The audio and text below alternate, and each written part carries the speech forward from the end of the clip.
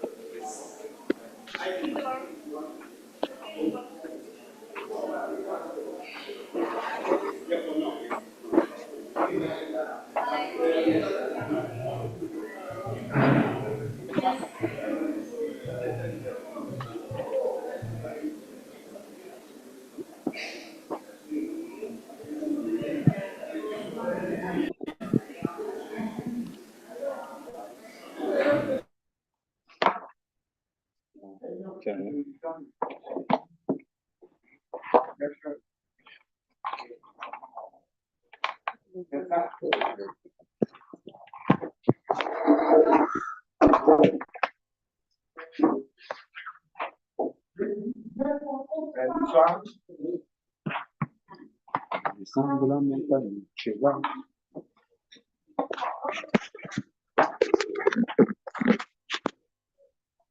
Vous êtes d'accord? C'est sûr, là, son bel. Il y a une qui parle.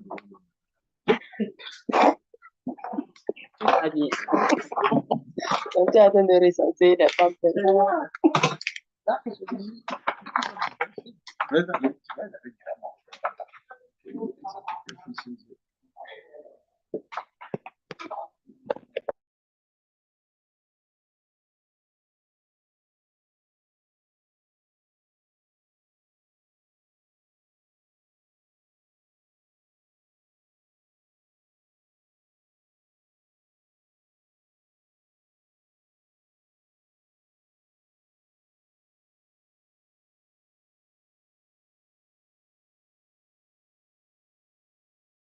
Interview.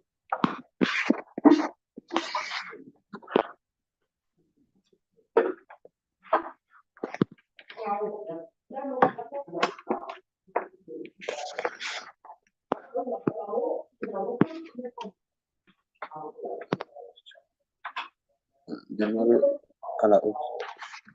Demandez à nous.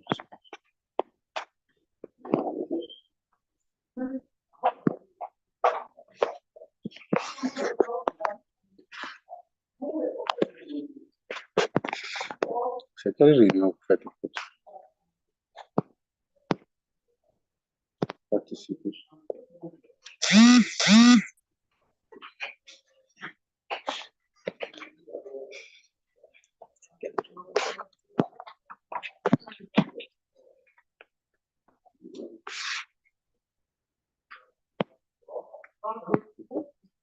Autoriser.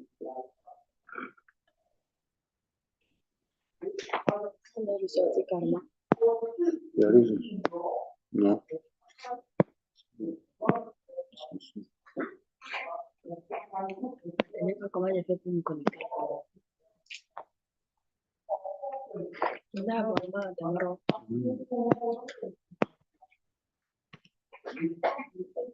Déconnecter.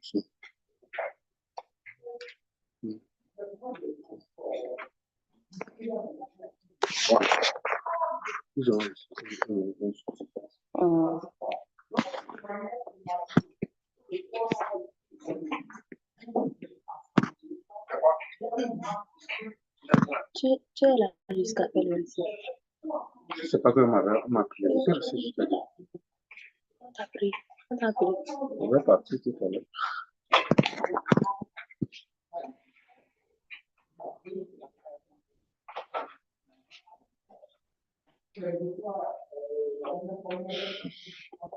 Ah oui? À la fin, là. D'accord. Non, pourquoi ça? Pourquoi je sois toujours connectée, quoi? Vous avez réunion d'appeler. Non, c'est, on pénalise les gens. Ah bah, monsieur.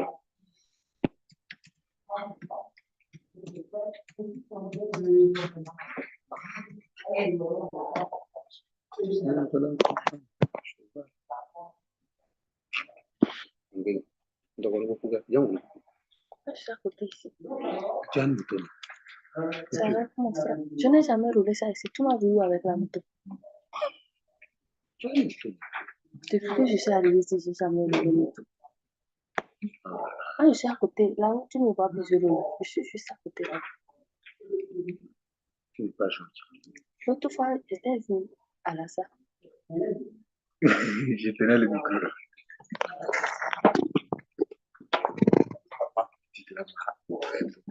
Non, c'est comme ce dimanche, je crois. Oui, dimanche passé, je tenais le micro. J'étais même pas venue. Je sais que tu étais sur la moto.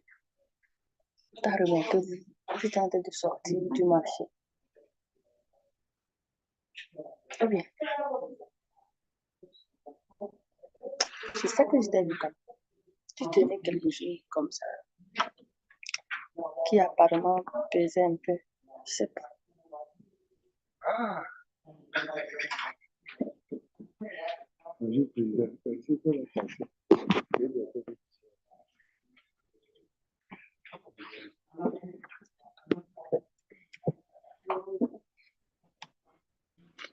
Si je sors d'ici, là, je serai déconnecté. mais si tu vas loin, tu peux aller là-bas. Mais ici, si tu vas loin,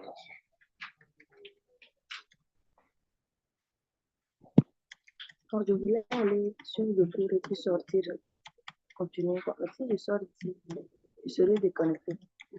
Au retour, je suis obligé de.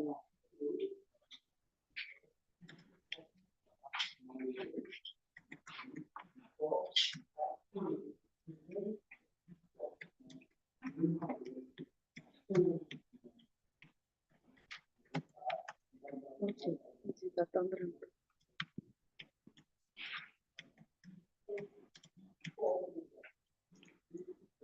là, il est bon. Je le- Le directeur de j'ai le souvenir. On a accompagné ma vie, je dis le but.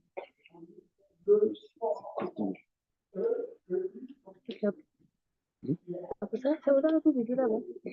Moi, il m'a rien donné, donc il n'est pas bon. Parce que c'est moi qui battais la campagne. Et il m'a dit, comment tu te déplaces? Et il a dit 5. Il a pris 5 musiques, 5. Il a mis la bouche. Il bagne et il est là. C'est lui qui me donne ce bagne et il m'a dit, parce qu'il faut tout la vie. Pourquoi c'est moi qui t'aide? That's her name, huh, please. Yes, that's her name. Good morning.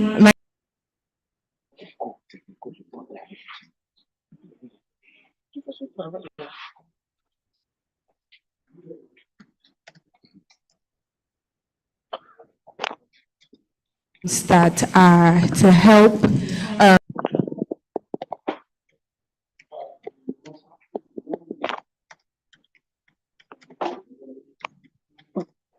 Comment ils vont faire ça? J'espère que je suis en version quoi. Non, c'est en anglais, là, moi, je vais écouter quoi déjà?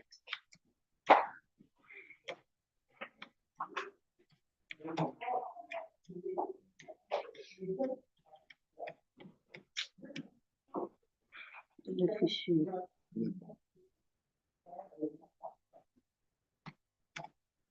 Pourquoi ils sont coupés le micro?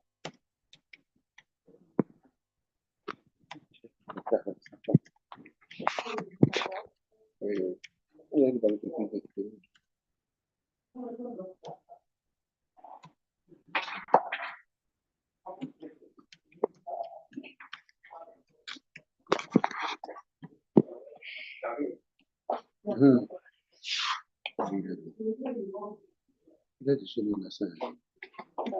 Il doit répondre à ça.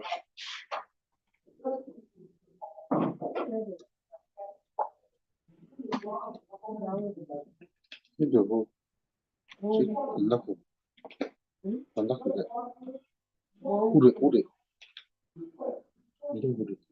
le gars, il est bon. Même le groupe, il n'a pas fait ce cadre. Lui, le jour-là, ça m'a surpris.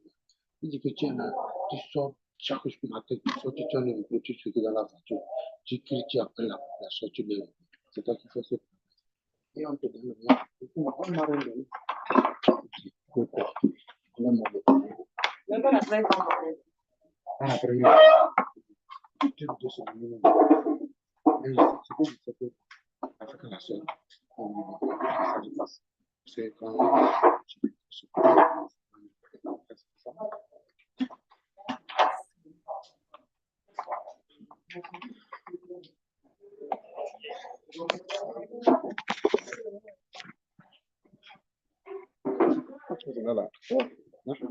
là, une bonne vie.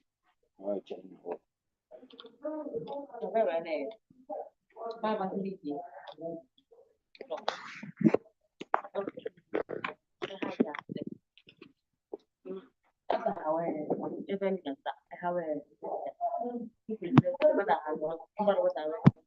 Je me rappelle que j'ai le dernier jour que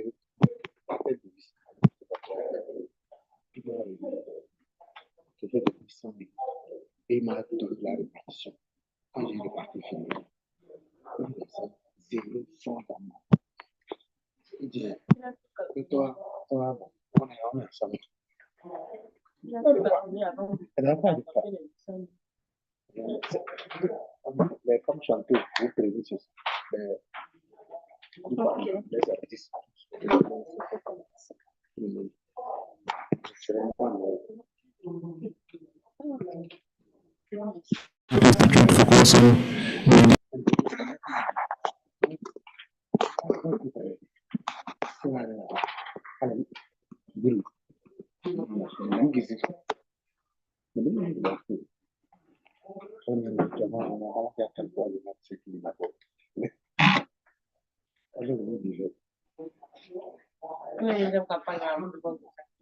non, c'est ça que tu dois mal aussi le faire. Ça va bien dire là-bas. J'ai pris mes informateurs. Ça, c'est sûr. Maintenant, tu disais,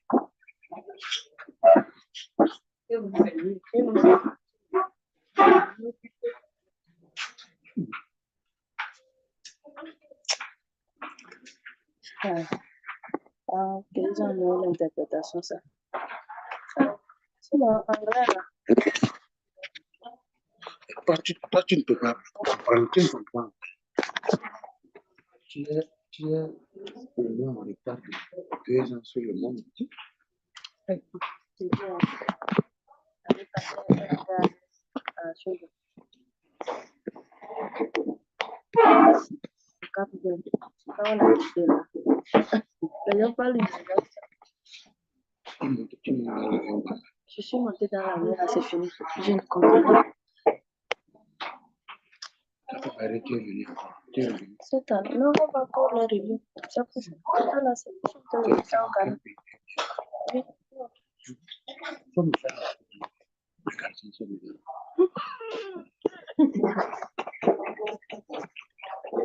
Voilà.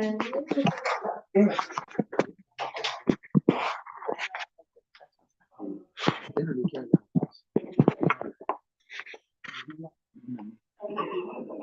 Tu as vu la territoire. Tu vois, on va prendre la métier va bien de moi. Avec la charrette de Barcelone, il va arriver à couper. Nous, tu vas fuir. Tu ne vas plus retourner. Comment me dire, on me dit à Zabo, sur ton dinamo. J'aime avec Tu vas. Tu vas. Si moi, et place, même, elle aura ça vous dit. Dans le milieu de toi, on dit c'est là.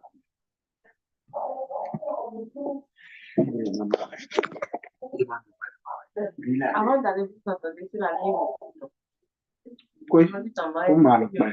On m'a le pain. Voilà. Tu fais calcul de ça en même temps là. Je fais ce qu'il faut. Ça me fait 3 jours de privé. Non, on va faire pour 3-4 jours. Comment tu prends le cap? Le cap, c'est joli, ça. Je vous laisse moi. Dis-moi là. C'est joli. Très joli. Les Indiens sont belles. C'est une coulée comme ça. Non, c'est pas un grand pays. Oui. Regarde, c'est un petit pays. C'est un pays construit sur la colline quoi. Ils font les cultures en terrasse comme pas dans mon pays. Comment Et les filles sont belles. Très belle. Très belles. Je les ai vues à la Coupe d'Afrique des Nations. Elles sont aussi seulement belles. J'aime les Capverdiennes, j'aime les Brésiliennes, j'aime les Allemandes. Non, j'aime les J'espère que mon micro est coupé. Haïtiennes. Oui, vous devez dire. Et mes amis ont un problème là. Maman est là. C'est quelqu'un qui me plaît. Ça me plaît beaucoup. Là, il est en mathématiques. C'est une dame. Il est simple. Il est tu le connais. Sa maman, il me plaît beaucoup. Il est fort, mais il est vendu. Là, je commence sa photo.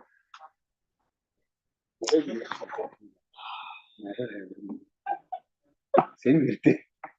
Tu vas souffrir là. Disons, et que ces promesses-là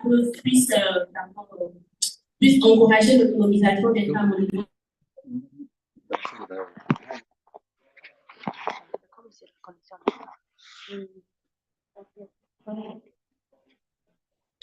Moi, j'ai dit que c'est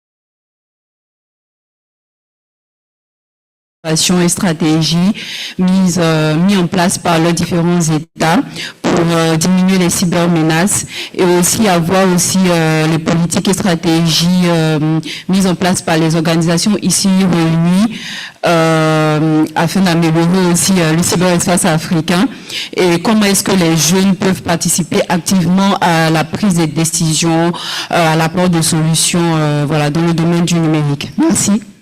Cybermenace, stratégie cybermenace. Merci Ange.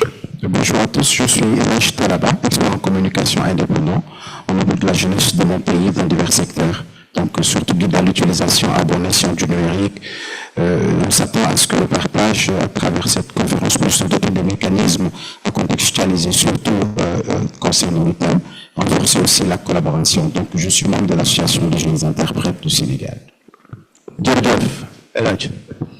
Bonjour à tous, je suis Seyram Adiapo, je suis coordonnateur national par intérim de WANEP Togo.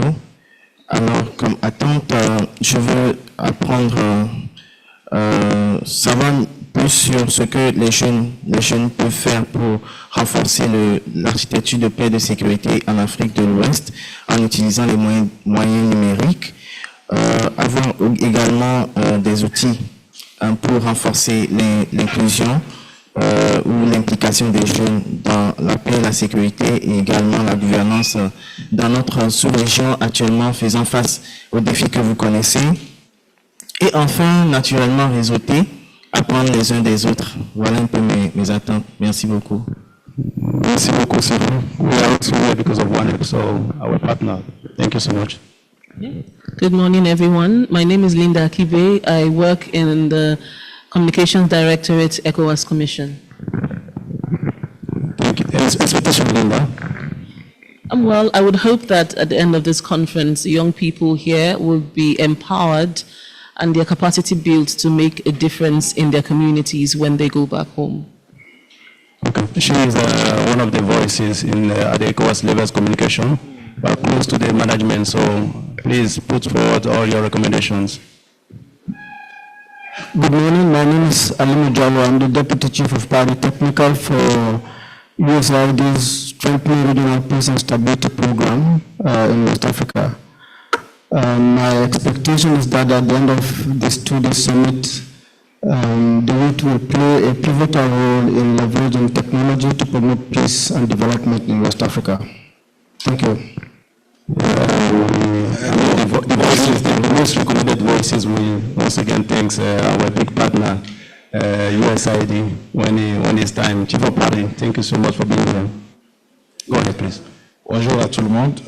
Moi, c'est Abdourahim Adamou. Je suis directeur MEL CLA pour SPRS USAID pour l'Afrique de l'Ouest. Alors, concernant cette thématique, mes attentes principales, c'est de voir d'ici la fin de ces 2 journées quels sont les principaux apports que la jeunesse peut apporter dans le cadre de la paix et la stabilité en Afrique de l'Ouest. Merci. Merci beaucoup. Donc, on accueille son Excellence l'ambassadeur Wakil, Babagana Wakil, donc le représentant résident de la CEDEAO donc, au Ghana. Je vais vous l'accueillir, s'il vous plaît.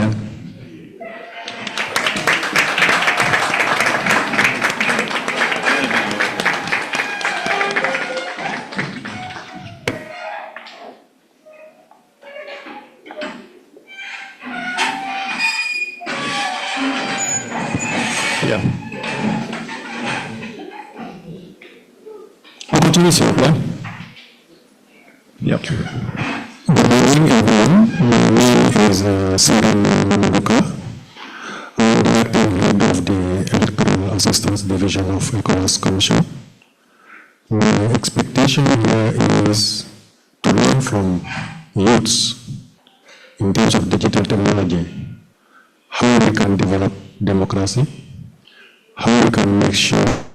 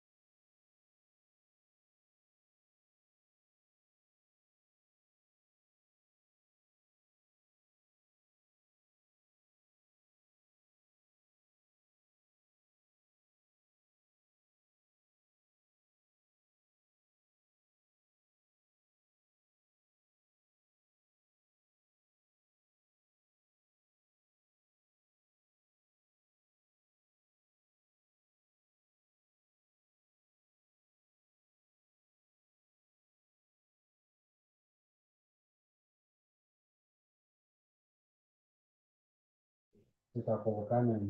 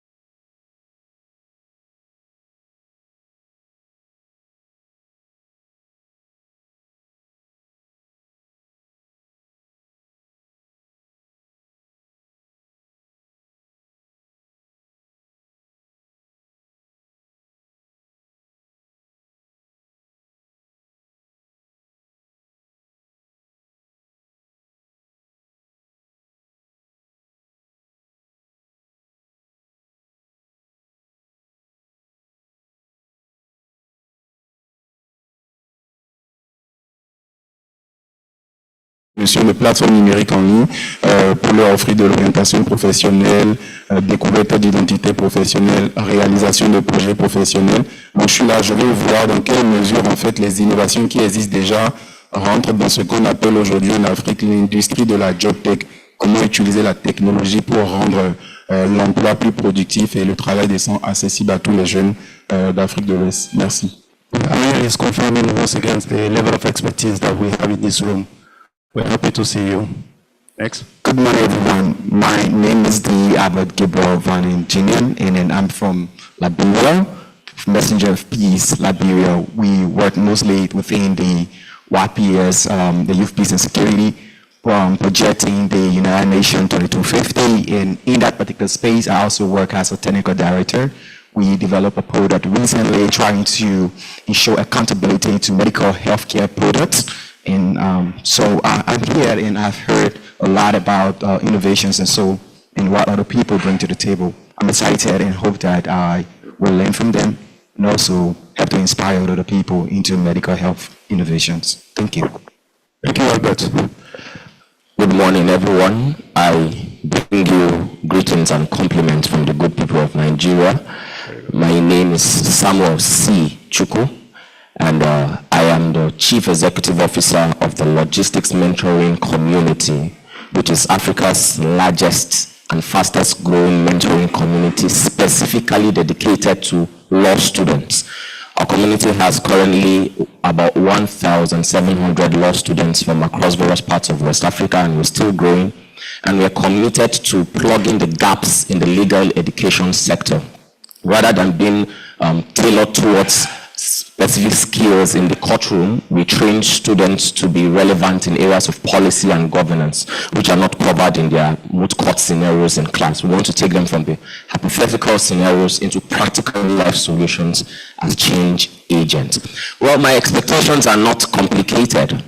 I believe that the path to changing West Africa's problem begins in forums like this, just as it happened in Lagos about 49 years ago when some young people met. So I look forward to, beyond just rhetoric and platitudes, I look forward to practical solutions that would solve West Africa's problem. And I also look forward to collaborations with the very brilliant voices I've heard so far. I'm glad to be here. Thank you. I'm tempted to say, Igwe. Thank you. Thank you very much, Samuel. Good morning, everyone. I am Defatu Nying from the Gambia, and I work as the Youth Peace and Security Focal Person and Communications Assistant for Peace Hub the Gambia. And one of my expectations is to see how best we would leverage on digital innovation to address peace and security challenges in West Africa, as well as how do we build support for West African countries that are currently developing the national action plans on youth, peace and security. And the rest will be discussed along the way. Thank you. Thank you so much. Good morning, West Africa. Are we happy this morning? We can hear you, please. Are we happy this morning? Good. All right. Thank you. My name is Ashu Hill Shami. I am a program officer in the Office of the United Nations Special Coordinator for Development in the Sahel, currently facilitating the implementation of the UN Integrated Strategy for the Sahel. My expectation today would be that, of this event, will be that I would like to leave here with a positive feeling that your voices were echoed at the highest level, and that you'll be able together to speak up with solutions that can support your countries, to support regional organizations like the ECOWAS, to support intergovernmental organizations at international level like the UN, to support your own organizations in bringing peace, stability, and collective progress for all of us for our sub-region. That would be my take, My takeout point from this summit, I really hope and look forward to that. Thank you. Thank you so much, Ashu. You forgot to add that he also dreamed about the free visa Africa. I'm sure it is in mind. Am I right? Yeah, right. Next. Okay, good morning, everybody. My name is Agathe Telou. I am head of Gender and Youth Unit at the United Nations Office for West Africa and the Sahel, UNOWAS, based in Dakar. I am also the regional coordinator of the Working Group on Women, Youth, Peace and Security in West Africa and the Sahel. So I am happy to be here, and I am hoping that we will be able to amplify networking around the region. Thank you. So Women Association, the giant is in the room, huh? So all the programs, please see Agathe. Yeah, let's continue fast. Let's go. Yes, please. Bien, bonjour, moi je suis Dembadounou Sayon Joseph, je viens de la Guinée. Et je suis directeur de l'ONG Anad Guinée, Alliance nationale des acteurs au développement. Et je suis le moniteur en région forestière de Wanep Guinée. Je suis très enchanté de prendre part à ce sommet. Et les attentes sont nombreuses, mais je vais me résumer en deux. Et comme vous le savez, je suis curieux de voir quel est cet outil et quelle est cette plateforme du numérique qui pourrait nous permettre de promouvoir l'inclusion et assurer la croissance économique des jeunes, mais surtout la stabilité et la paix. Et donc c'est vraiment un plaisir de le découvrir parce qu'il y a longtemps on est dans ça et on avait proposé au gouvernement l'orientation en ligne parce que le déplacement des admis au bac coûtait cher, donc on voulait qu'ils restent en place pour qu'ils fassent leur choix. Et je pense que c'est le même rêve qui est là aujourd'hui. Et de l'autre côté, j'attire votre attention, je voudrais passer par vous pour voir quelle est cette approche qu'il faut utiliser pour que ce que vous faites là, ici, ait un impact au pays. Parce que je pense que vous consentissez beaucoup d'efforts, beaucoup de moyens pour qu'on soit là. Et nous sommes que 3 Guinéens sur plus de 6 millions de jeunes Guinéens. Donc je voudrais à partir de ça, vous nous aider que d'autres jeunes qui sont au pays profitent de ces rencontres. Parce que je me souviens en 2022, quand on était ici, et on avait dit de proposer des plans d'action qui pourraient être accompagnés, mais je pense que nos nations ne sont pas dans la logique. Parce que je ne pense pas, parce qu'on a créé une plateforme, je n'ai pas vu un seul pays qui aurait dit que nous avons fait la même chose. Et d'ailleurs, nous, on nous a mis pression pour proposer le plan, mais je ne sais pas c'est à quel niveau. Donc, j'attire votre attention de faire un lobbying auprès de nos gouvernements pour que ces genres de rencontres soient restituées et beaucoup d'autres jeunes bénéficient de ça. Je vous remercie. So Joseph is dreaming about similar programs, similar forum in country. Pour ceux qui ont déjà visité la région forestière, il y a un beau paysage. En tout cas, félicitations Joseph. Merci. Thank you. So my name is Samuel James Bator. I am the National Program Manager of the Federation of Liberian Youth and also the coordinator of the Youth Election Situation Room in Liberia.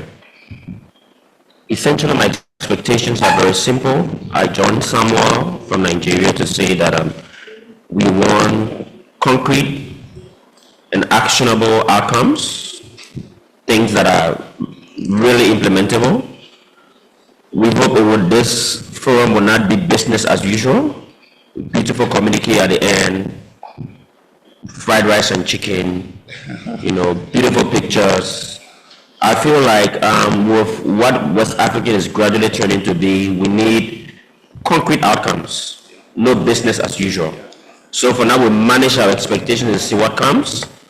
We hope that we will leave from here with very good collaborations. I like what my friend is doing with the issue of the lawyer. So I'm hoping we can integrate law students in Liberia as well. And we look forward to very concrete collaborations with young people from other African countries in the tech innovation area. But please, no business as usual.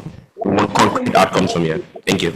Thank you, Samuel. After eating our banku and tilapia, you will not talk again. Don't worry. So action and practice, that's his take home. He wants us to go to be action and practical. No more talk. No much talk, he said.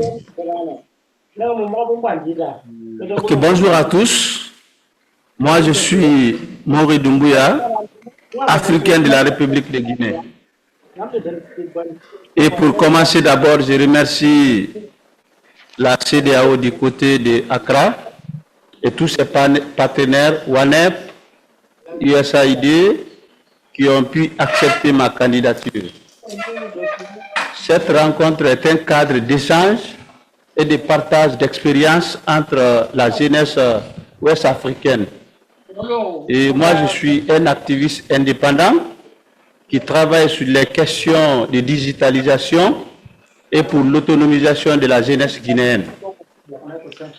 Mes attentes pour ce sommet ou pour ce forum, c'est d'interpeller la CEDEAO, de voir la situation de la jeunesse africaine sur tous les pays qui sont dans la transition actuellement. Quand vous prenez le cas de la Guinée, le numérique a tendance à disparaître. On a fait plus de 90 jours sans Internet.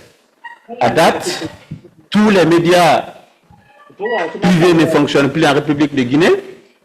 Et le seul regret que j'ai, je vais le dire parce que l'occasion est opportune, la CEDEAO est trop dans la proposition, est trop dans les réunions, c'est bien, mais il faut que les réunions soient concrétisées. Il faut que les réunions soient vraiment une sortie de crise pour ces pays. Et deuxièmement, c'est de voir la situation de ceux qui voyagent par les voies terrestres. Quand vous arrivez sur certaines frontières, vous pensez que vous êtes en Europe. Et on nous a dit que nous sommes de la CEDEAO. Moi, en 2022, quand je partais pour un forum à Dakar, on m'a dit de payer 2000 francs pour mettre le cachet sur mon passeport. Je leur ai dit, quand vous mettez le cachet, payez-moi et donnez-moi le reçu. Et à mon arrivée, je vais vraiment divulguer ça dans mon pays pour dire que dans ces pays, un citoyen de la CEDEAO est obligé de payer 1 franc pour entrer dans l'autre pays. Et ma dernière attente pour ce sommet, au sortir d'ici, les jolies contributions, les propositions concrètes qui seront faites, c'est de les mettre en un document de plaidoyer. On sait que la CEDEAO est une grande organisation ouest-africaine. Elle pourra vraiment aider les autres pays à ce que ces documents-là soient institués dans les différents pays pour questions d'innovation et digitalisation pour la cause de la jeunesse, puisque la souffrance de l'Afrique aujourd'hui, c'est les jeunes et les femmes. Je vous remercie.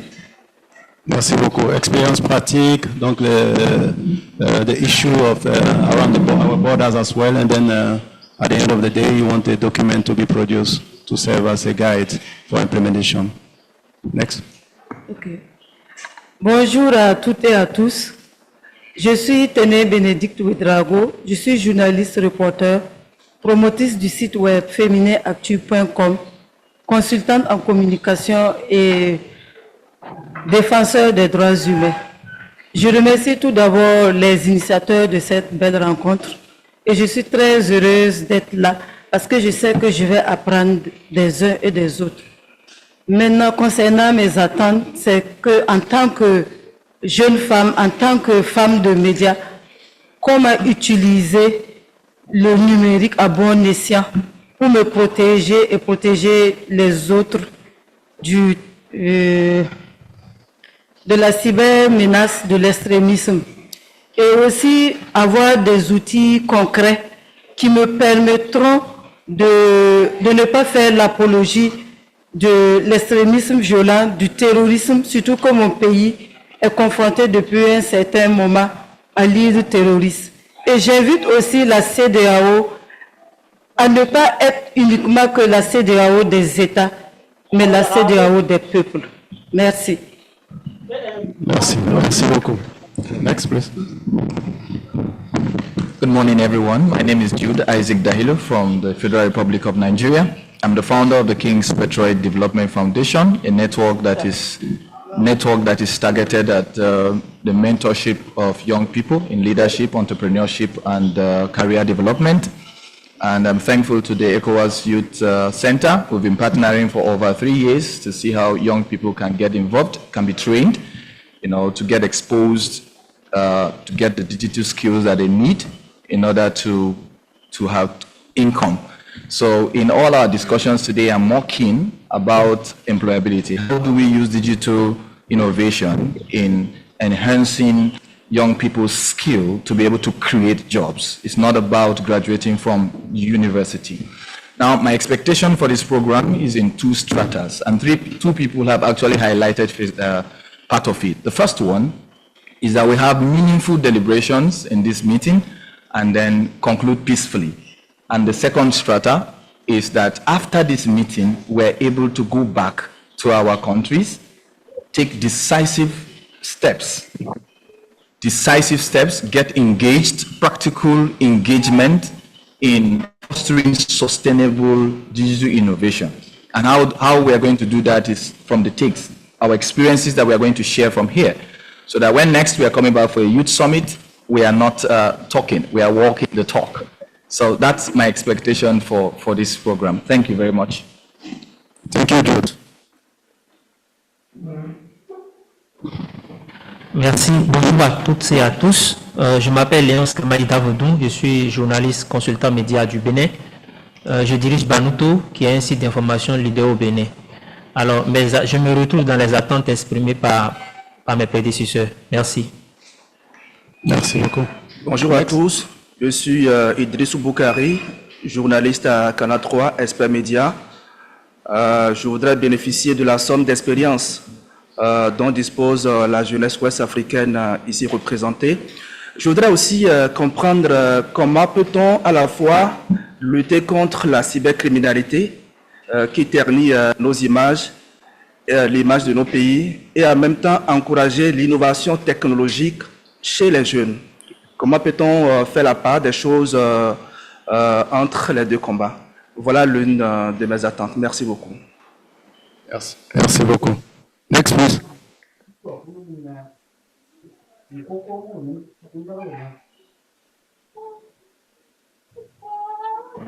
Hello everyone, good morning. My name is Vanessa Eje Esifo. I'm from Ghana. I work with the West African Civil Society Institute, an institute aimed at, with our mandate is to build the capacities of civil society organizations in West Africa. We work in about 18 countries in Africa.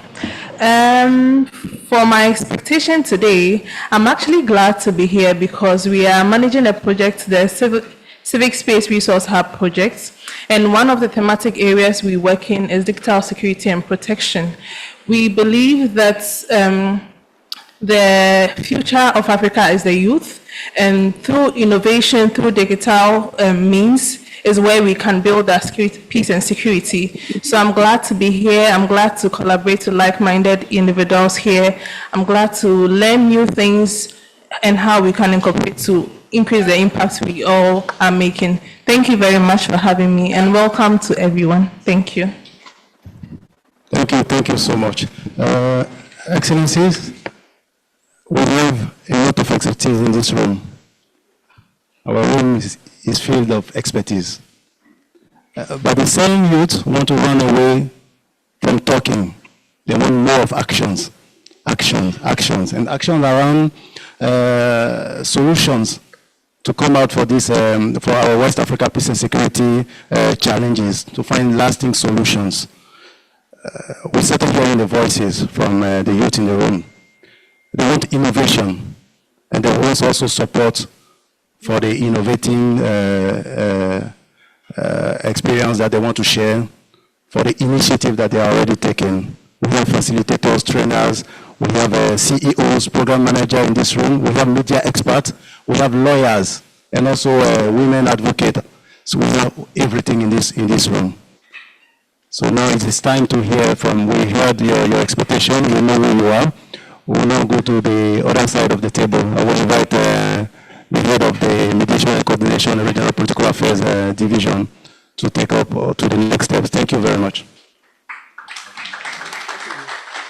Thank you so much, Mr. Barrow. A round of applause for Barrow and for yourself, please.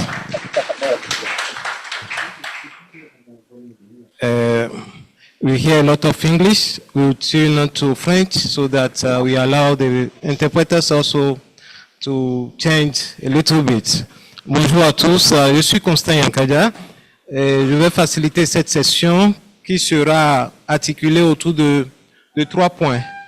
Et dans un premier temps, nous allons donner la parole.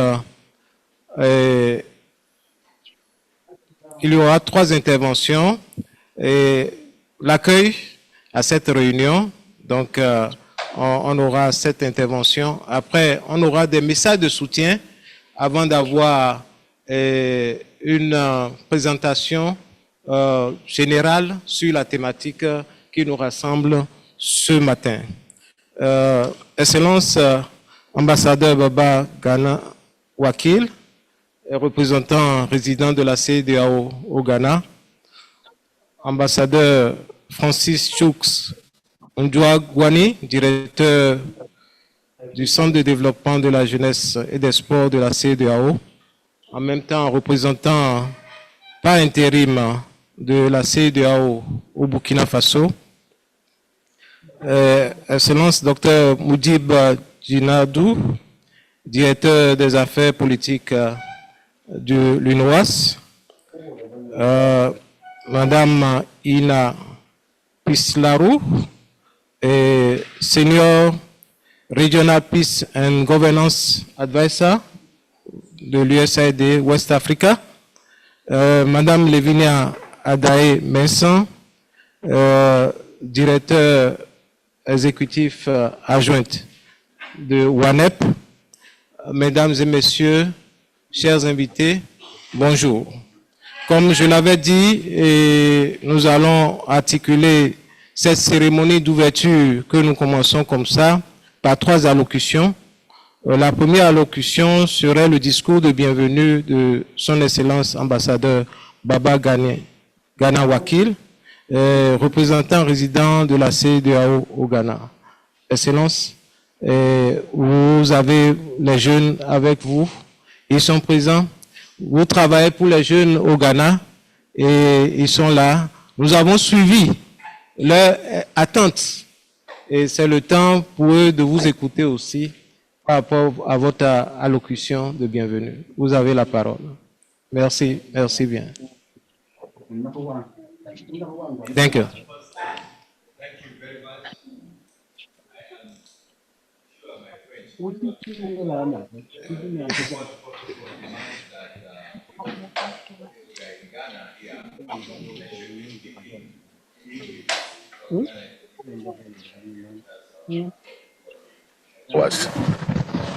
Let me just make a quick remark about the expectations before we move on. And I want to say that I noticed that the expectations are very, very high. And yes, of course, that's how it should be. And I must say that we all know the right things to do. Most of us know the right things to do. But that's the easy part. The hard part is doing it. And that actually depends on the robust crowd that we have here this morning. Some of us are on our way out already. When the Vision 2050 comes into effect, youth truly will be somewhere, maybe I would have joined my ancestors by that time. So actually, when you're talking about concrete outcomes, don't forget that it is actually your assignment. So don't drop the ball even before we kick it off. So with this opening salvo, if I may say, let me begin my short address. It's an admonition. And my distinguished colleagues on this side of the table, I recognize the representative of UNOWAS, United Nations Office for West Africa. He has always been around whenever there is something to do with ECOWAS, peace and security, and of course, youth involvement. And my colleague here, who is wearing 2 caps, Mr. Francis is the director of the Youth Center in Ouagadougou, and he is also the acting resident representative in Burkina Faso. I'm sure some of you are aware of what is happening in Burkina Faso. If not, you should ask this man, Mr. Carr, there. He will brief you. Then, of course, the representatives of other UN bodies here. I recognize the representative of the USAID and the representative of WANEP, my good friend.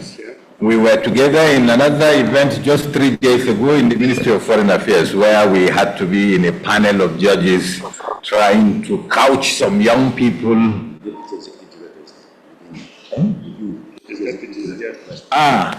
Why do I always, I should recognize you first, because I am a man of protocol. Before I recognize my good friend there, I think he's out of the sentiment that we worked together 3 days ago, and I am used to seeing his face around. So please, you are all welcome. And of course, our young leaders and future change makers on whom we depend in shaping the future of our sub-region. So our friends from the media, we cannot do without you. You must always be with us. And if I have missed anybody or any organization, apart from recognizing the presence of all the Youth for Peace organizations, representatives across our 15 member states, I would just say, distinguished ladies and gentlemen, because I believe everybody here is either a lady or a gentleman. Yes. So I'm deeply honored to be here this morning to join you for the 2024 Youth Voices for Change Forum under the holistic and pertinent theme, and I quote, Youth Digital Innovation for Inclusivity, Regional Economic Growth, Peace and Stability, unquote. On behalf of the President of the ECOWAS Commission, His Excellency Dr. Umar Aliyu Toure, it is my pleasure to welcome you to this timely and appropriate event and express the profound appreciation of our regional platform for the immense cooperation and collaboration we have enjoyed over the years from you, not only in this particular forum, but in many others. The choice of Accra for this robust gathering couldn't have been by accident, as this city is fondly called the future trade capital of Africa, being the host to the Africa Continental Free Trade Area Agreement Secretariat. But the city is also seen as a promising digital hub in the sub-region owing to the numerous youth-focused and youth-driven digital events constantly taking place here in Accra. Just last month, the first ever Digital Economy Summit in Africa, focusing on fintech, was successfully held here with more than 7,000 people in attendance physically and virtually. As a resident representative of the ECOWAS Commission here in Ghana, may I also use this opportunity to express our profound appreciation to UNOWAS, USAID, WANEP, and the Royal Danish Government International Development Agency for their long-standing technical and financial support to our efforts in enhancing digital innovation, regional growth, peace and stability in the ECOWAS region. we acknowledge, or let me say we must all acknowledge the wisdom of Kofi Annan, an illustrious son of Ghana, who said, it's a very short quote and open quote, young people should be at the forefront of global change and innovation, close quote. Their marginalization would be a significant loss for not only West Africa, but the entire world at large.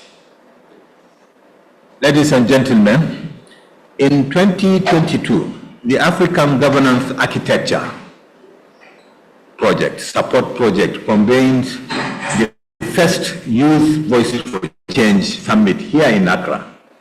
The summit was a resounding success, with participants issuing a communique that has influenced policy responses at various levels. Building on this momentum, this year's summit focuses on digital innovation for inclusivity, regional growth, and stability. I must say that this aligns perfectly with the key priorities of the ECOWAS Vision 2050 and the African Union's Agenda 2063, valuing the contributions of all citizens, particularly young people, to regional stability and development. Pillar 4 of the ECOWAS Vision 2050 explicitly underscores the use of digital technology to support economic transformation and integrate young people into governance and security decision-making processes in the sub-region. This summit will no doubt provide a valuable platform for enhancing dialogue, fostering innovation, amplifying youth voices, facilitating action, and shaping global impact, as your perspectives will be crucial in shaping Africa's position for the upcoming Summit of the Future and the Pact for the Future, creating a network of youth innovators across West Africa to promote the implementation of national action plans on United Nations Security Council Resolution 2250 and prevent conflicts and violence. Furthermore, I am particularly interested in the focus on gender dynamics in innovation and technology.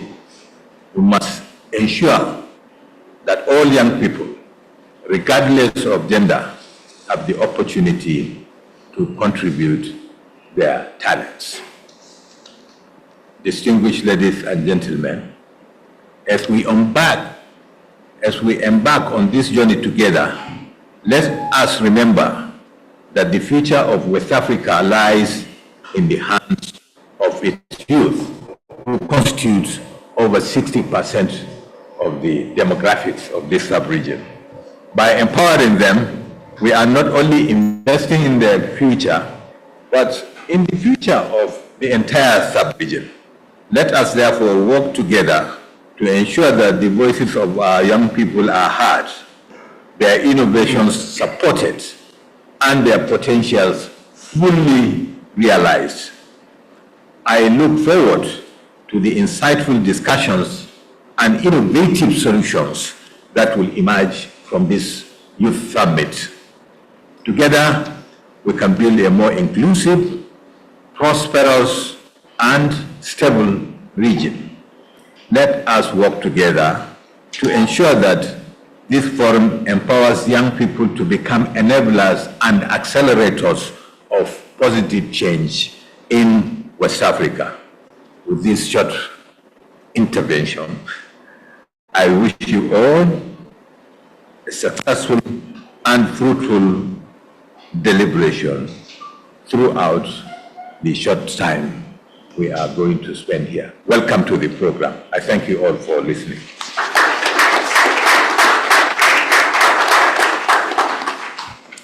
you so much, His Excellency, for this welcome speech. I think, as I announced, this is the welcome speech. Now we open the floor for the goodwill messages. We are expecting goodwill messages from our partners. So the first to go is the one from African Union, but he's not yet in Accra. He's still on board. He will be arriving any moment from now. So if we skip African Union, we can go to UN. So that's why we are pleased to invite Dr. Mujib Jinadu, Director of Political Affairs in UNOWAS, to kindly take the floor for his goodwill message. Doctor, you have the floor, please. Thank you. Thank you so much, Franklin, from Constant. Thank you very much. And greetings from UNOWAS, the UN Office for West Africa and Sahel, based in Dakar. And I want to recognize all my colleagues here at the high table. Obviously, Ambassador Babagana, thank you very much for your address. Dr. Francis, Sister Levinia, Executive Director, Deputy of WANEP, Representative of USAID, thank you for being here, and all colleagues, all ECOWAS brothers and sisters, and WANEP brothers and sisters in the room. Thank you very much. It's an honor to address you today at this forum, the Youth Voices for Change Summit. Honor to address you on behalf of the United Nations. Our special representative, Mr. Leonardo Simao, has dispatched me to make sure that UNOWAS could speak about what we are trying to do to contribute for the youth to have the voice heard in the whole overall concept of the effort on peace and security in West Africa and the Sahel. Already last year, 2023, at the annual Regional Youth Forum in Mindelo, Cabo Verde, which was dedicated to quality education, decent work, and innovative solutions. Most of the insights have culminated in the Mindelo call for action, which has spurred our effort and includes what we are doing today as a next step, a further step to this Mindelo call of action. Understanding the crucial role young people play in peace and security, UNOWAS has been proactive in rallying African leaders to adopt and implement the youth, peace, and security agenda. We've been able in June 2023 to launch the UN Interagency Group on Youth, Peace, and Security. That's a body which aims to foster a cohesive approach among UN entities to enhance the UN strategy through improved coordination, planning, evaluation of youth-focused initiatives across West Africa. The group operates under the guidance of UNOWAS, and Agathe, who is sitting here, is not stranger to the supervision and oversight of this group. Obviously, there are a lot of challenges. First of all, being the lack of funding. That's something that is pervasive everywhere, but it shouldn't stop us. And definitely is not stopping us at the level of UNOWAS, because the special representative has even embarked on some resources mobilization to make these activities productive. But I want to a bit digress from the beautiful speech that Agathe has written for me, because I was really interested in the expectations that the various participants have expressed here. And I could see, I took note of some of them. And if you allow me 30 seconds, I want to list those that really impressed me. And I'll tell you why. They're mostly about the attainment of SDG, the use of digital to improve business and trade in the region, the sharing of information on national policies and strategies over cyber menace, cyber threat, the inclusion of women from rural zones into decision-making, also about partnership, networking, those who work with media, the podcasts that have already been, that are already active, operated, entrepreneurship, entrepreneurs who are seeking to position as business tycoons, and they are experiencing on a daily basis. The youth are not necessarily trained of match the exigencies of professional domain. And also, some of them want concrete outcomes, very concrete outcome from this, which means, I understand, no fried chicken. So I hope we can have both concrete items and some fried chicken. So we'll be happy for that. And also, Ambassador Babagana referred to the Summit of the Future. I think, and this is my own expectation, that this meeting would make sure that the African youth voice should be heard at the upcoming Summit of the Future. Do not let older generations, debate the future to which they are not necessarily part of. And he said it, your voice must be heard over there, otherwise it will be a waste. You have old people talking about something that might happen in 25 years or 2 generations, that will be a waste of time. While this Summit of the Future is being hyped as the next thing for the youth over the world. Okay, now let me get back to Agat's speech. In 3 minutes' time, Excellences, Mesdames et Messieurs, la mobilisation de divers acteurs et personnes ressources ce jour, and it was obvious in the room, across the room, témoigne de l'attention et de l'intérêt que nous accordons toutes et tous aux jeunes femmes et hommes dans notre région.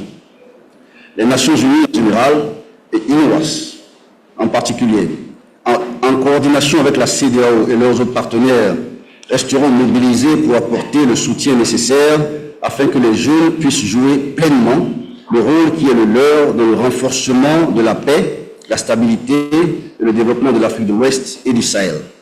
I want to thank you for your attention. Merci. Merci beaucoup, directeur. Merci. Et vous comprenez que, tout comme l'ambassadeur Babagana, Wakil, il y a une constance qui vient, que ce soit dans l'allocution d'ouverture, que dans le message de soutien, que nous devons travailler ensemble sur les attentes que vous avez évoquées.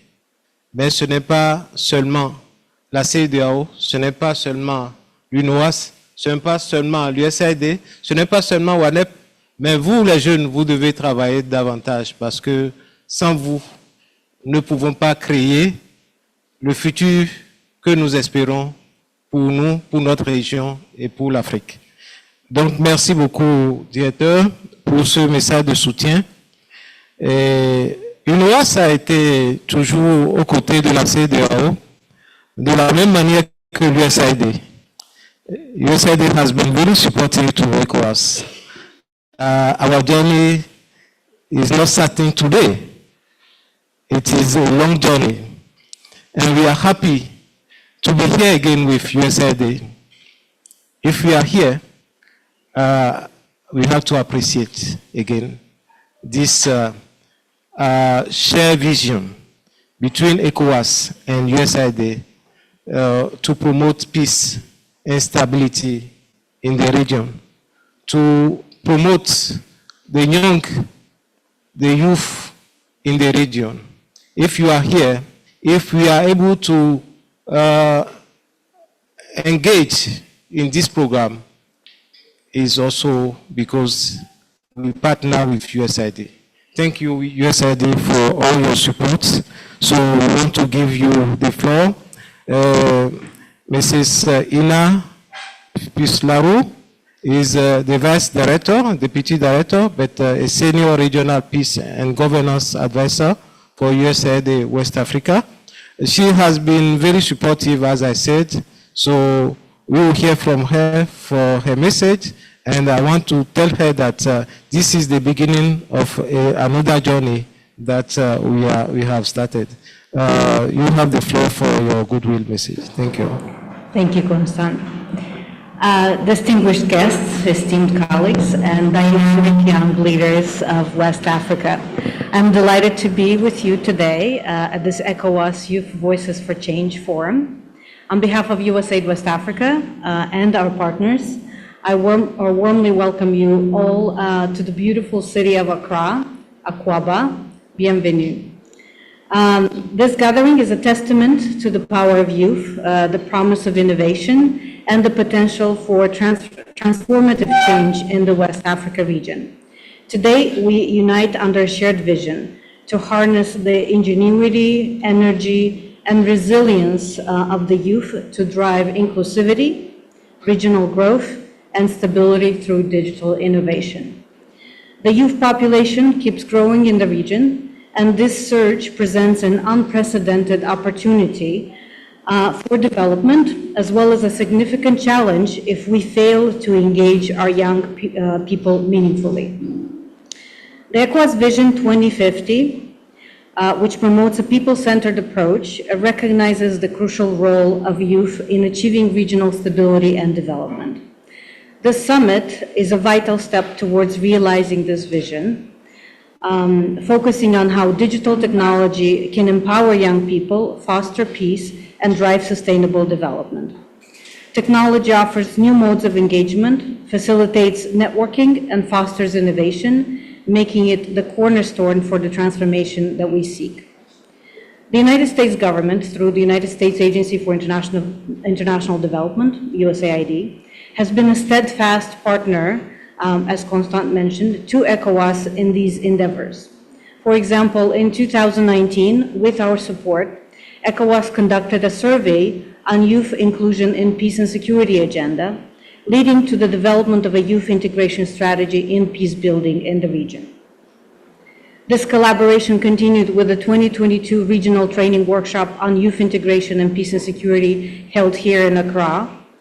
And just a week ago, also here in Accra, Ghana, we graduated 130 innovative youth through the Young African Leaders Initiative, and the acronym is YALI, which was launched in 2010 as a signature effort by the US government to invest in the next generation of African leaders. The YALI Accra Regional Leadership Center alone, out of 4 regional centers in this region, has trained over 8,000 West African youth, notably in civic education, public policy, and business and entrepreneurship.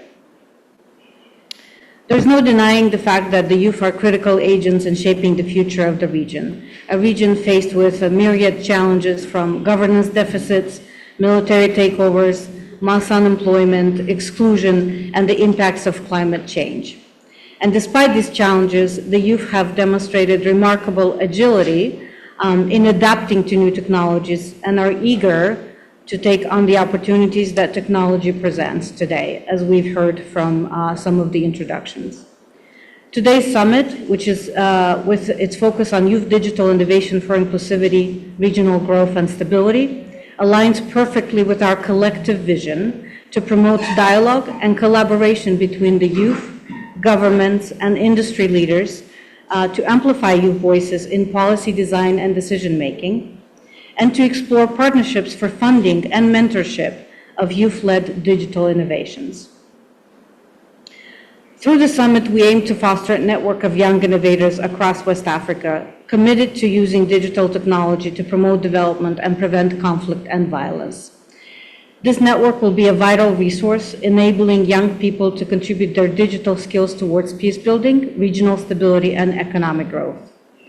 To conclude, today's event is about harnessing the energy and creativity of our youth, aiming to provide youth with the platforms, resources, and supportive policies they need to participate fully in governance and decision-making processes.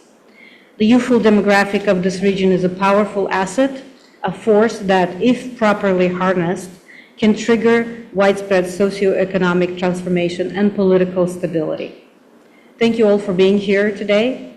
I look forward to the fruitful discussions and hopefully innovative solutions as some of the colleagues mentioned that they expect to see, that will emerge from this summit. Together, we can build a more inclusive, prosperous, and stable West Africa. I wish you successful deliberations, and from the introductions that I have heard, I see that this is a very dynamic group, a lot of young leaders here. USAID and our partners are here to support you and support you in leading this change. I wish you success. Thank you for your attention. Thanks so much, Ina, for this very important point you raised. Together, we need to work. You are ready to support, to continue the support, but the youth are the assets that we count on to make sure that governance is a reality in the region. And we are ready to support them to be part of the decision-making process. So thank you so much, USAID, for your support. Another partner who has been very supportive, which is not here, is the Danida.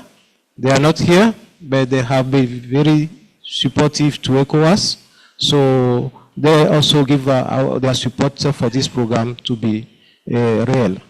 So I cannot continue talking about goodwill without talking about my own house. If I'm here today, I'm a product of a house. That house is WANEP. WANEP grew me. So you said, you can hear me, there's no problem. I have to recognize WANEP because I'm a product of WANEP. So WANEP is a family. WANEP is everything. So I'm proud to be part of that family. Once in WANEP, forever in WANEP. So, so no, WANEP is just like preparing the ground for ECOWAS to come and pick. So, so WANEP has prepared the ground, and ECOWAS came and select, I want this one, so pass the other side. So I has been promoted to the other side. Thank you, WANEP. So this journey, we started the reflection with WANEP. We started with WANEP. Josiane is not here.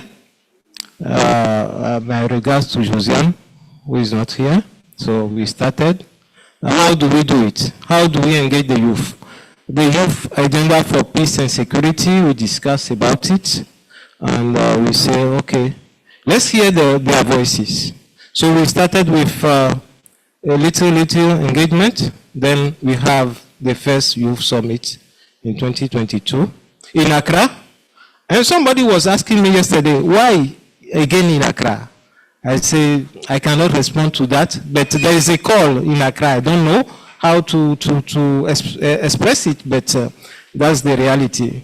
So my sister, who refused to grow old, is here, Madame Lavinia Adai Mesa, who is the Deputy Executive Director of WANEP, will take the floor for her goodwill message. Lavinia, you have the floor. Thank you. And thank you very much, Constant. And let me also recognize the various colleagues on the high table who've spoken before me, particularly His Excellency Ambassador Baba Wakil. Thank you for your encouraging words and assurances of the space that will continue to be preserved and even enhanced for youth engagement. Thank you to my other senior brother from UNOWAS. I don't want to say he's a partner in crime, he's a partner in crime, I would say. Also to Ina, that we had an opportunity to work with as WANEP in a complementary project in terms of creating or enhancing the possibilities and opportunities for stability in West Africa to further strengthen the spaces for youth engagement as well. I recognize sitting next to me Ambassador Francis Nduagwani, who is the acting resident rep for Burkina Faso and currently the director of the ECOWAS Youth and Sports Development Center. Distinguished guests who are here. It's also an honor for me to be here, a privilege to be among the generation of the day, I call them, young people. Really a privilege to be allowed into this space to share also in the joy of tapping into the experiences of many of you here, listening to the introductions. I think there's a lot of rich experience in this room, and I hope that we will all be able to tap into aspects of it before we leave. But on behalf of the Executive Director, to also add a voice of welcome to Accra, since Accra is hosting you. This gathering, organized under the esteemed collaboration of our partners, ECOWAS, UNOWAS, with support from USAID and DANIDA. For WANEP, this holds a significant promise and potential for our region.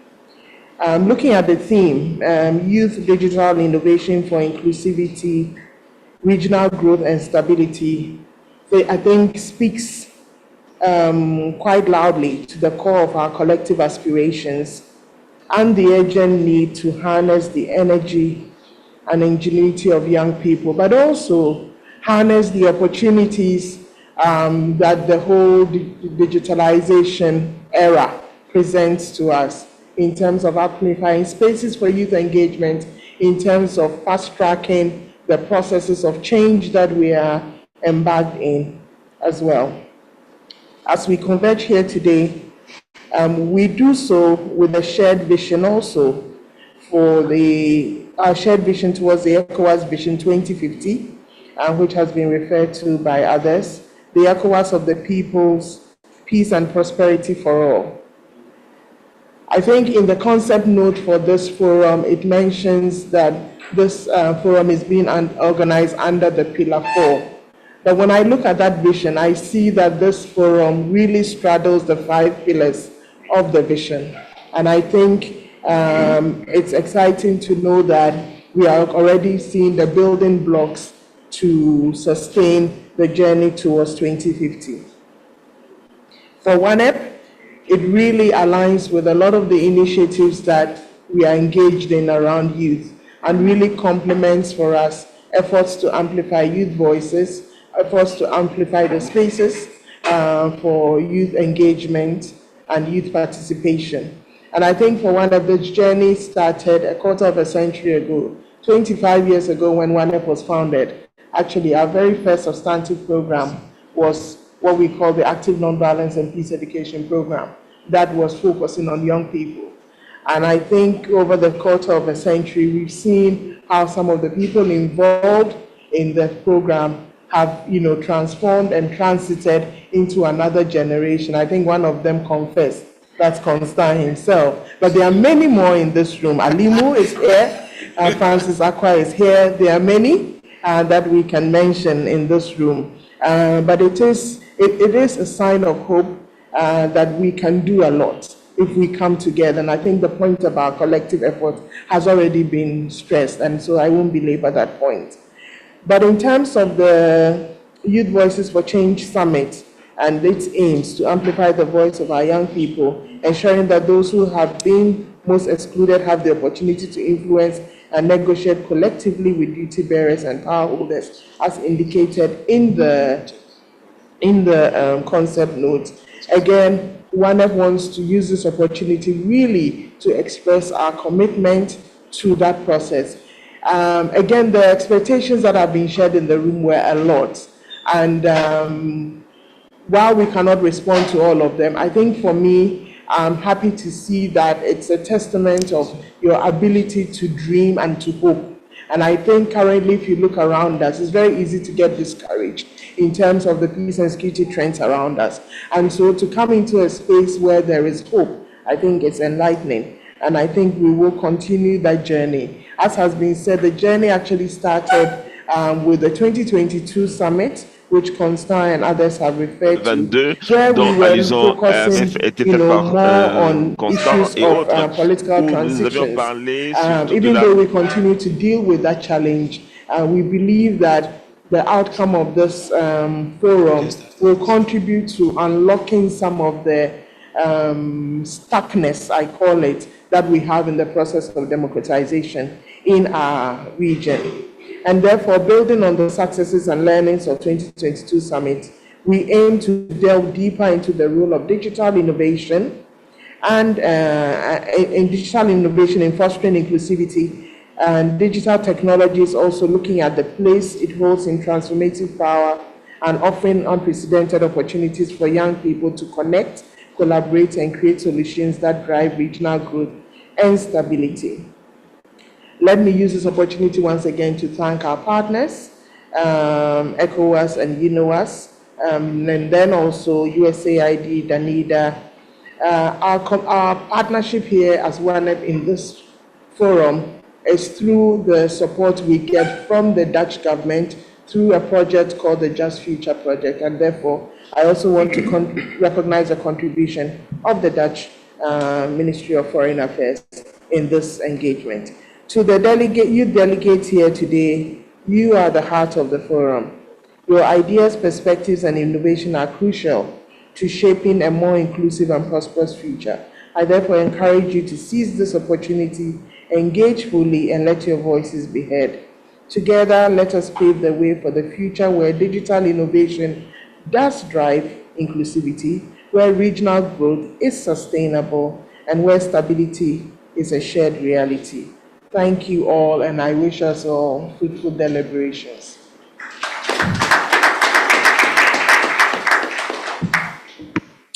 Thanks so much, Madame Levinia Adaye-Messon. Merci beaucoup. Vous avez rappelé tout ce qu'on a fait ensemble et tout ce qu'on continue de faire.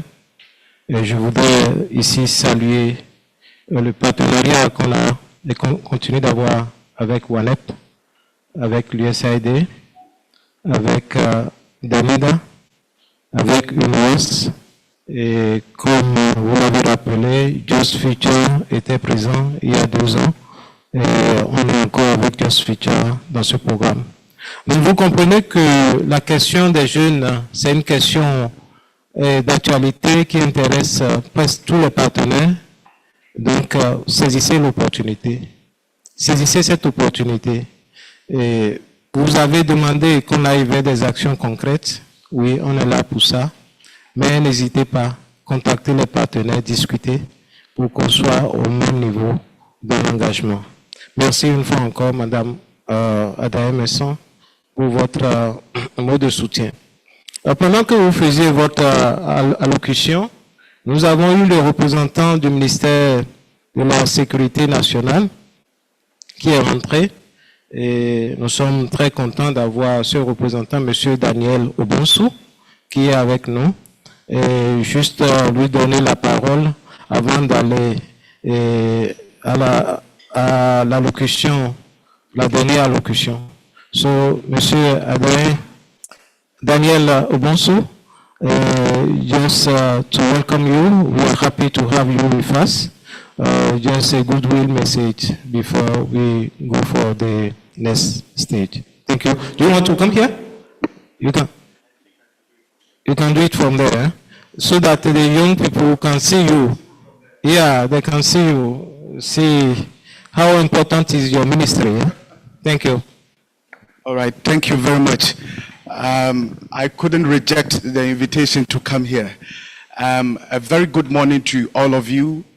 Standing on existing protocols, I convey a goodwill message and goodwill greetings from the Minister of National Security, Honorable Kandapa, to all of you, and the National Security Coordinator as well.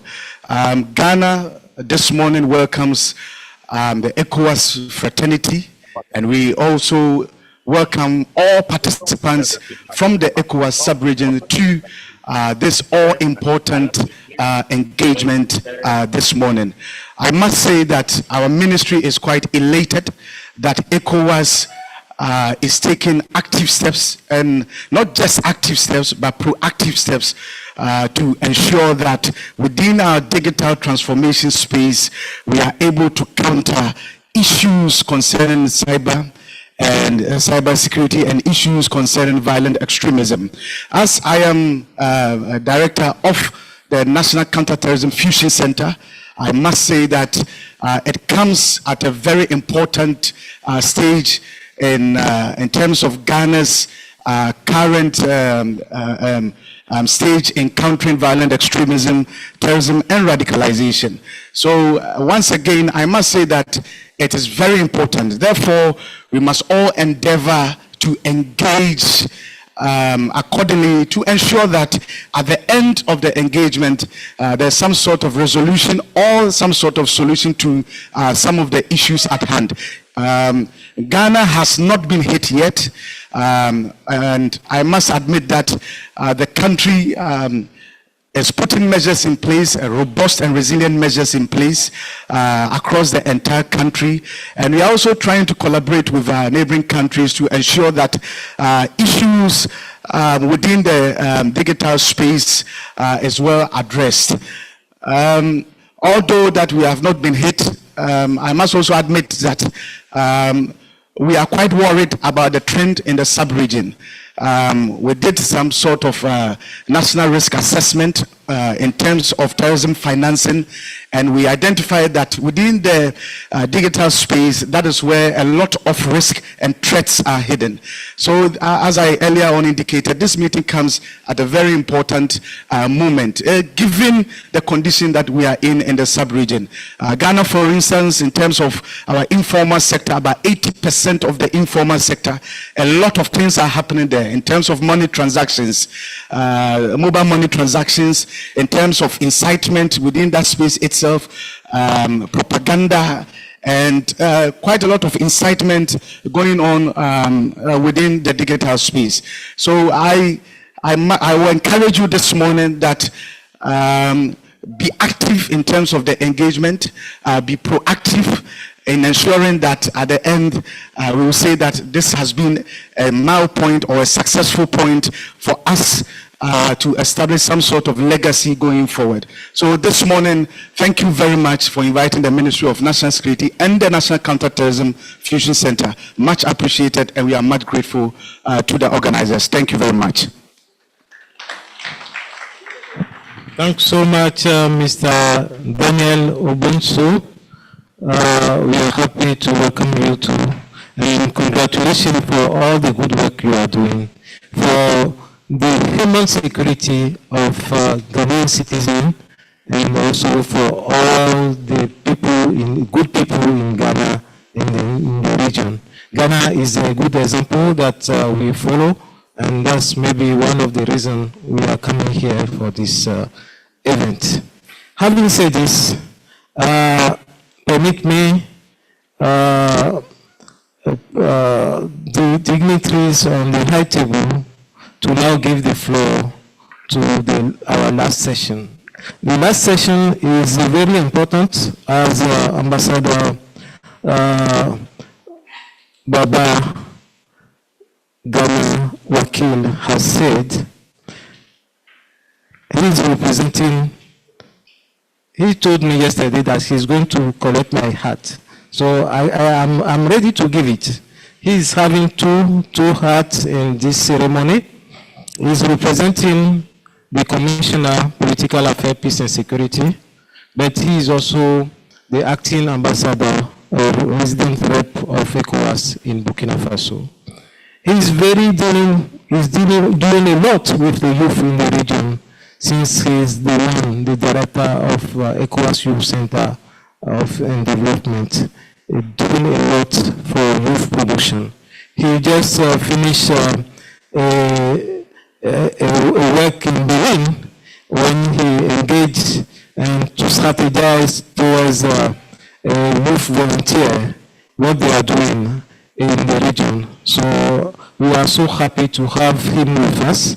So we would like to give the floor now to Ambassador Francis Ondua Gwani for his keynote address. He is wearing 2 caps. So, Ambassador, we are happy to welcome you here. Thank you so much. Thank you. You deserve more than that, please.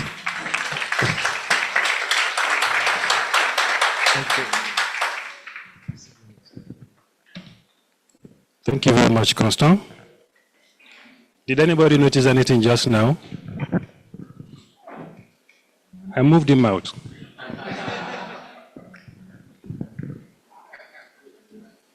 My name is Francis Njoagwani. The present will not hand over development and empowerment to the future on a platter. The future must partake in its own preparation and empowerment by fully engaging in and with the present. This is my thought. I moved him up because we've been sitting there all along and listening to speeches.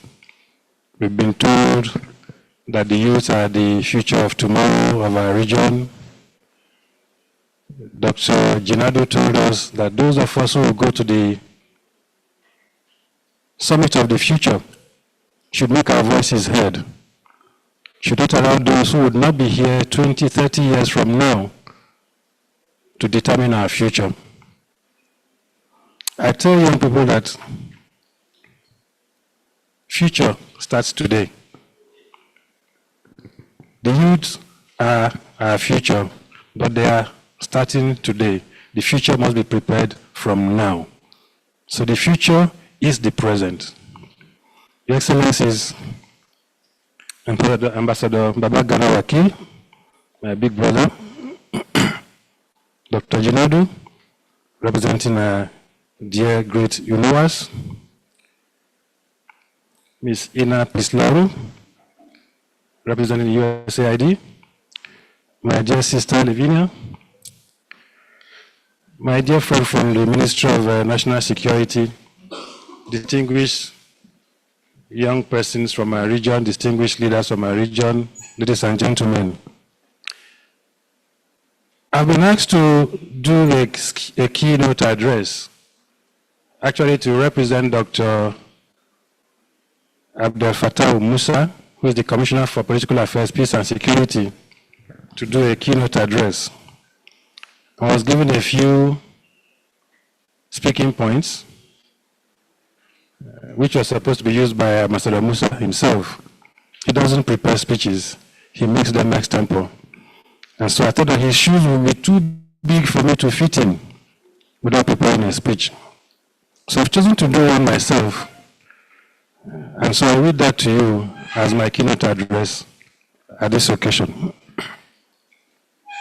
It is with great pleasure and humility that I stand before you today to present the keynote address to this year's Youth Voices for Change Summit, with the very apt theme of such great importance to our various countries, focusing specifically on youth digital innovation for inclusivity, regional economic growth, peace and stability.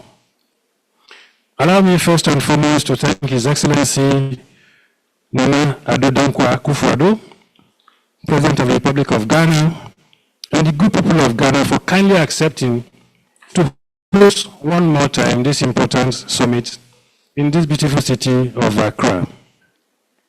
I must also recognize and acknowledge the support and invaluable contributions of all our partners here on this important initiative. United Nations Office for West Africa and the Sahel, the Danish International Development Agency, United States Agency for International Development, and the West African Network for Peace Building.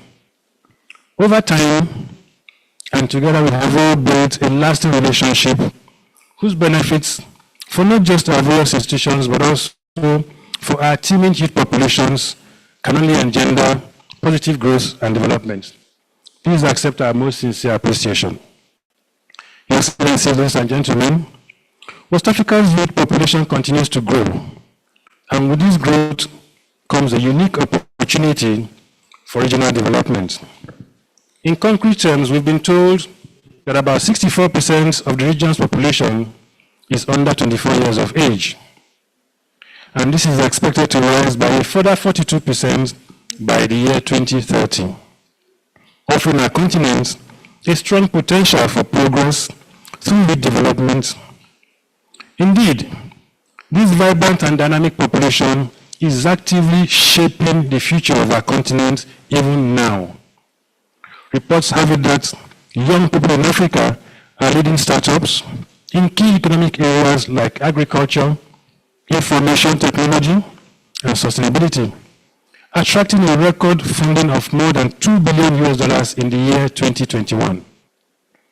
Young people play a crucial role in fostering stability, innovation, and economic growth.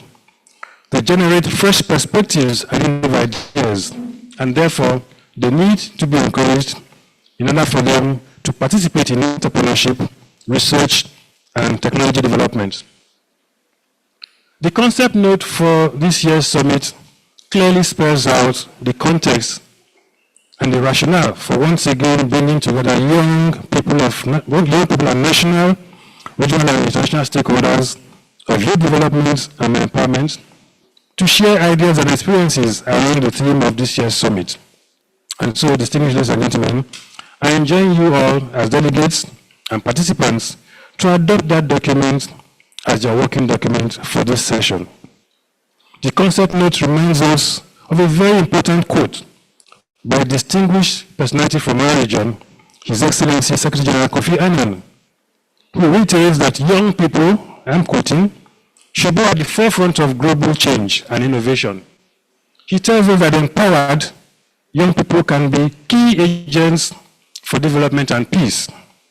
He says also that if they are, however, left on society margins, all of us will be impoverished. He enjoins us finally to ensure that all young people have every opportunity to participate fully in the lives of their societies. As a community, to help young people achieve this, we must do the following things amongst others.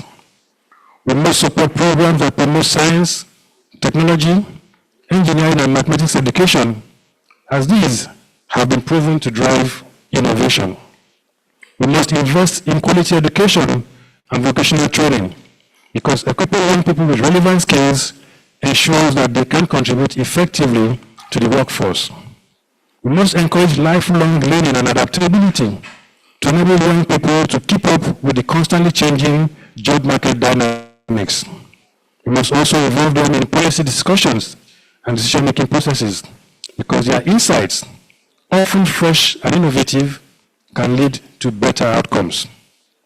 We must create platforms for youth representation in government, businesses, and civil society, for indeed therein lies the key to their contributions to growth, to grow in a dynamic economy. We must promote entrepreneurship by providing mentorship, access to capital, and a supportive ecosystem, while also teaching young people financial literacy to empower them to manage money wisely and invest in their future. Finally, we must educate young people about environmental sustainability, encourage eco-friendly behaviors, and support green initiatives, while fostering awareness of social responsibility and ethical business practices. Remember, young people are not just beneficiaries, they are also active agents of positive change, and therefore, we must empower them to shape a better future.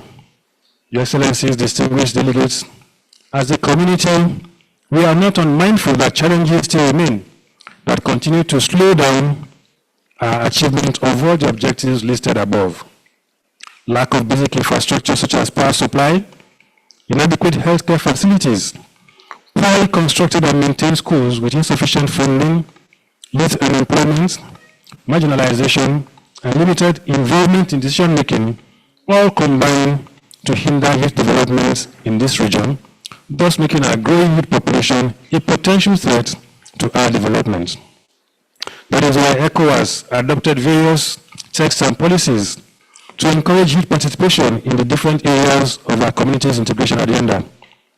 For instance, The ECOWAS Youth Policy and Strategic Action Plan, just like its counterparts in sports, seeks to mobilize young people across at least 18 main areas of intervention and get them adequately involved in the community's regional integration and development processes, including through national and international volunteerism.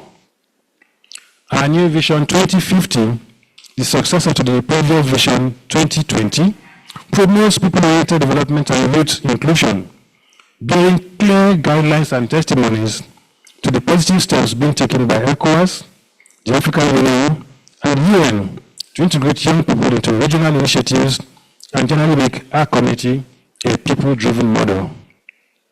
Specific and dedicated components of our community policies, programs, and actions in other areas such as trade, agriculture, health, engineering, renewable energy, migration and free movement, gender, political affairs, peace and security, democracy and good governance, information technology, among others, also painstakingly focus attention on engaging young people and making them direct participants and stakeholders in the regional integration and development project, in addition to making them beneficiaries thereof.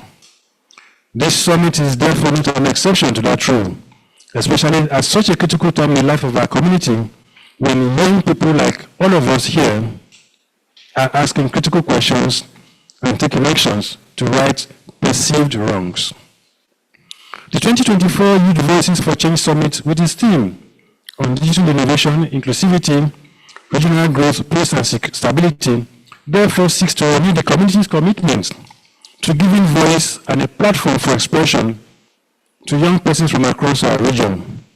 It seeks to build on the successes recorded by the 2022 edition of the summit, during which you keenly discuss issues bordering on governance and democracy, and through a shared communique, propose possible solutions to imminent issues affecting the life of our region.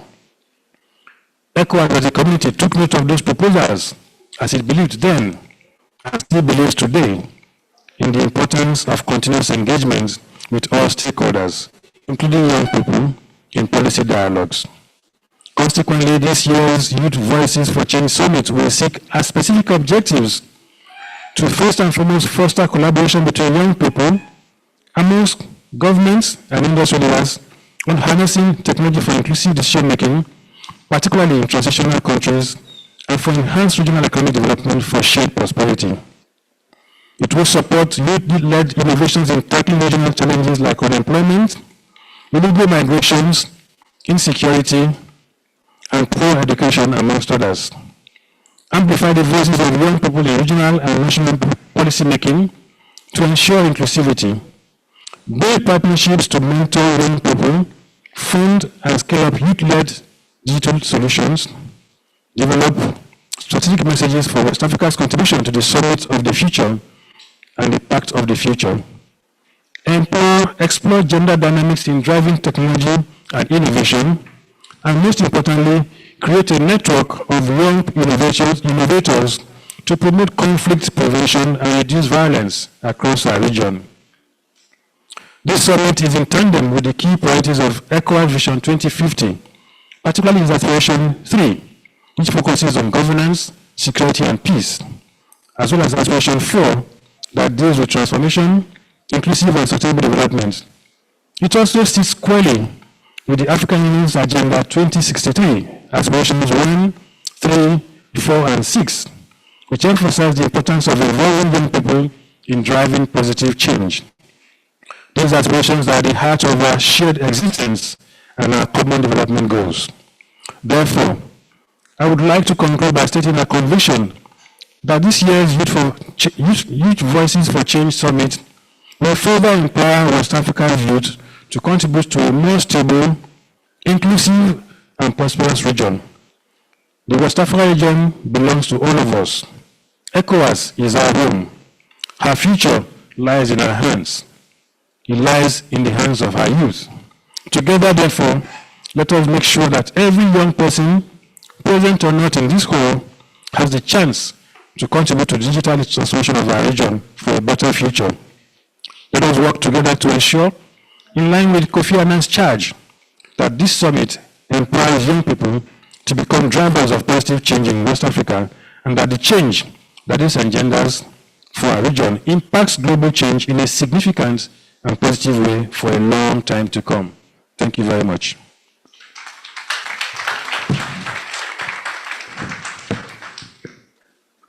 Thank you so much, Ambassador.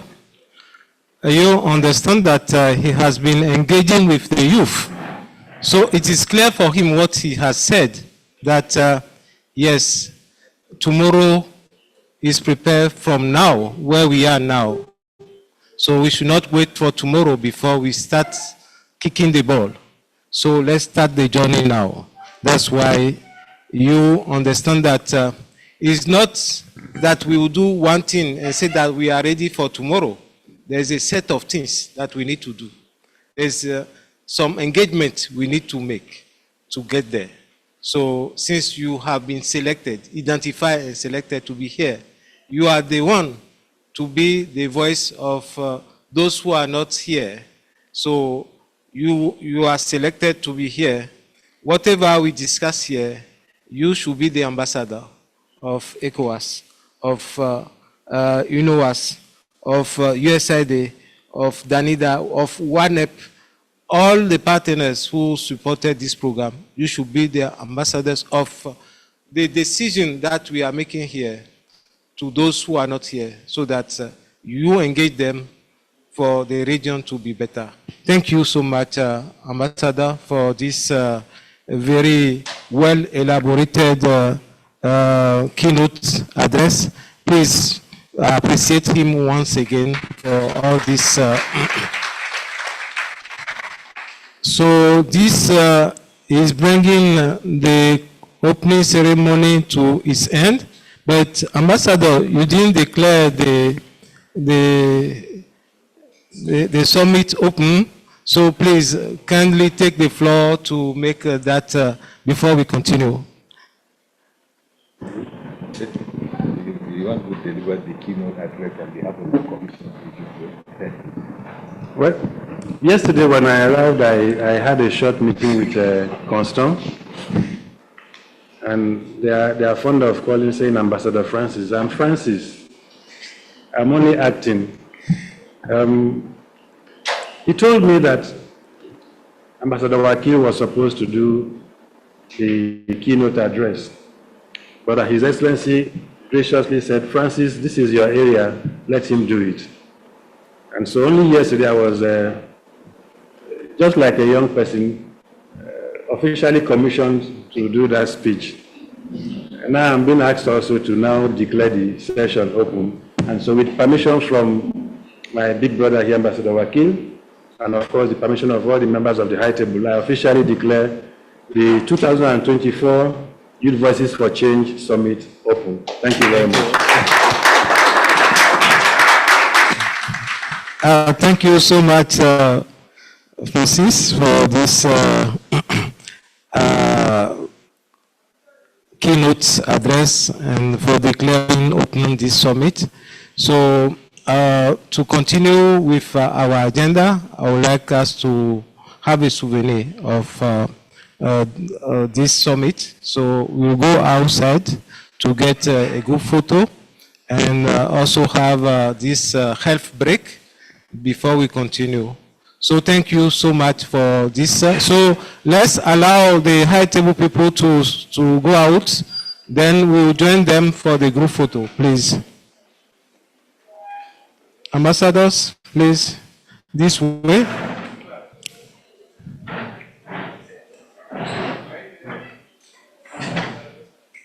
Okay. Where are we? Okay. So outside, we'll go outside for, okay.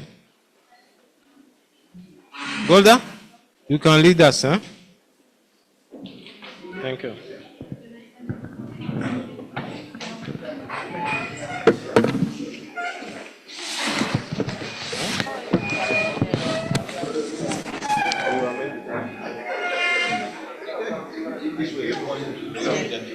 Yes, yes.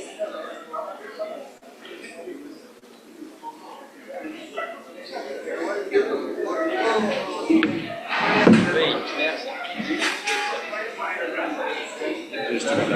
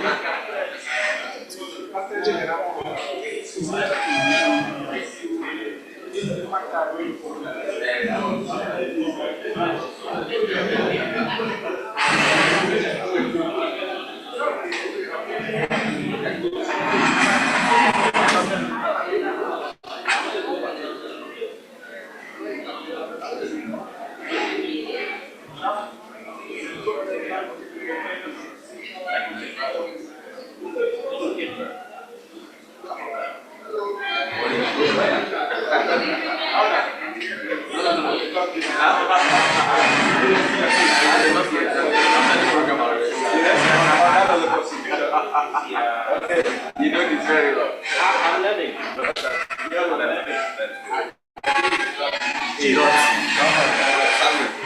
Yes. I hear there was no case to answer submission.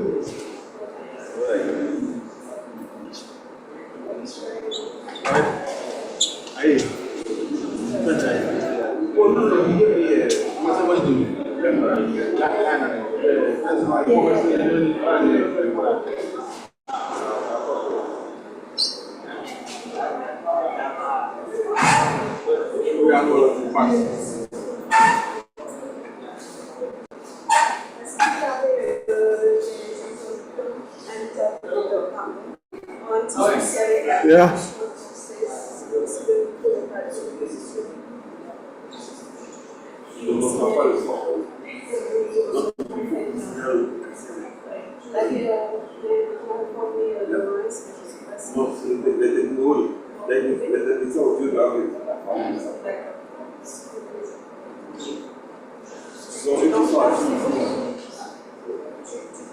Oui, tu peux m'en sortir, mais il faut veiller à ce que les gens leur tirent.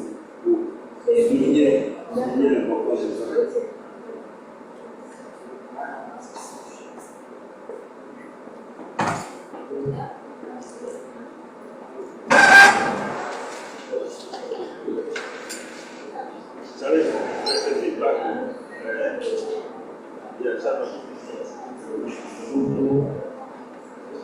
They said they are not receiving my voice. Me that I can shout like this. They are not receiving it. Yeah, no, I don't know. Ask this lady. Ask this lady. The lady. And the one going. Yeah.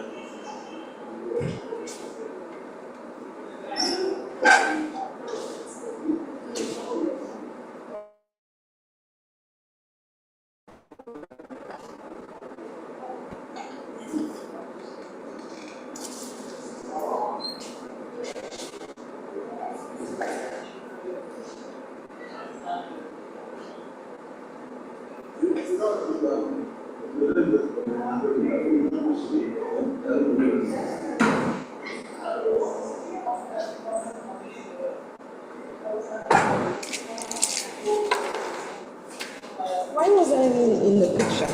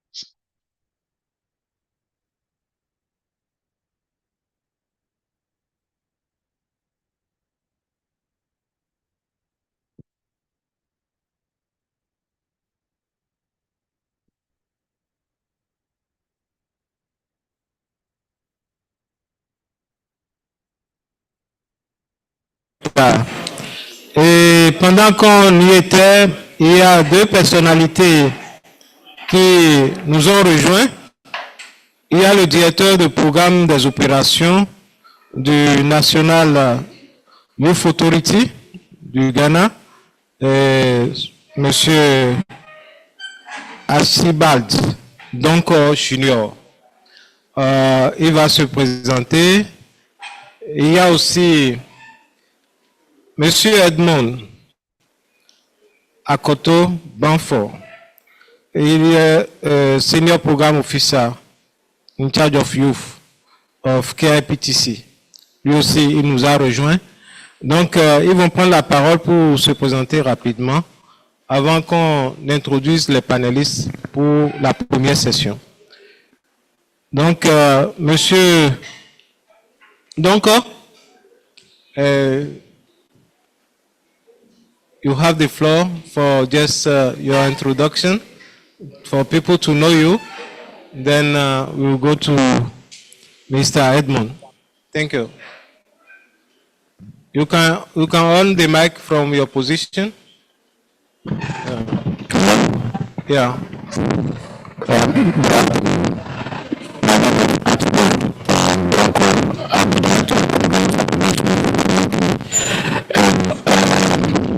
Also a member of National Security working group, yes, which has been charged to spearhead the development of a national action plan on youth peace and security in Ghana. Thank you very much. Thank you so much, Mr. Donko. We know you have been doing a really great job in Ghana with the youth. You are welcome, and we need your presence here to also engage with the youth of the region. We have also Mr. Edmond from KIPTC, in charge of youth program. Edmond, you have the floor, please. Hello, good afternoon, and Akwaba to Ghana, everybody. My name is Edmond Akoto Banfo. I'm the Senior Program Officer, Youth at the Kofi Annan International Peacekeeping Training Center. For those of you who might not be aware, Kofi Annan International Peacekeeping Training Center is an ECOWAS Center of Excellence, and currently we have a fully fledged youth peace and security program. So I call out to all colleagues who might be running any kind of programs to see a partner in the Kofi Annan International Peacekeeping Training Center. To buttress what Archibald said, I'm also a member of the recently inaugurated National Technical Working Group for the development of a national action plan on YPS for Ghana. And we intend to provide similar support to all countries who might be working on developing national action plans on YPS. Thank you very much. Thank you so much. You hear it in the morning during the opening ceremony. You are hearing it again. So engage them during the side, after the break or during the break, engage them so that you get your network consolidated. So I was saying that we are behind schedule. We are far behind schedule, so you cooperate with us. We have to be dynamic. We are now at 12:08 instead of being 10:40 to start this session, 2 hours ahead. So the next session will be facilitated by Madam Eunice Kisiwa Jian. She is in charge of youth peace and security in KIPTC. So she will be the facilitator of the first session. The panel discussion, we want to know the dynamic on peace and security in the region and the role of technology in accelerating the stability and the growth in the region. So this session will be we'll have 2 discutants for the session. So I'll give the floor to Madam Eunice to introduce her team so that we hear what they prepare for us for this first session. Thank you. Thank you very much. Good afternoon. Sit down, huh? Okay, great. That works for me. Sit down and introduce your people. Good afternoon once again. My name is Eunice Kisiwajan. I'm from Ghana, from the Kofi Annan International Peacekeeping Training Center. And it is super exciting to see all of us here. We are all in this room because we share a common understanding that youth participation in governance, peace and security and digital innovation is not just a matter of symbolism. It is a necessity for the development of the continent. The continent we live today, we have different multifaceted challenges, and it will take you and I to forge innovative ideas to address these challenges. With me, I will have my able panelist, who is Mr. Surinka Mamadou from the Directorate of Political Affairs, ECOWAS, and Mr. Edward Jumbla from ONEP to discuss the overview of the current peace and security dynamics in West Africa and the role of technology in accelerating regional stability and growth. So to make this simple for all of us, we have a presentation. So they are going to take us through the presentation for 15 to 20 minutes, and then we will have a discussion for 10 minutes, and we are going to have questions and answers for the next 10 minutes. We have just 40 minutes over here, so we will beg all of you to just listen to us. Let's just be quiet. Let's listen to the presentations, and when we are done, we will take time to listen to all your questions. Our time starts now, and it's 12:11. Thank you very much.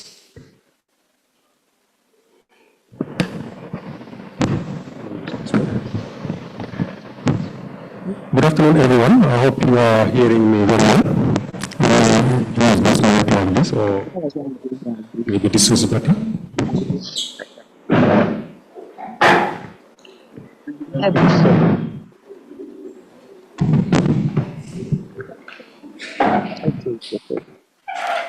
Hello? Is it audible well enough? Okay, good afternoon. My name is Sirin Mamaduka.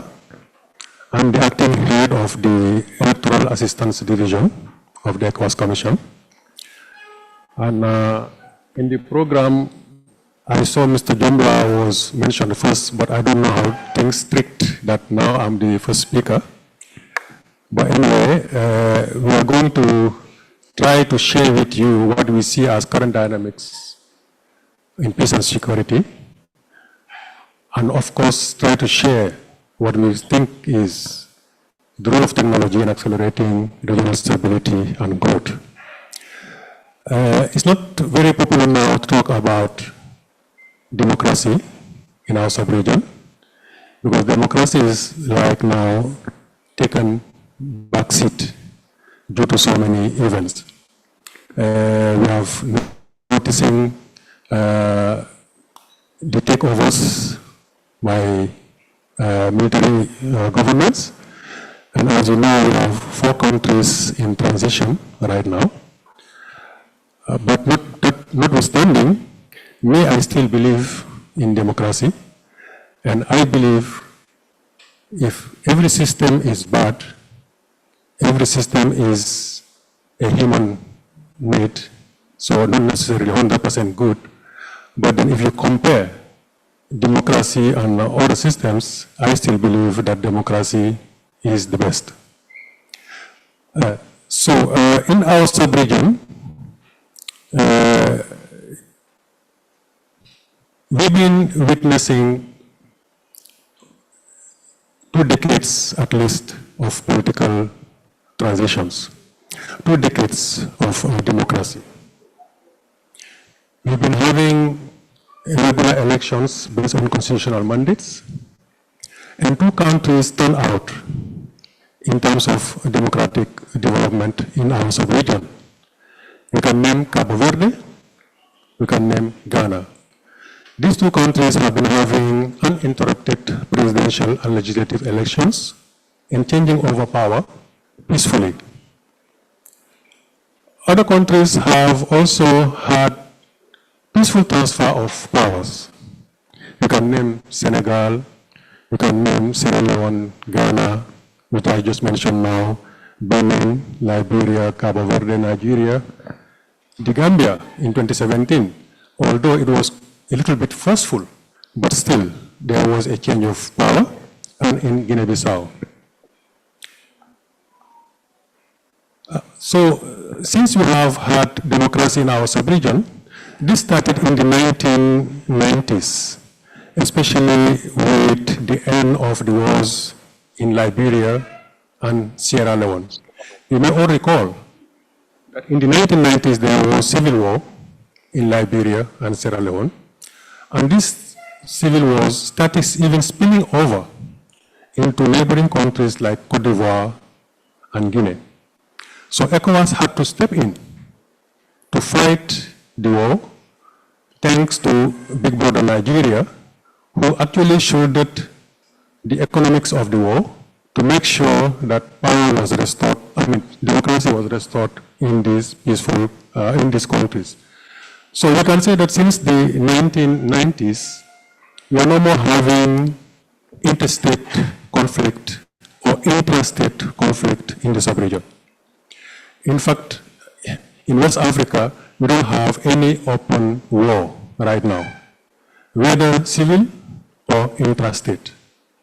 What is happening right now is terrorism, which is not considered as a conflict, because conflict means opposing two sides, but terrorism is what we call an asymmetric war. So we are not fighting against an opponent that we know, but we are fighting an opponent that we don't even see sometimes. So this is called an asymmetric war. So we don't have no more interstate conflicts. So we have had improved regional cooperation, and strong post-conflict leadership has helped chart the path to stability in our sub-region. And in this case, we have to commend the roles played by some partners like the African Union and the United Nations. So the latest developments that we have had in terms of democratic advance is the recent elections held, one in Senegal and in Liberia. And I must comment on, once again, my colleague here from Liberia, head of FLY. I remember we visited your situation room, and we were very much enthused with the technology that you are developing. And I see that since you are here, you can share how technology can shape, of course, the road to democracy, or how it can improve peace and stability in this area, because you have made use of it in Liberia. So in 2023, just to run you through, we have had about 4 elections. In Nigeria, February 2023, in Sierra Leone, it was in June 2023. Benin was in January 23 legislative elections, and in Guinea-Bissau, also in 2023, that was also in June. But what we notice as common concerns out of these elections is first that these elections results have been rejected by the opposition parties for alleged irregularities and lack of transparency. So there is also, we also noticed that there was trust deficit and lack of confidence in the electoral management bodies. It was also noticed what we call monetization in elections, vote buying, vote selling, and electoral corruption. We also noticed that there was violence undermining these elections, physical attacks, hate speech, fake news on mainstream as well as on social media.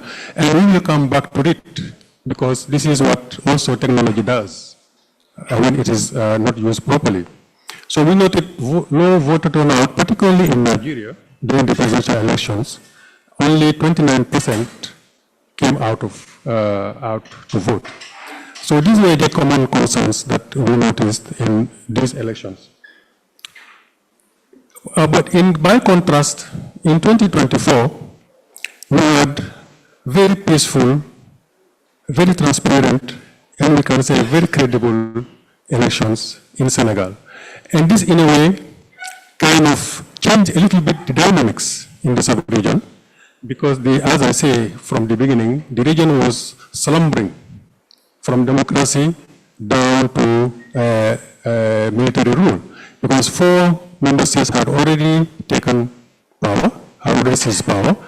3 out of them had already decided even to secede from ECOWAS, and then Senegal, as a beacon of hope, just came in and had democracy again alight. So this is something that we wanted to really highlight. So the next election for 2024 will be held in this country, Ghana, and it will be in December.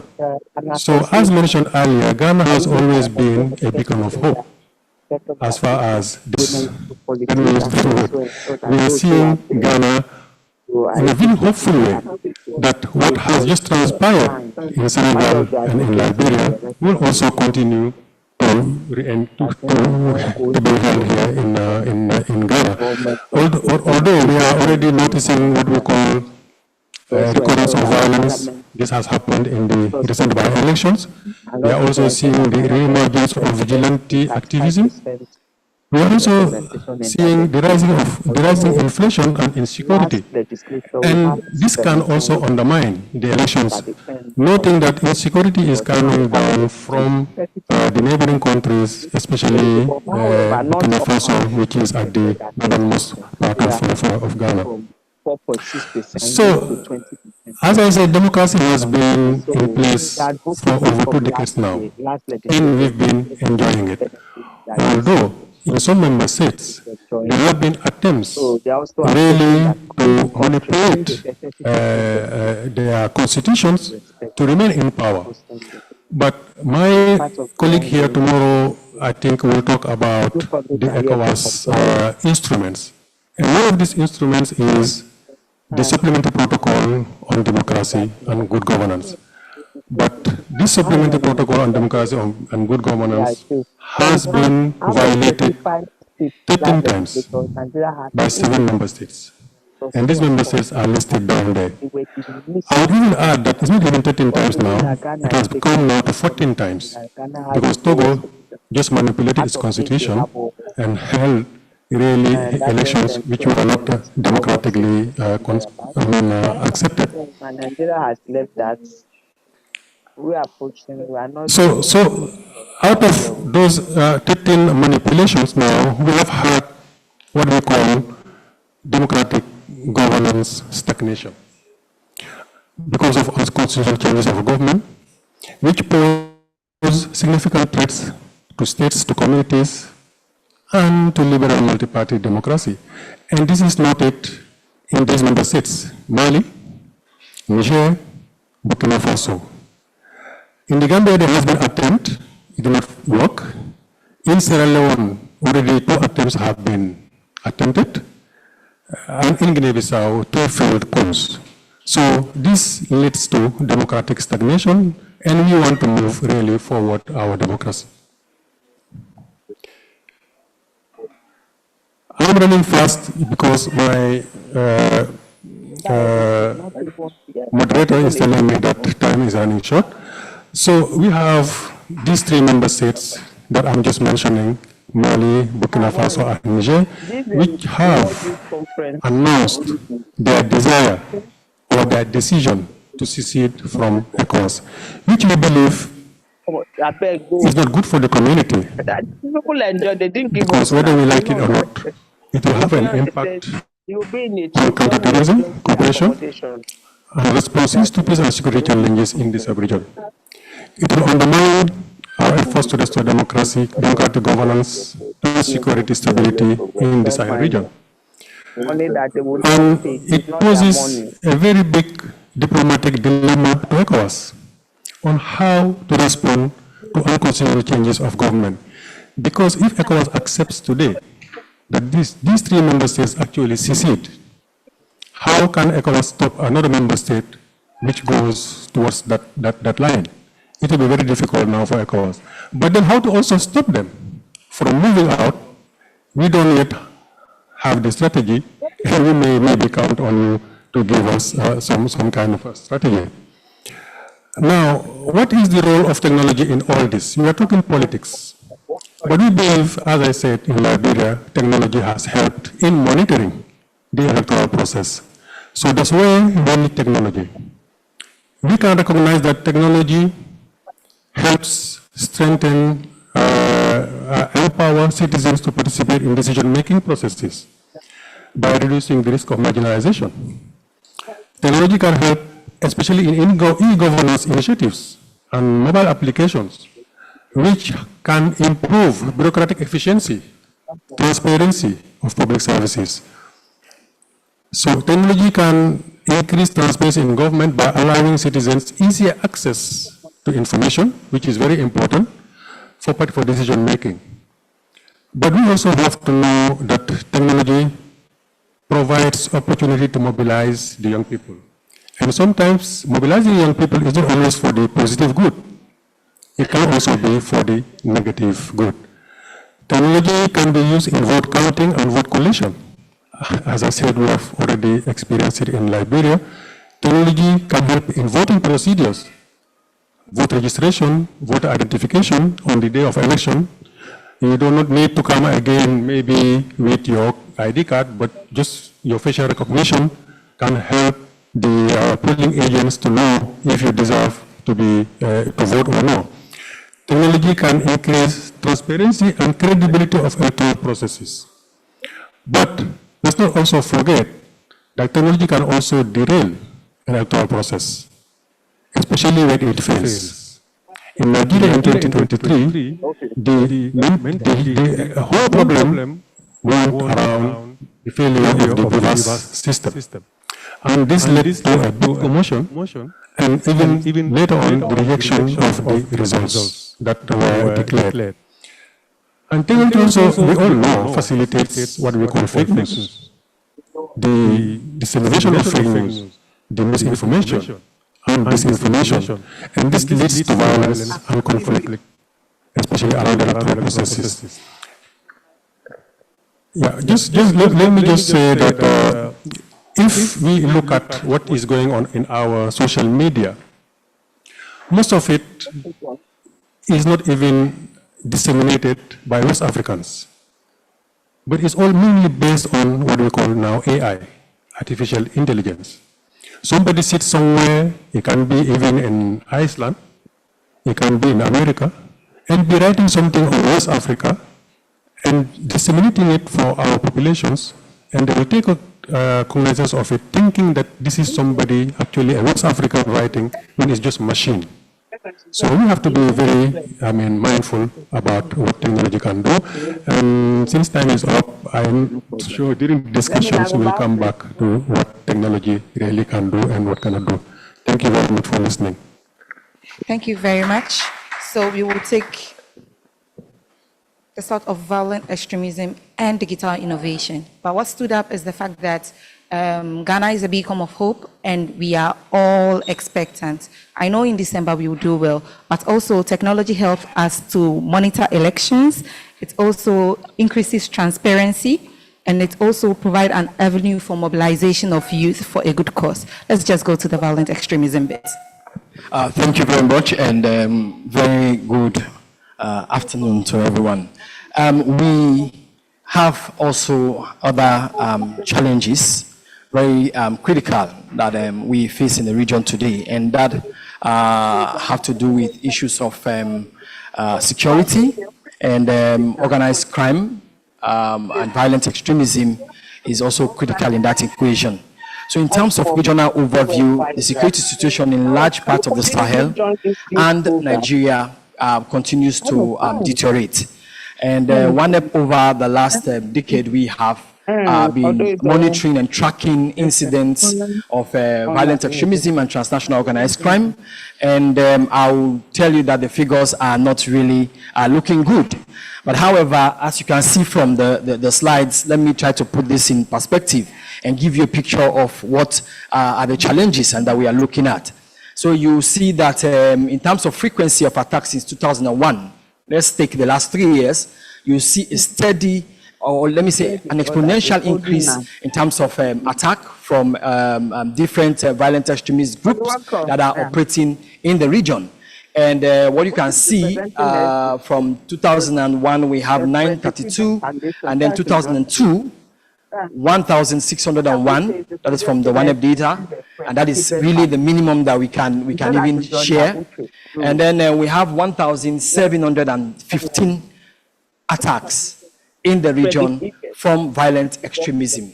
And that is to say that we have almost 100% increase if you look at where we started 2001 to where we are at the moment. And it shows that it's a problem and that we need to confront. But also, because of the spread of violent extremism, both internally, even domestically, as well as externally, we have also seen the threat moving towards coastal streets. And in fact, it's a reality. Let me put it so bluntly.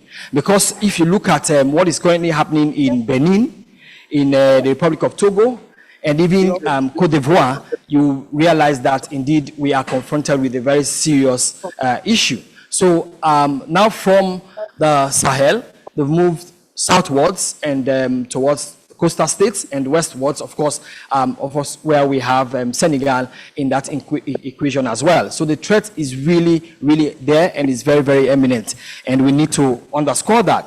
And then apart from just the frequency of the attack, even in terms of the impact on human security, we see also where the numbers are also very high in terms of deaths and injured in the region.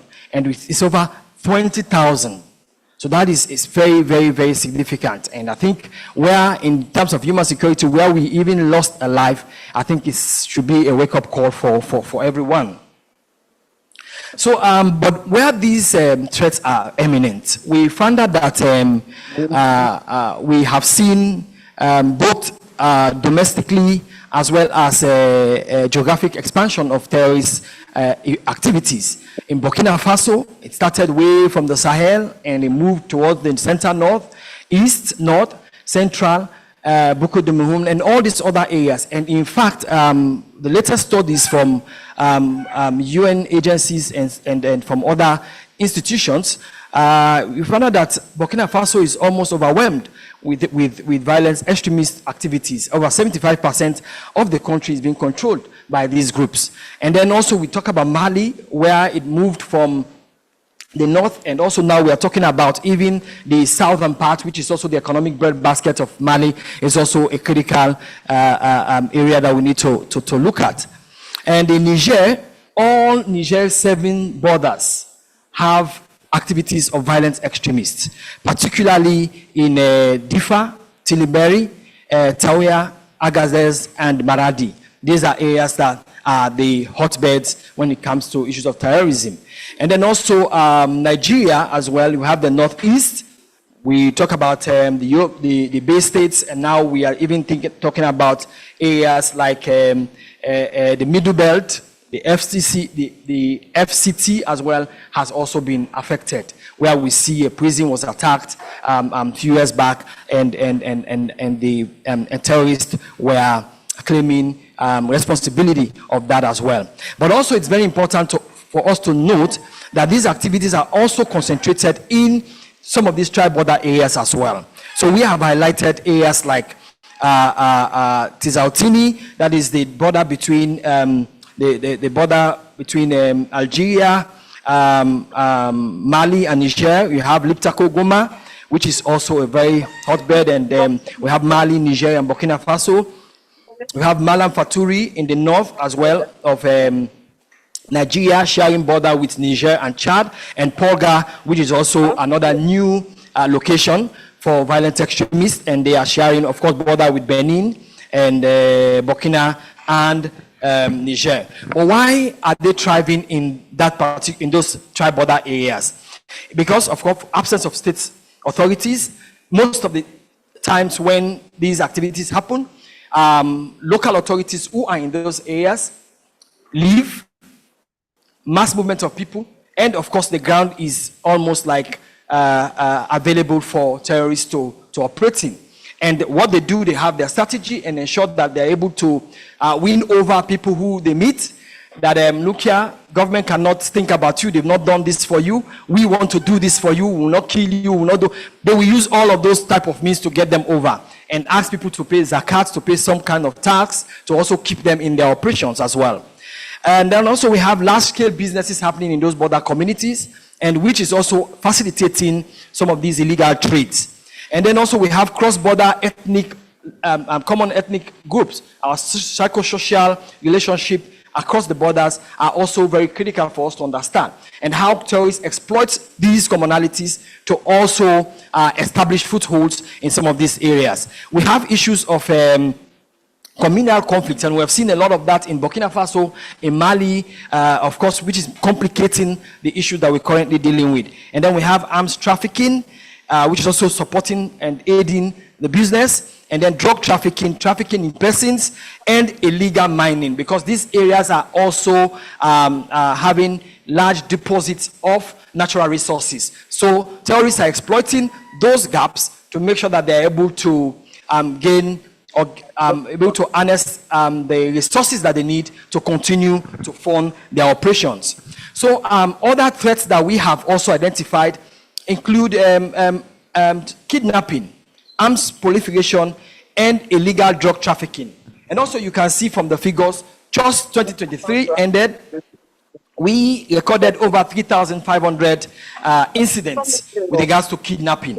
And Nigeria alone make up 89% of that total figure, which shows that the situation is really critical. Even though we also have countries like Burkina Faso, Niger, Mali, also that recorded issues of kidnapping, especially in mining areas, kidnapping of foreign workers and kidnapping of women and children as well. Mostly also for ransom to continue to raise funds for the operation of these criminal groups. And then we also have issues around armed robbery, and we have also seen that is prominent in Nigeria, in Sierra Leone, in Cote d'Ivoire, and all these kinds of activities are also inimical to human security. Drug trafficking is also another big one in the room. As we speak, I think the region is confronted with this issue of both the synthetic drugs, which includes different kinds of mixtures that these young people are putting together with what they have, marijuana, and they use it in different forms. And it's really causing a lot of havoc in the Mano River Union Basin. Sierra Leone, Liberia are confronting with that. In Liberia, it's called Zombie. In Cote d'Ivoire, it's Gaddafi. In Sierra Leone, it's Kush. Gambia is Kush. And we have to begin to get beyond just this issue of naming some of these drugs. But what are the driving factors behind some of these issues, and why our youth are being subjected to these? There are a lot of issues that we need to look at in terms of socioeconomic conditions, in terms of their current living condition, no job, employment issues are rife, education is also very low. These are all key issues that we also look at. While we are trying to address these problems, these are things that are the root causes. They are there, and they also need to be addressed, and addressed very, very soon. So it means that apart from the cocaine and heroin and all these hard drugs that pass through West Africa, we are now producing our own kind of drugs here as well, and being exported to other countries within the region, of course, due to porous borders that we have and so on. But also UN ODC is saying that by 2030, illicit drug use is expected to rise by 11%, and we're beginning to see that. And that globally, Africa will contribute 40% of that. And of course, we will not only be now a transit point, but we are now even consumers of some of these, both hard drugs and synthetic drugs as well. So violent extremism is also, there have been established linkages with other organized crime like piracy as well, which of course is happening on the Gulf of Guinea. And that has a lot of socioeconomic implications on the region as well. So in terms of how technology also affects some of these things, we quickly look at in the area of security, transforming the threats, detection in early warning and early response systems, And we have seen how OneUp is also moving towards inculcating or including AI systems into our early warning, which would enhance our report generation as well as our data collection methods. And also increasing preparedness against natural disasters, cyber attacks, disease outbreaks, and so on. Technology is very much important in that. It facilitates and distributes humanitarian aid. We have seen where drones have been used to drop different kinds of support to victims of refugees or displaced people who are beyond conflict lines. And also we think that violent extremists are also exploiting so the media, the new media or technology with hate speech along the fringes of AI coming in. It's really staring at our faces at the moment because it's going to be a serious problem for us, apart from the fact that we already had cyber security, cyber attacks and all of that, but AI is going to make it very, very, very complicated as well. With all this deep fake, which is also enhancing terrorist operations, where they can now do video messages or voice messages of prominent people calling for support and so on and so forth. These are things that we think we need to also be aware of. And just before I hand over the mic, I also want you to understand that in all of this, I think there is need for AI to be governed, which we have agreed, and I think the UN is also doing something about that. And at some point, a UN General Assembly has adopted a resolution where they're going to look at how they're going to make this technology or AI more humanized and taking into consideration issues around protection, issues around protecting human rights, issues around protecting human dignity, and so on and so forth. Let's see how we can deal with this whole issue of technology before technology begins to overwhelm us or even technology governs us. I think that is an important message that we have to take forward from this gathering. So thank you so much. Thank you very much. Let's see how to own technology before technology governs us. What stood out to me was the fact that we use technology for early warning systems. We also use it to facilitate and distribute materials that are very important. Also, I have one question to you. So in your view, what do you think could be the role of entrepreneurship and innovations, especially through the technology hubs and incubators, in reinforcing security in the sub-region? Before I take all your questions, let me ask mine. Thank you. Thank you so much. I think the business community needs AI, they need the technology to advance their markets, and we have seen how that is also helping a lot of young people who are using both on and offline platforms to trade, which is also supporting and helping us economically. But also it's also important that those same very platforms could be also exploited by criminal networks who are already operating in the region. So we think that also it's important that technological advancement in this area is something which is very much required, because there is no way how we'll do all of these things without the advancement of technology. So we also have to race with the pace of technology as well. So business communities, entrepreneurs, they are all very important in this equation. So if we have peace, they can also thrive in their business. So both online and offline, they also need to support the cause of ensuring that security is enhanced as well. Thank you very much. Thank you. So our objective was to provide a comprehensive overview of the current political, social, and security dynamics in the region, also to examine technology advancements and how it can strengthen peace and security, which we have done, and also to highlight the potential of technology to drive economic and improve the lives of people, which he just did. We will take questions from all of you, but before we do, I would just like to encourage all of you that Kofi Annan International Peacekeeping Training Center, we run a course called AI in Peace and Security, which is one of the best short courses you can ever have as someone working on youth peace and security. In case you need to join the course, kindly let us know. We are more than willing. So we will take just some few questions from the audience and we are out of here. Thank you. Yes, please. 2 and 3. Okay, thank you. Please. Yes, sir.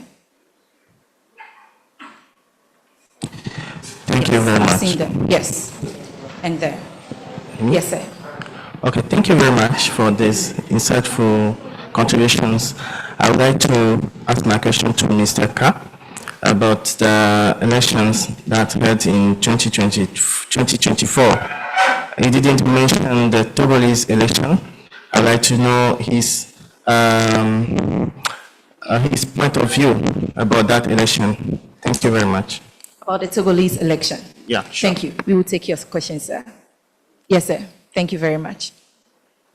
Yeah, thank you. Just to follow up on what Iram said about the Togolese election, I heard you say that they organize an undemocratic election, and I know there are the challenges in the region right now, and ECOWAS has been doing a lot to support democratizing countries. But if ECOWAS deployed an election observer mission and then the process, so what was the final conclusion in terms of the ECOWAS appreciation of the electoral process in Togo? Yeah, that's what I wanted to know, because you qualified it as undemocratic, and I just wanted to find out at the ECOWAS level. Thank you very much. We'll take your question. Yes, please, go ahead. Kindly go ahead.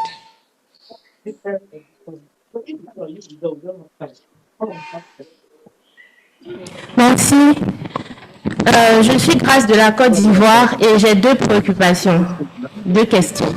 Je voudrais savoir, est-ce que vous pensez réellement que nos États ont les moyens d'utiliser le numérique pour lutter contre le terrorisme? C'est la première question. Maintenant, la seconde question est relative à la Côte d'Ivoire. Voilà, chez nous, on dit que très souvent, on profite de la pluie pour se laver. Donc, ce que j'observe, c'est que en Côte d'Ivoire, en 2020, il y a eu une crise pré- et post-électorale. Voilà, en 2025, on va organiser encore des élections. Et je voudrais savoir ce que la CEDEAO peut faire pour la prévention de conflits. Vu qu'en l'an 2000, on a vu les membres de la CEDEAO se déplacer, venir en Côte d'Ivoire, discuter avec les autorités de l'époque pour que les élections soient inclusives. Aujourd'hui, en Côte d'Ivoire, l'ancien chef d'État est rentré et il dit qu'il est candidat. Voilà. Et on entend de part et d'autre que ce n'est pas possible qu'il soit candidat. Donc, de peur que les mêmes causes produisent les mêmes effets, puisque nous sommes là en tant qu'Ivoiriens, on voulait avoir l'avis de la CEDEAO dessus. Et si la CEDEAO n'a pas prévu quelque chose, vraiment, que vous commencez à prévoir des choses, voilà, pour ne pas qu'on puisse tomber dans les conflits. Merci. So, the final question, sir. Thank you. Yes, so my name is... Okay, you go ahead. Okay, so my name is Thomas Pato. I come from Liberia. Thanks again for referencing the fact that during the 2023 elections, we launched a youth election situation room. Our youth elections observation was very youth-centric. And so I have 2 questions. One is, there's a lot of contention when international observation groups in countries term an election as free, fair, and transparent, having met different standards, and what can actually qualify as a good elections. Because sometimes when opposition wins, they say elections was free, fair, and transparent. If the incumbent wins, they say it wasn't. But from an international elections observation perspective, maybe just enlighten us a bit. Why do international election observation body normally say that elections are fair and transparent based on existing legal frameworks? The second question now is, how can we leverage the use of tech and AI, especially in some regions of West Africa that have very low internet penetration and high costs of internet connectivity? Thank you. Thank you.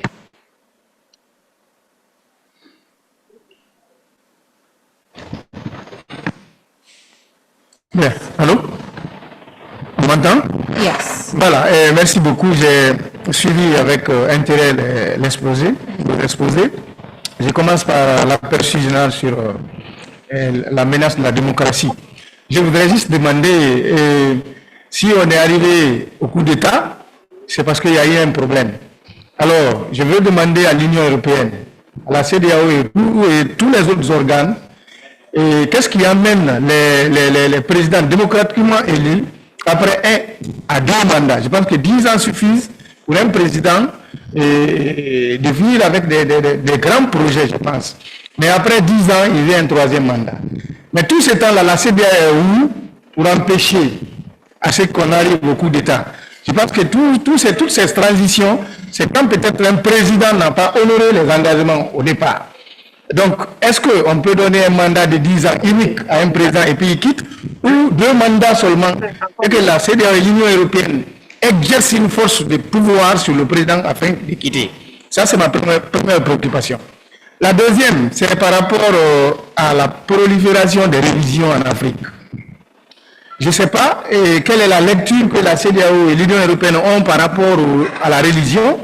Alors, les gens profitent de ces religions pour venir faire de n'importe quoi et avoir des adeptes s'installer. Donc si vous prenez souvent les terroristes, ils agissent au nom de la religion et finalement on trouve que ce n'est pas ça.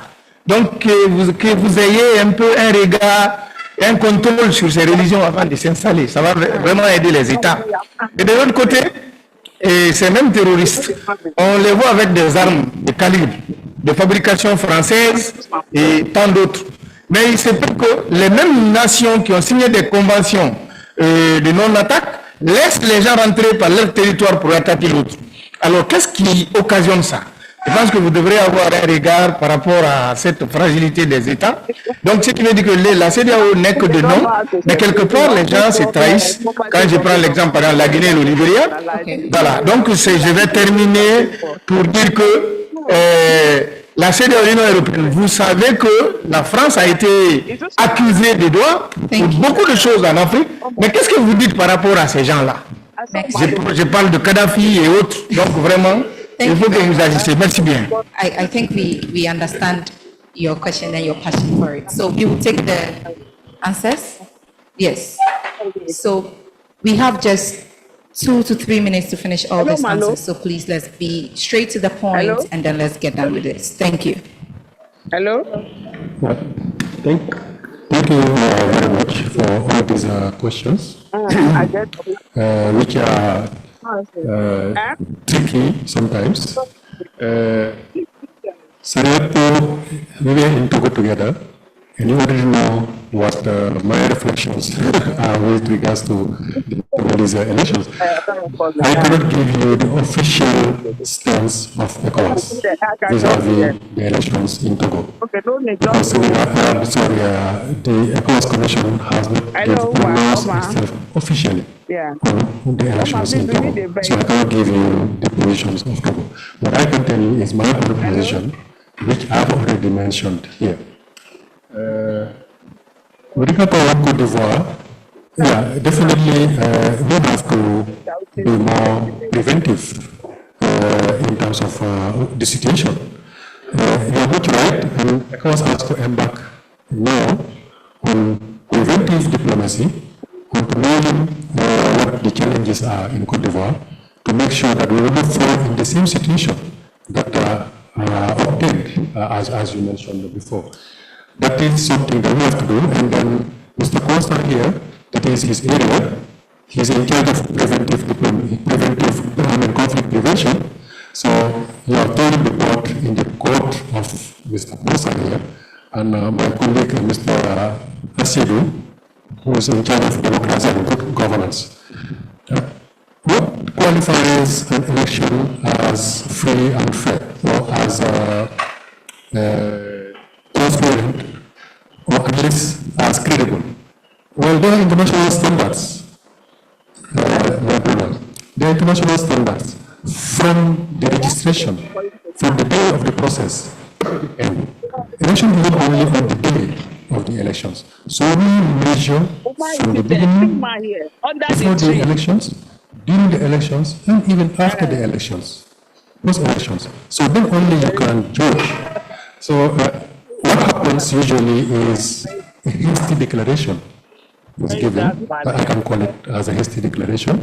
And then you declare that the elections are free and fair, credible, and then you come to realize that there were some loopholes. And then you are caught in the situation, and then you don't know what else to say. This has happened in several countries. It has, so the questions. This has happened in Nigeria. This has happened in Sierra Leone. You have to take it. So this is what has happened also in some countries like Guinea. In Guinea, actually, you have to also explain to you how ECOWAS works. ECOWAS works as a body which has two levels. You have the political level and you have the technical level. So at technical level, what you can do is to present your proposals.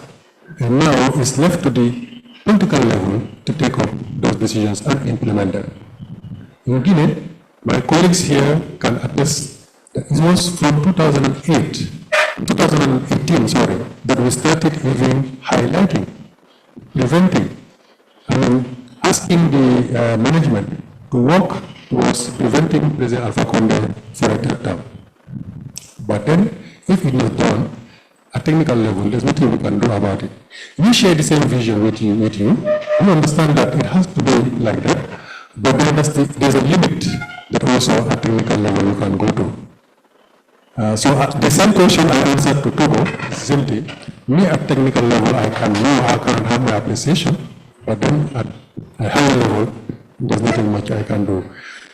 Religion, we cannot stop religious groupings from coming in because they don't have that mandate. This is left to each member state to see how you can legalize, accept or not accept those religious groups. But really, ECOWAS cannot do that. In terms of trafficking of illicit arms, I think my colleague has a better answer to that. So thank you very much. Yes, so my straight answer will be for the lady from Côte d'Ivoire. I do believe that states have the capacity to handle, states have the means to deal with this whole issue using technology to address crime as well. But of course, in terms of policies, they do have. In terms of structures, some states, of course, have put in place some mechanisms as well to handle that. I think my question is, how prepared are they to handle what is to come? Because the fast pace of the rate at which technology is improving, I think it's something which we need to consider. And that's where I think states should invest more into technology, invest more into education, so that we'll support and be able to provide that pillar when it's needed. But obviously, they have systems, they have structures, policies, laws are there now, and of course, that could serve as a very good platform to be able to deal with some of these issues. Then the second question from Liberia, also somehow is in the answer, but I think what the keynote speaker talked about in the morning, that we need to invest in STEM. It's very important. For me, I think the approach has to be bottom up, right? So that we take STEM from our kindergarten school, begin to teach them science and the tool which would drive data, technology, engineering, and mathematics. So we think we need to bridge that gap in terms of knowledge and bridge that gap in terms of understanding of technology and even what is coming with AI, generative technology that we are talking about. Thank you very much. It was a pleasure to have all of you on my panel. We must pay attention as youth that we can be used for any other thing. But as a youth, be indeed patriotic and know where your allegiance go to. Don't join any group because you think they have something to offer. Just as my brother here said, the state has provided us with the mechanism. It is up to us to use it. Thank you so much for listening to us. And if in case we use too much time, we are sorry. Thank you.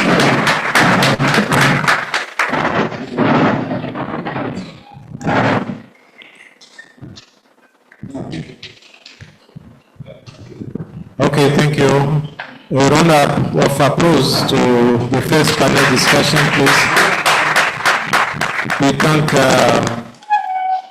our brother Edward, our sister Elise, and the patriarch Cyril. Thank you so much for giving us un aperçu de la dynamique dans la région. Nous allons continuer et c'est vrai que c'est intéressant, les gens veulent parler, veulent comprendre ce qui se passe ici et là. On va continuer la discussion pendant les pauses, donc il ne faut pas hésiter de nous accoster, on pourra continuer la discussion. S'il y a des zones grises, des zones d'ombre, on va continuer. Merci pour les échanges qu'on vient d'avoir. Nous allons continuer avec un deuxième panel sur la transformation numérique. Comment utiliser l'innovation pour lutter contre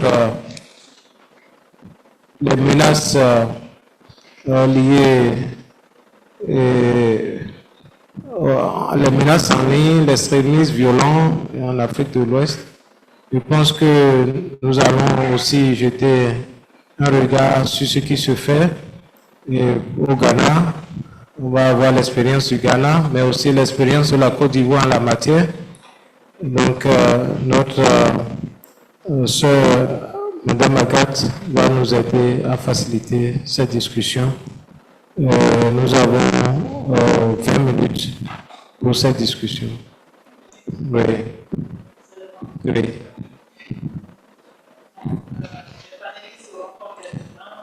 Ils auront 5 minutes, 5 minutes.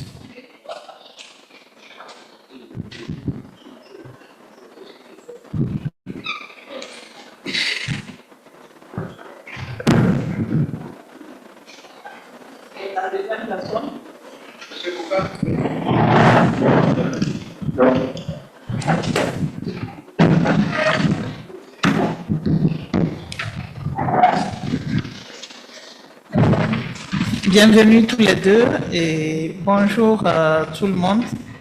Merci de nous écouter pour le panel 2 sur la transformation numérique. Donc ici, nous allons parler un peu de comment utiliser l'innovation pour combattre la cybermenace. Et comme l'a dit Constant, on n'a pas beaucoup de temps. On a l'exemple du Ghana et de la Côte d'Ivoire. Nous allons peut-être commencer par le Ghana. Et vous avez vu tout à l'heure Dr Daniel Bonsou. Il est du Counter-Terrorism Center au niveau du ministère de la Sécurité nationale du Ghana. Il est député directeur. Il est expert en financement du terrorisme. Il a été directeur national de l'intelligence et du centre d'analyse de l'intelligence au niveau du Ghana. Mais maintenant, il est chairman National Risk Assessment Committee on Terrorism Financing. Yes, okay. So I think I need to give you the floor because you have only 5 minutes. Yes, only 5 minutes because there is no time. We had delayed since this morning. So you have the floor for your insights for these young people coming from all of countries in the region. So welcome again to this panel. Thank you. All right, thank you very much, Madam Chair, and to my colleagues on the floor. As I earlier on indicated in my submission on behalf of the National Security Minister, we are elated and happy that this program is taking place in Ghana. It comes at a very important moment when the sub-region has literally demonstrated or illustrated that we are all not safe. However, I mean, if there is a collective effort in terms of tackling some of the emerging issues, I'm quite sure that we would have a long-lasting solution to most of the issues. Not long ago, actually, I was on my way out when my minister asked me to come here, and I had expected to expand much more on Ghana's position and Ghana's view in terms of emerging threats within the space of technology. But in 5 minutes, I will try my best to compress our perspective in this regard. All right. So not long ago, we predicted, through our prognostic analysis of the African region, we established that there could be an Arab Spring, and indeed it came. And in terms of the Arab Spring, a careful study of that spring also indicated to us that there could be another spring, and we predicted that.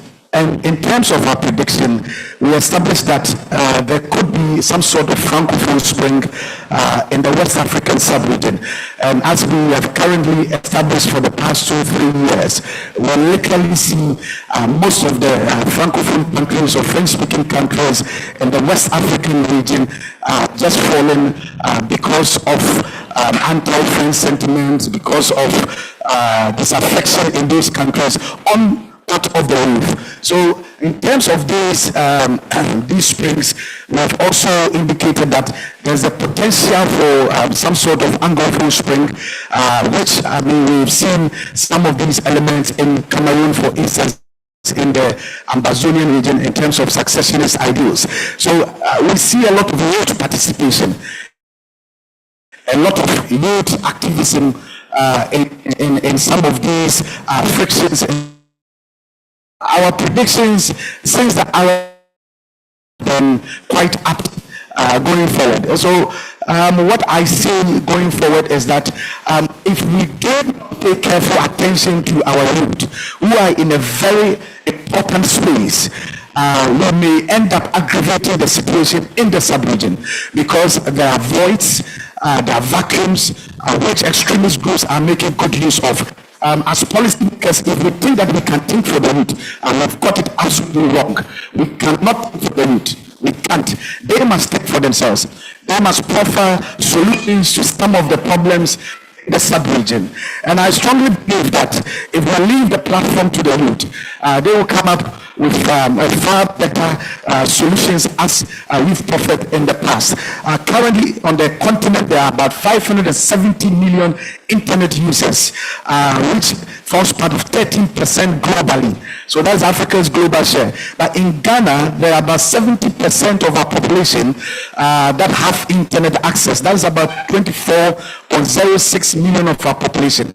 And in terms of Ghana's population, about 57% of the population is under 25 years. So if we leave this space untouched and we say that we cannot occupy, we say that government cannot supervise this space, then we are literally driving ourselves to the edge of situations comparable in jurisdictions like Burkina Faso. In terms of Ghana, in terms of our analysis that we've conducted, we do see a lot of misinformation, fake news on our media space. We have a group, and probably you might know this group, the Wagner Group. They've started some sort of recruitment in the west of somewhere in the western part of Ghana, and that is problematic. And these engagements and interactions happen online. So that is why from national security, from our perspective, we are quite worried, but we are not pressured by some of the things going on. We've seen some of these recruitments, misinformation, fake news, and as we go nearer to the election, it is expected that there will be more misinformation going on. And we see a lot of such actions within the space. In terms of recruitment, about 3 of the known Ghanaian terrorists who were recruited in Ghana into other jurisdictions. 3 of them came from the University of Science and Technology. It tells us clearly that within the space of technology, that is where the recruitment is going to take place between 1 to 5 year window as we assess the situation. And it's simple. In terms of the recruitment from that particular university, there are top-notch universities in Ghana, but it seems like that is the go-to university in Ghana. It is because of the technological advancement and some of the models that are being taught there, and because of emerging technology, I mean, it's a place of interest to some of these terrorist groups. For instance, Jenin, which is the most prolific around Ghana. So we consider that place in terms of technology. That's why I said that this program didn't come at the wrong time. Most of the recruitments, as I have established, took place there because most of the students that they recruited, they had some sort of expertise, technological expertise, in terms of building websites, in terms of building IEDs, and these technical know-hows were available. Hence, that is why the interest of that university. Again, in terms of incitement, we also see a lot of gaming platforms within the jurisdiction. In terms of terrorism financing, we also see a lot of activities in terms of money transfer platforms or third-party portals that process transfers in the jurisdiction. So there's a whole lot going on in terms of the media space, in terms of technology, in terms of the youth space. Again, in terms of logistical support, we see a lot of youth between the age groups of about 19 to 35 years involved in a lot of logistical support to some of these terrorist groups outside Ghana. And they provide a pathway or some sort of trajectory of providing tramor, motorcycles, and fertilizer, and all those products to some of these terror groups. So Ghana literally, through the youth, has literally become a warehouse, a logistical hub to feed some of the terrorist activities in the sub-region. And we may say that once we have not seen some sort of attack in Ghana, we will keep our mouths shut and we'll keep our eyes closed. We cannot do that forever, because the gap between 1 to 3 years is expected something could happen. But where it will happen or how it will happen, that is something to consider. So in terms of the youth space, that is where the volatility lies. So it is imperative that we as a country, we look into some of these issues that borders on youth unemployment, borders on youth insecurity and disaffection amongst the youth. In terms of our democratization, I've said that any country that goes beyond the 160 mark on the Human Development Index table is always in trouble, and Ghana falls under the 160 mark. But we realize that our youth, there's a large population, and that is where a lot of challenges could be. I'm of the opinion that where the absence of state supervision could pretend key challenges in the future. Hence, going forward, we are aiming to equip our security agencies in terms of dark web analytics to go on the dark web space, to go into the cryptocurrency space and the FX trading market to ensure that issues of terrorism financing and issues of abuse within the technological space is controlled. So on this note, I would like to end here. I hope I've stayed within the 5-minute mark. Thank you very much. Thank you so much, Dr. Daniel Bonsu, for these powerful messages to our young people. And also, you mentioned that we need to give space to youths in the region, but also they need to be very careful by using social media. So we will come with interaction with the young people. So thank you very much. Okay. Monsieur Yannick Boka. Merci beaucoup. Soyez le bienvenu au niveau de ce panel. Vous êtes spécialiste en communication et médias sociaux. Et puis, vous êtes fondateur de la Social Media Room, c'est ça?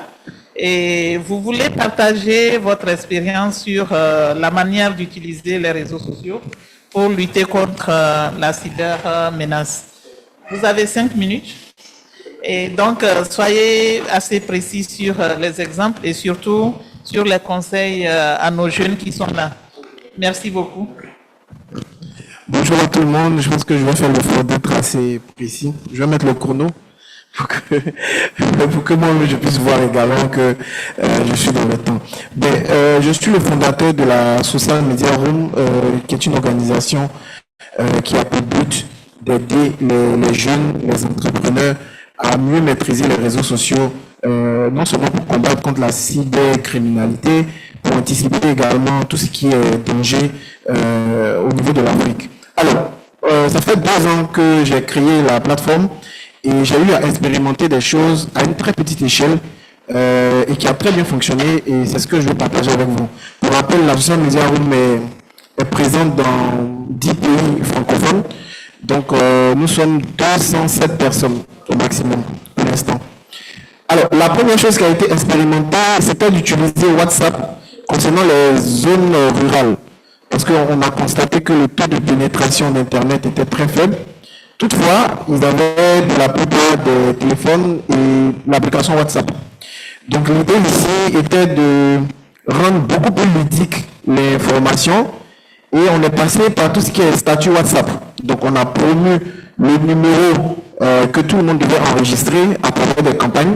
Les gens se sont abonnés et ils avaient régulièrement dans les statuts, ils voyaient régulièrement en fait des messages qui concernaient la vente, qui concernaient le marketing, qui concernaient également le bon usage des réseaux sociaux pour atteindre leurs objectifs. Et vous savez qu'à chaque fois que vous voyez un statut WhatsApp, vous avez la possibilité d'interagir avec l'interlocuteur et cette première approche a très bien marché. La deuxième chose, c'était de créer de toutes pièces ce que d'autres personnes n'appellent des influenceurs. Les jeunes aujourd'hui sur les réseaux sociaux sont très influencés par d'autres personnes qui nomment des influenceurs, mais qui ont une très mauvaise influence sur eux. Donc l'idée c'était de prendre le problème à la base en créant de toutes pièces des influenceurs qui ressemblent au profil de ces jeunes-là, qui véhiculent un message et qui les aident également à pouvoir dépasser leurs objectifs et à résoudre leurs problèmes. Donc il y a un lien émotionnel qui se crée beaucoup plus facilement et le choc des générations, il est déjà coupé à ce niveau-là parce que c'est pas un aîné qui leur parle, c'est un jeune comme eux qui a traversé les mêmes situations. Donc ça facilite déjà le dialogue et on essaie d'attirer beaucoup plus de jeunes vers ces influenceurs créés de toutes pièces. La deuxième chose, c'est au niveau de l'entrepreneuriat. Tout à l'heure, les personnes qui m'ont précédé ont évoqué le fait que l'entrepreneuriat permet à des jeunes de ne pas s'orienter vers de mauvaises pratiques.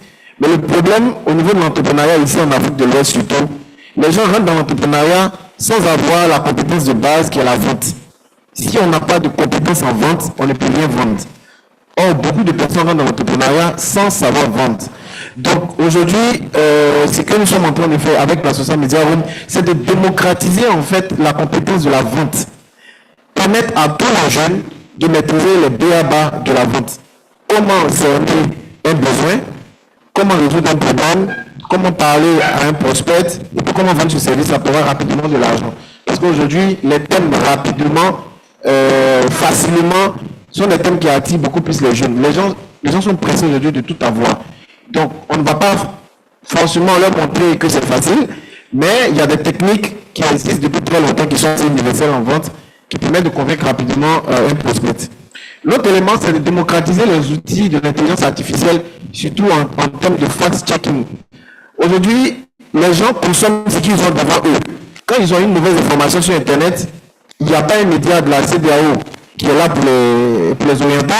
Il n'y a pas un média en qui ils ont confiance. Et c'est les très petits médias qui prennent sur les réseaux sociaux, qui ventilent la mauvaise information. Donc, ça c'est quelque chose qui est en projet. L'idée, c'est de créer un média qui est géré par des jeunes. On va dire, apporter le contre-discours à chaque fois qu'il y a une mauvaise information qui circule. Parce que la mauvaise information va beaucoup plus vite que la bonne information. Et le dernier point, je crois qu'il me reste 30 secondes, c'est de faire tester en fait les outils pour vérifier la bonne information comme Snop, Google Fast Check Toll. Donc c'est vraiment de démocratiser en fait ces outils-là pour que les jeunes puissent connaître déjà l'existence de ces outils et puis mieux les utiliser. Voilà, merci. Merci beaucoup, Monsieur Boka. Vous avez vraiment tenu dans le temps en nous parlant des influenceurs, mais également des influenceurs que vous-même vous voulez générer pour véhiculer la bonne information et créer l'émotion entre les jeunes qui faciliterait l'échange au niveau des réseaux sociaux, mais également faire en sorte d'accompagner les entrepreneurs et voir comment mettre en place les outils de l'intelligence artificielle. Un média à gérer par les jeunes, mais des médias également à mettre en place par les organisations régionales. Je crois que la CEDEAO a pris note et puis on pourra échanger. Voilà, chers jeunes, nous sommes à la fin de ces présentations introductives. Nous allons ouvrir une liste de 5 personnes pour pouvoir échanger. Je vois déjà une main. Ça fait 4 personnes et 5, 6. Voilà. Je commence par le monsieur qui est... Voilà, vous. Non. Merci beaucoup. Je remercie les panélistes. Mais je dois dire, au nom des jeunes qu'on a été victimes là du temps parce que nos panélistes ont suffisamment d'expérience à partager. Et à tel point que je suis resté sur ma faim. Mais bon, on va faire avec le temps. J'aimerais poser une question au premier panéliste pour dire que nous avons constaté, ou il a dit qu'on a constaté que le premier recrue vient d'une université de la technologie, qui travaille sur les questions de la technologie. Et chaque année, l'université de nos pays déverse des apprenants sur le marché. Et vous avez constaté que la grande masse de recrutement se trouve parmi ces jeunes qui n'ont pas d'emploi. Qu'est-ce que nos gouvernements font pour réduire cet écart entre la formation et l'emploi pour éviter des recrutements dans cette dans comment dire, JBCR, dans cette JBCR. Merci. Ok, merci beaucoup. Vous, oui.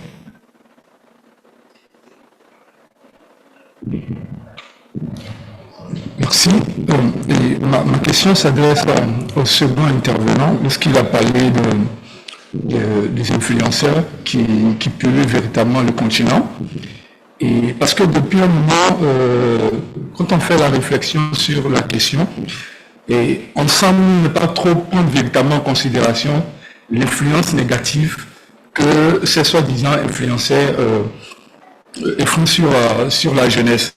Ce que j'aimerais souligner, c'est est-ce qu'il n'est pas peut-être temps de pouvoir peut-être, au lieu de faire fi de ce qui se passe, ou au lieu de peut-être de vouloir les combattre entre guillemets, de les associer plutôt à une initiative qui va peut-être dans une sorte de reconversion, puisque qu'on le veuille ou non aujourd'hui, ils sont plus écoutés, ils sont plus suivis par la masse des jeunes. Et on a vu par exemple à la dernière CAN, certains ont été associés à la communication autour de la CAN, et ils ont été plus suivis même que les médias classiques.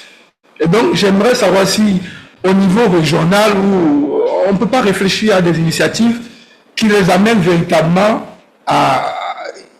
où on les implique, à sorte qu'on puisse, je ne sais pas, les reconvertir ou bien les amener plutôt à partir de l'influence négative qu'ils ont au divertissement, à être utiles plutôt à cette jeunesse-là. Parce que, quand le veut, ils sont suivis et je crois que, en réalité, au lieu d'être des influenceurs, ils ont l'influence sans forcément être des influenceurs au sens positif du terme.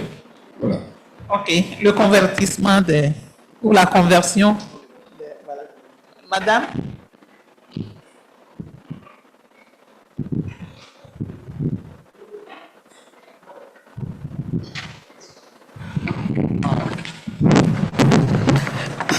Bon, je remercie tout d'abord les panélistes.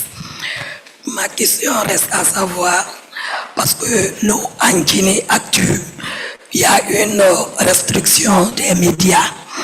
Les médias privés sont fermés. Étant donné le numérique a une grande importance et la population, la majeure partie de la population guinéenne est jeune. Donc, aujourd'hui, si nous parlons du numérique et l'importance du numérique, j'aimerais savoir, face à cette situation, qu'est-ce que vous nous proposez pour mettre fin à cela? Parce que nous devons être informés à la minute de ce qui se passe. Mais actuellement, en Guinée, les choses se passent de pêle-mêle.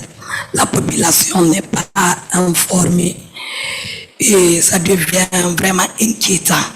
Et si cela continue, vu que nous traversons une période transitoire, donc c'est des risques qui vont en venir. Et d'ici cela, qu'est-ce que nous les jeunes, on doit faire?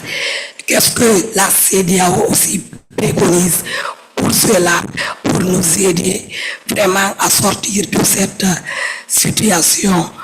Car plus de 63% de la population est jeune en Guinée. Je vous remercie. Merci beaucoup, madame. Derrière d'abord, après vous.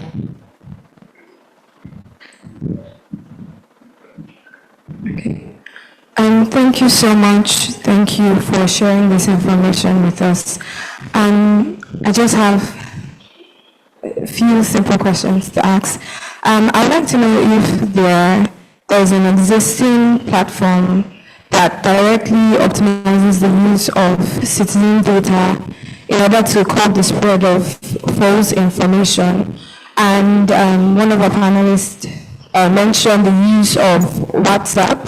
And I also like to know if there is a fact check, or if how are these platforms also regulated to, if there is any, how is it regulated to make sure that whatever information that is being put out there is correct and it's not targeted or used for propaganda? Thank you.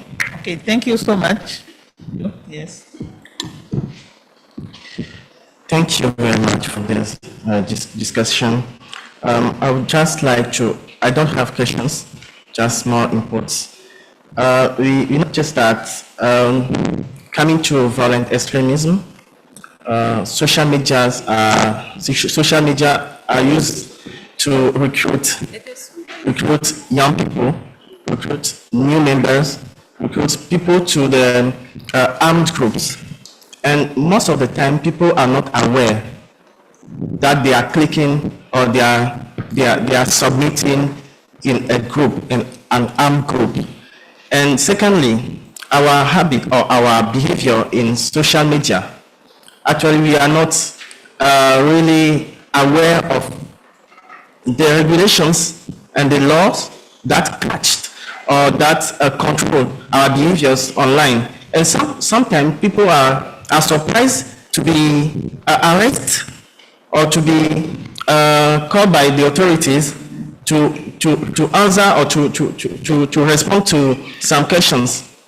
And I think we are using social media and internet platforms, but we are not aware of its dangers and its threats. So I think it is important to have a program that or to raise awareness on these issues, on the dangers in internet and social media platforms using, and dangers related to cybercrime, violent extremism as well.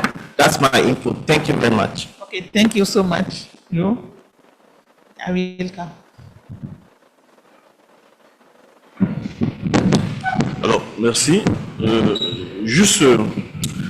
Juste que je voulais qu'on fasse une vraie distinction dans l'approche même sur l'information qui est faite sur le numérique.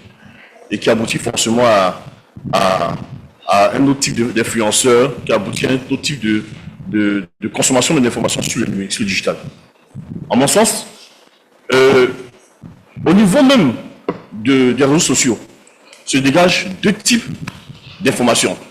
Il y a la communication numérique qui est donnée, une communication en tant que telle qui est donnée par l'ensemble des participants sur ce réseau social-là. Mais en fait, qui n'est pas une information au sens propre du thème qui est donnée par exemple par les médias, par les journalistes en tant que tels. Et ça, c'est ce qui est d'actualité, c'est ce qui est nouveau. Aujourd'hui, on court vers la communication qui fait tendance, on court vers la communication médiatique via les réseaux sociaux qui fait tendance, parce que pour nous, c'est l'air et c'est plus dynamique parce qu'il y a du monde là-bas. Mais en réalité, ce qu'il y a, c'est que l'on s'en sert justement pour passer certains types d'informations, malheureusement, qui est consommé par l'ensemble des populations, qui a un impact indubitable sur ces populations. Pour moi, il faudrait amener à une prise de conscience collective chacun, pour faire cette séparation au niveau de l'information numérique de façon générale, pour qu'ensemble, on puisse maintenant aller dans le sens de ce qu'il disait, aller sensibiliser les personnes sur ce qui est bon, justement. Et ces personnes qui sont sur les réseaux sociaux, qui en fait font pas de l'information, qui font de la communication médiatique via ce support-là, elles ne sont pas suffisamment sensibilisées. Pour elles, c'est un support qu'on leur donne et qui permet de pouvoir avoir assez d'influence et dire ce qu'elles veulent. Et mon sens, aujourd'hui, il faudrait que la CEDEAO, dans son approche, prépare des assises véritables sur même le contenant et le contenu même de l'information numérique sur les réseaux sociaux dans l'espace CEDEAO, pour que nous puissions en même avoir un contenu d'information qui est propre, qui est bon, comme on le dit, qui pourra nous permettre de pouvoir participer au développement de la sous-région. Et ça, c'est quelque chose de fondamental. Il faudrait qu'on passe à ces assises-là, définitivement, pour pouvoir clarifier les choses. Ok, merci beaucoup. Oui, vous? Ouais. Okay, thank you very much for giving me floor once again. My name is Musa Kesise. Well, talking about the negative contents that the influencers are creating, to me, if there will be any suggestion, is to organize summit or conference for all the influencers, the most famous ones I would say, from all the continent and countries of the ECOWAS states, to organize and also to make sure that they disclose the positive content creations of what they are sharing. That is very important to me. I think that would be done if it is possible for the ECOWAS Youth Summit to organize such thing. Thank you. Thank you. Madame? Vous? Allô? Non, ok. Alors, merci pour la parole. Ma question, c'est à l'endroit du panéliste 1, parce que il a présenté un peu ce que le Ghana faisait et tout. Je vois effectivement que le Ghana travaille avec les jeunes, mais de manière concrète, j'ai pas vu d'activité concrète envers les jeunes. J'ai cru comprendre qu'il y avait des actions au niveau de l'université et tout ça, des universités qui ont été faites. Mais ce que moi je voulais savoir, les jeunes, ce ne sont pas que les jeunes éduqués, ou ce ne sont pas que les jeunes qui vivent dans les zones favorisées. On a parlé ici, lorsqu'on a fait la présentation, des secteurs défavorisés. Donc, dans ces secteurs-là, qu'est-ce qui est fait concrètement pour les jeunes? Parce que je me dis que la menace terroriste atteint plus les zones défavorisées parce que ces zones-là, les personnes, ils n'ont pas à manger, ce sont des personnes pauvres, ce sont des personnes, ils n'ont pas accès même au numérique. Donc nous sommes tous ici, nous sommes en train de parler de numérique, mais parce que nous avons accès. Les autres qui n'ont pas accès au numérique, comment est-ce qu'on fait? Et on va être étonné de voir que justement la menace terroriste, eux, ils donnent les moyens à ces personnes défavorisées-là d'avoir accès au numérique. Mais nous, le gouvernement, qu'est-ce que nous on fait en fait? Parce que nous, on parle tout le temps avec des personnes qui ont la possibilité, des personnes qui ont accès. Mais ceux qui n'ont pas accès, qu'est-ce qu'on met en place de manière concrète pour les ramener à la réalité et pour justement lutter contre la menace terroriste? Parce que si je prends le cas de la Côte d'Ivoire, il y a beaucoup d'actions qui sont menées en Côte d'Ivoire. Sauf que vous allez être étonné de voir que la zone du Nord, Mignan, Tengrela et tout, ce sont des zones qui sont très très défavorisées, mais qui sont des zones, comment je peux dire, favorables à la menace terroriste. Pourquoi? Parce que ces personnes ont déjà étudié la cartographie de la Côte d'Ivoire. Donc, ils savent en fait qu'ils peuvent influencer dans ces zones, et étant donné que ce sont des personnes délaissées, défavorisées, ce sont des hommes pauvres. Donc, d'abord, ça commence même par apporter une solution à la pauvreté. Ensuite, apporter une solution maintenant à comment est-ce qu'on va instaurer le numérique pour pouvoir ensemble lutter contre ce fléau-là, en fait. Merci beaucoup. Madame, ici.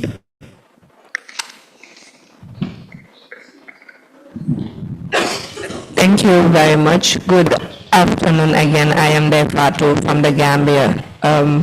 So I hear most of us mention that we should do more of sensitization to ensure that young people understand the effects of technology and how it can affect our development trajectory as a continent.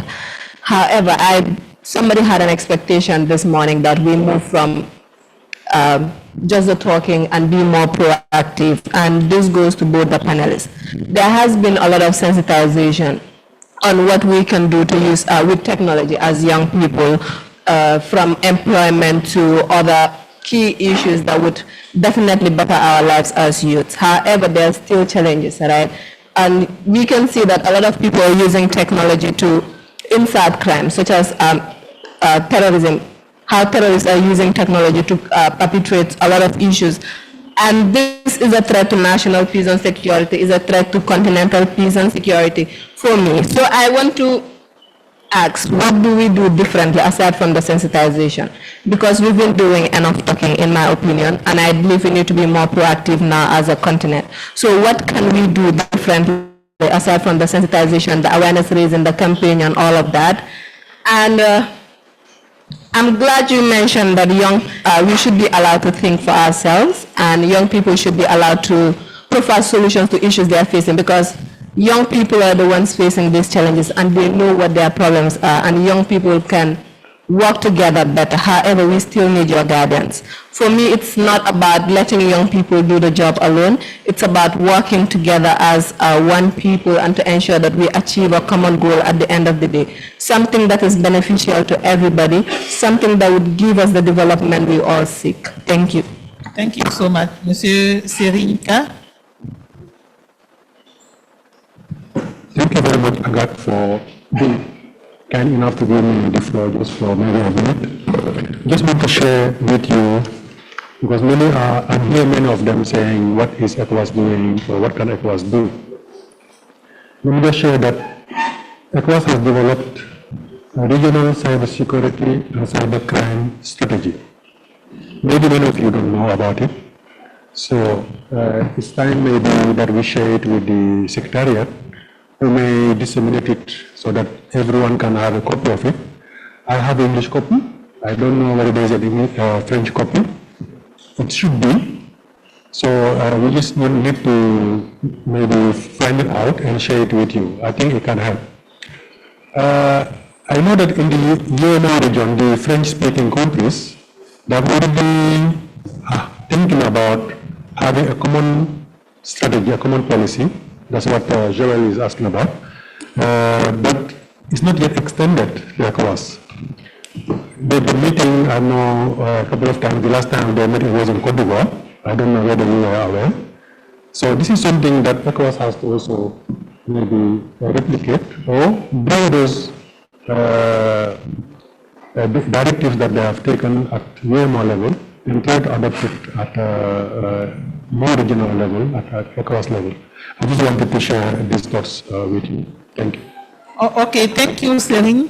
I am very happy that people online are able to listen to us and want to participate. So I want to give the floor to our colleague from WANEP to share a question and comment on Zoom link. Thank you. Okay. Merci. Alors là, je vais partager l'avis de nos participants virtuels. Il y a Madame Apo Angelina Clémence Niangora. Elle a ceci à dire: je pense que vu que le terrorisme est un phénomène qui tire sa force dans les programmes endogènes que traversent nos différents États, ne reviendrait-il pas à nos dirigeants de revoir leur mode de gestion? Le numérique ne fait qu'amplifier ce que nous avons dans la vie réelle, quoique le numérique fait partie de cette vie réelle également de nos jours. Je suis pour l'idée de mettre en place médias en ligne qui sera chargé de servir de référence pour vérifier les informations en ligne au niveau de la sous-région. Et finalement, elle dit « Tous les jeunes doivent être pris en compte dans cette stratégie de lutte contre le terrorisme en ligne. Des campagnes de sensibilisation de proximité, des formations simplifiées et adaptées devraient être initiées à l'endroit des jeunes de toutes les couches sociales pour avoir plus d'impact. » And then there is another comment from Abiadum Aderele. Good afternoon to you. In addition to other solutions, I would like to say ECOWAS should involve more faith-based youth organizations. If the people engaging in violent extremism are promised some things, the orientation and reorientation of the youth in West Africa is non-negotiable. Thank you so much. So we are coming back to you to take the floor and answer to the questions. So we are coming to Ghana. All right, thank you very much.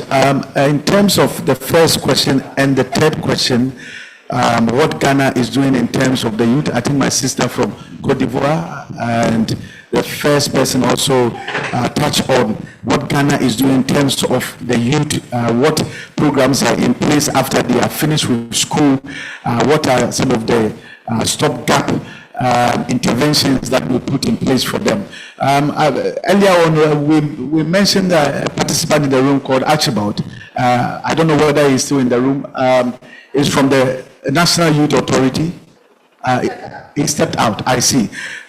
So in terms of Ghana, since 2015, thereabout, we established that the youth unemployment in Ghana was at a tipping point, and it could pose significant security risk or threat to the country. So we came up with the Youth Employment Authority, and through an act, it came in place. And also, we also have the National Youth Authority. So these two important institutions in the country are the famous institutions to ensure that there are programs in place to address youth challenges in the country.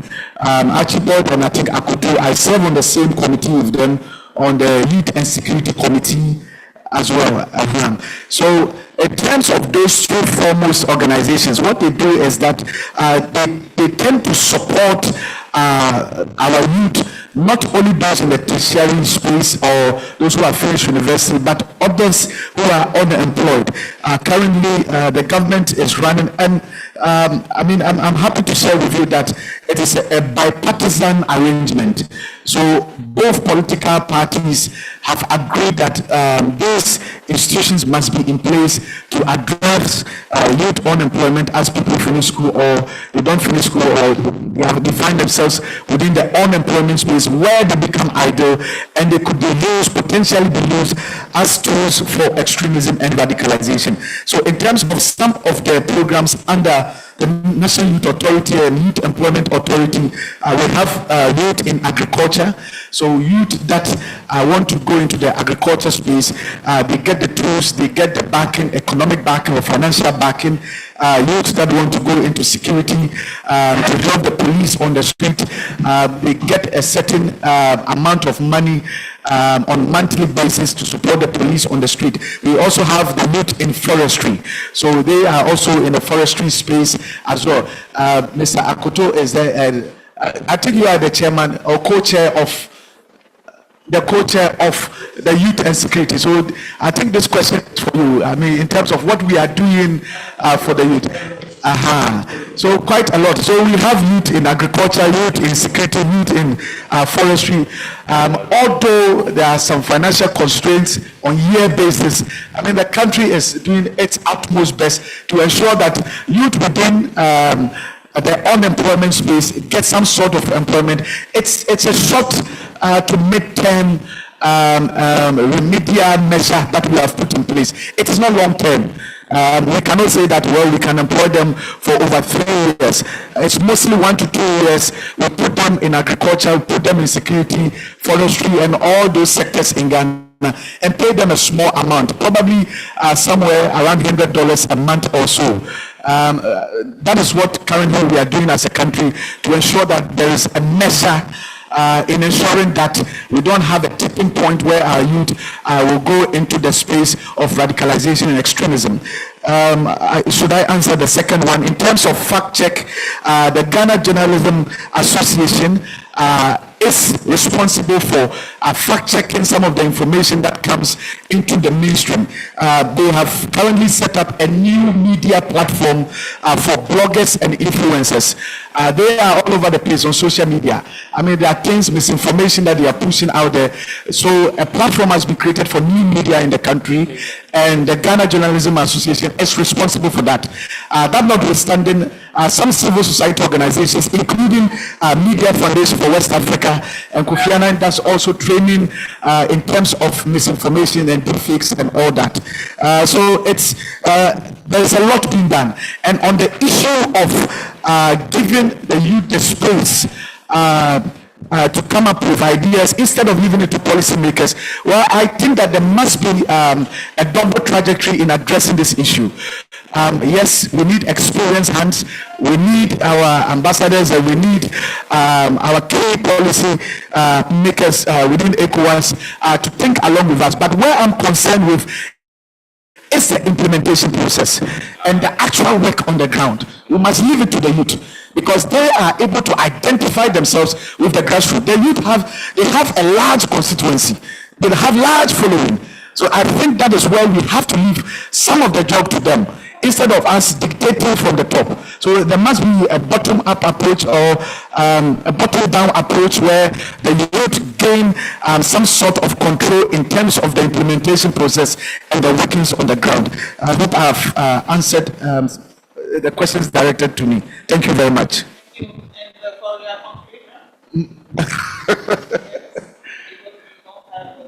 All right.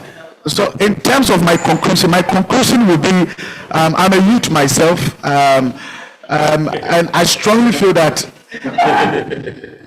we must push for more. When I sit with my minister and I sit with other people, I realize that the youth voice does not really matter, but we must ensure that we keep pushing.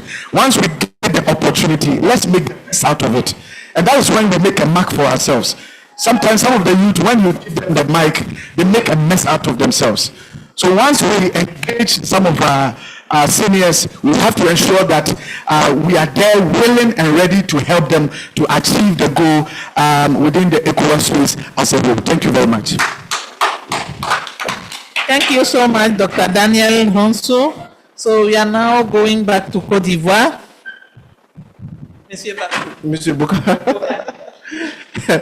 D'accord, bon, je vais essayer d'être assez court. La première question, c'est concernant comment associer les influenceurs. Bon, j'aime bien dire ceux qu'on appelle les influenceurs. Moi, je préfère les appeler des créateurs de contenu influents. Alors, pourquoi on ne les associe pas à tout ce qui est prévention? Ce que vous ne devez pas oublier, c'est que tous les créateurs de contenu arrivent sur les réseaux sociaux avec un business model qui est clair. Ils arrivent sur les réseaux sociaux pour gagner de l'argent. La création de contenu, c'est un business. Donc, quand on veut utiliser un créateur de contenu à des fins politiques ou à des fins humanitaires, cela veut dire qu'il doit être rémunéré. Parce que le modèle économique d'un créateur de contenu est basé sur du divertissement et de commérage. En Côte d'Ivoire, on appelle ça le béret. Dans d'autres pays, on appelle ça du Congo-ça. C'est justement parce que ces thématiques-là sont beaucoup regardées que techniquement, les réseaux sociaux permettent à des personnes qui suivent de rémunérer ces personnes-là en vue ou en cadeau.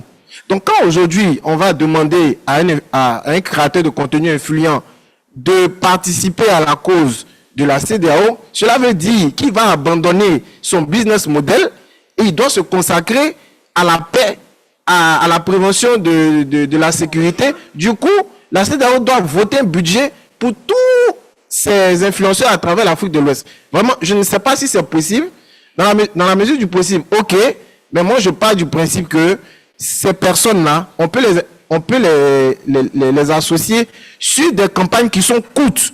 Quelqu'un a donné l'exemple de la CAN. La CAN, c'est un mois. Après un mois, est-ce que vous avez vu quelqu'un encore en train de parler de la CAN? C'est fini.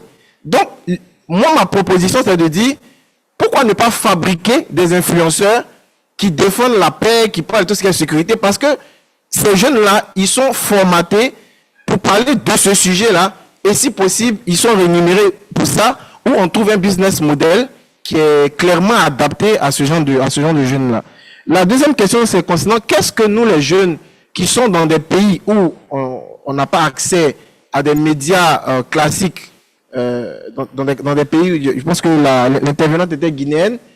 Bon, moi je suis partisan en fait de ne pas vraiment compter sur nos institutions. Faisons d'abord le pas. Et quand le pas est fait, les efforts sont faits, les institutions internationales peuvent voir ce qui a déjà été fait. Quand dans un pays, tout est fermé et qu'on n'a pas accès à l'information, que fait la jeunesse de la diaspora?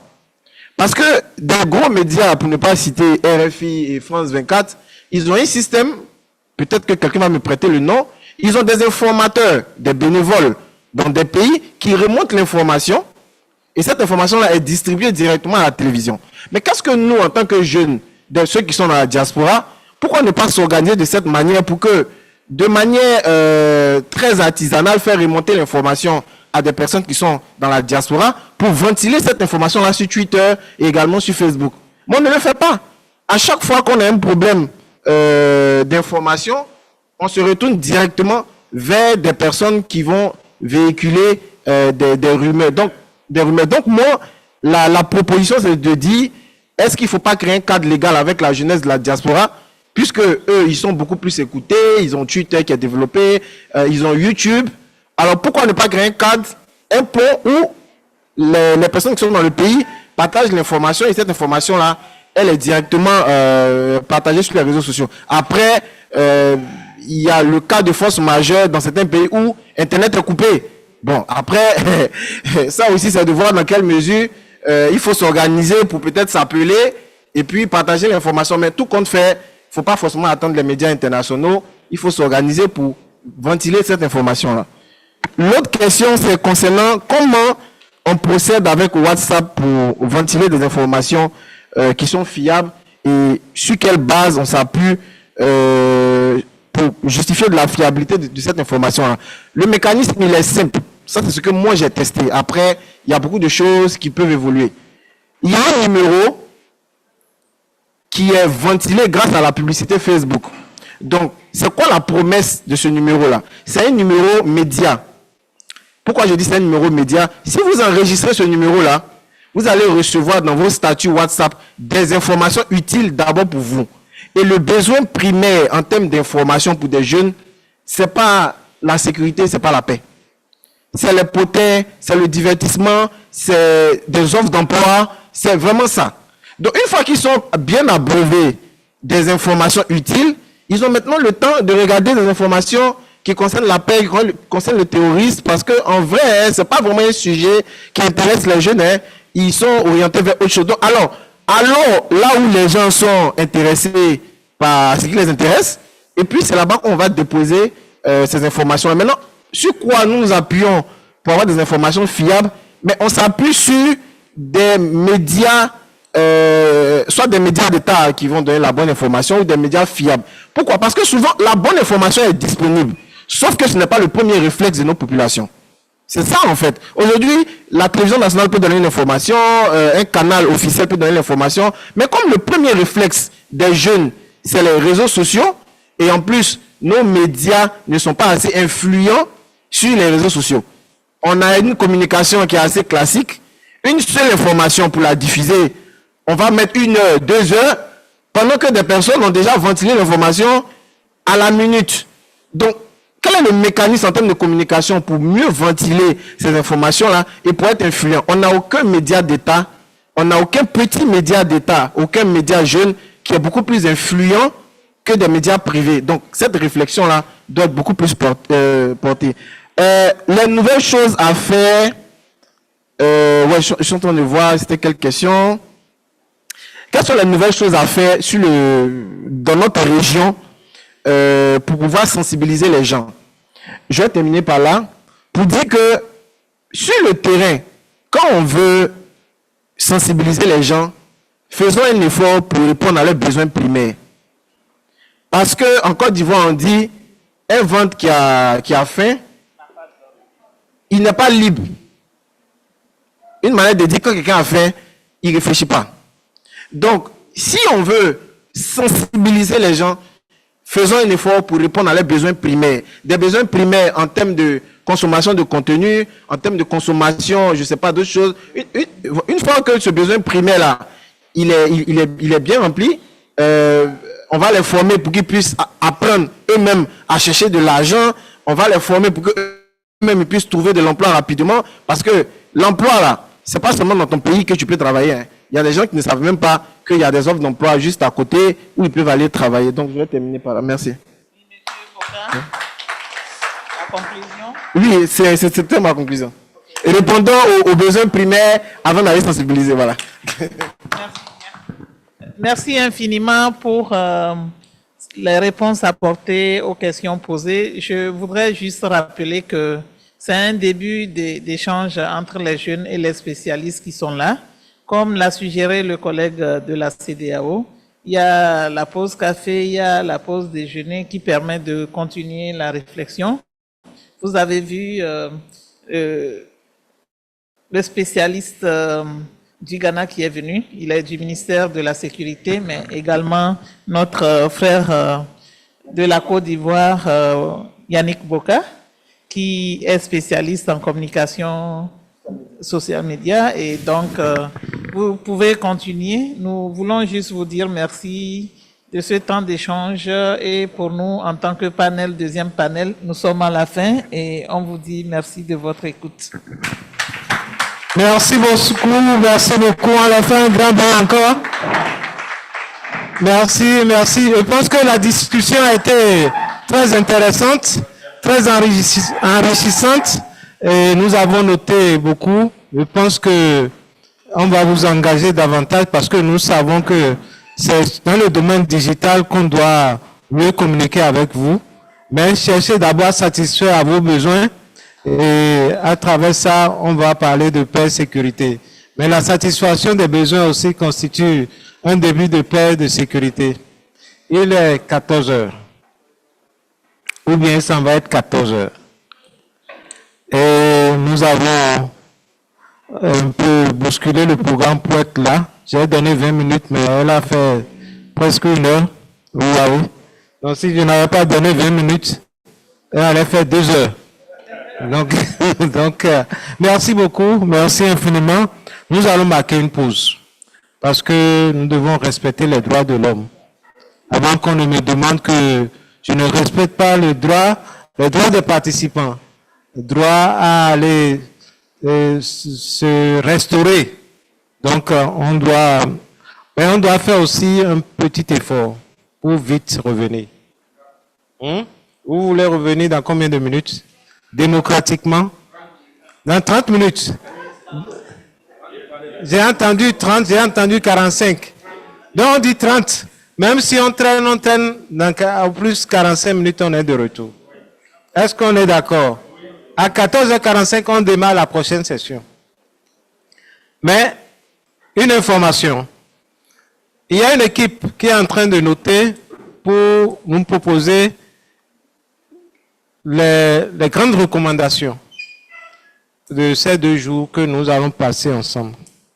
Donc, ils sont en train de travailler, mais je voudrais que vous les reconnaissiez. Et si possible, s'il y a des volontaires qui veulent s'ajouter à eux, ils peuvent bien s'ajouter à eux. Donc, oui, s'il y a des recommandations à envoyer, vous les envoyez aussi. Je voudrais qu'ils se présentent. Nous avons Jude, nous avons Kouchano, nous avons Grâce. Et présentez-vous, levez-vous pour qu'on vous voit. Donc, nous avons 2 francophones, un... Pardon? Kisiwa aussi s'ajoute. Merci beaucoup, Kisiwa. Merci. Et une lusophone. tu veux t'ajouter à l'équipe? Oui? Oui?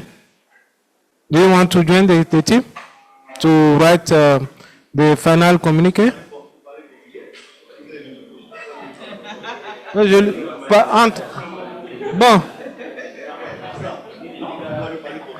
Je vais lui parler qu'au portugais, hein? Ok. Elle est lusophone, mais entre lusophone, francophone et anglophone, elle doit savoir. Oui, il y a le phone. Hein? Ok. Oh, oui? Qui? Elle parle plus anglais, non? Oui, c'est ce que je faisais. Parce que quand je l'ai testé en français, j'ai vu qu'elle ne prenait pas. Je suis allé. Ok. Do you want to join the team? No, no. You give up, hein? Ok. Merci beaucoup. Merci. On fait un blanc. S'il y a des gens qui veulent se joindre à l'équipe, pas de problème. Oui. Do you want to join the team? Ok. Your name? Ange. Ange quoi? Merci beaucoup, Ange. Je vois encore des doigts là-bas. Hein. Qui veut se joindre encore? Oui. Ok. Anatole aussi veut se joindre. Qui encore? Ici. Bon, voyez-les. Il n'y a pas de problème. C'est sans limite. Hein? Mais faites vite le travail. Merci beaucoup. Un banc pour tout le monde. Un banc pour les interprètes. Merci, merci, merci beaucoup. Et bon appétit. Hein? On va vers la piscine manger. Ceux qui ne connaissaient pas la maison, on va vous amener vers la piscine. Vous allez manger vers la piscine. Merci beaucoup. Bon appétit. On commence par compter les 45 minutes. Oui. The 45 minutes. We start counting the 45 minutes. Hein? So,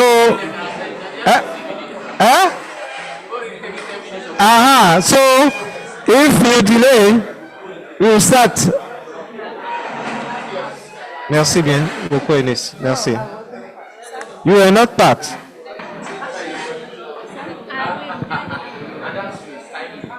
No, it's a joint team. It's a joint, yes. I want to be part of it.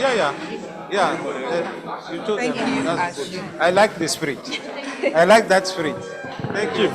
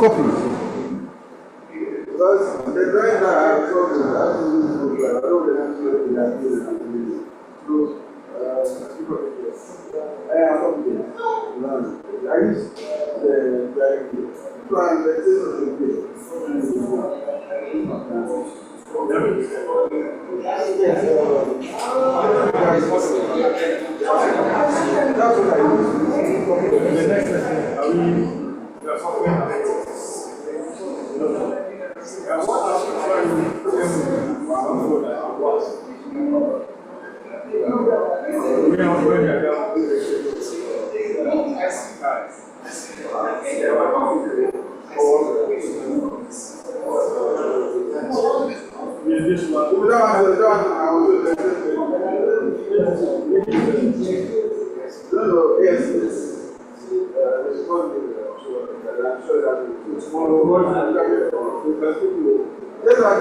don't know whether they come with this.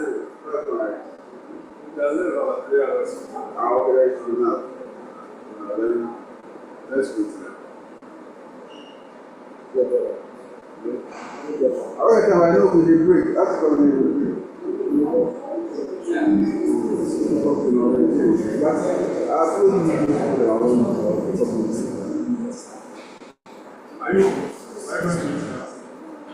Is it lunch? Let's say lunch. And then go eat. I didn't want to leave it. Okay, then go and come and I'll go. Trust me. Okay, this is. Yeah, you can't trust me. Well, then I'll leave my food. Yeah, but you can explain pictures actually. Okay, you left one.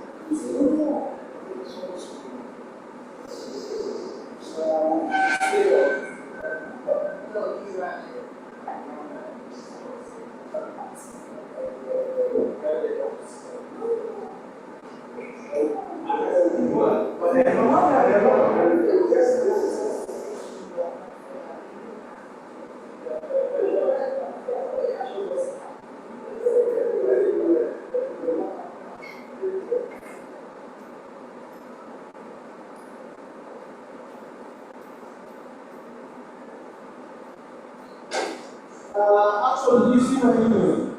Yes. Alright. Oh, no. Once you got me, that's the most important. And the way the other also, if you go to have the other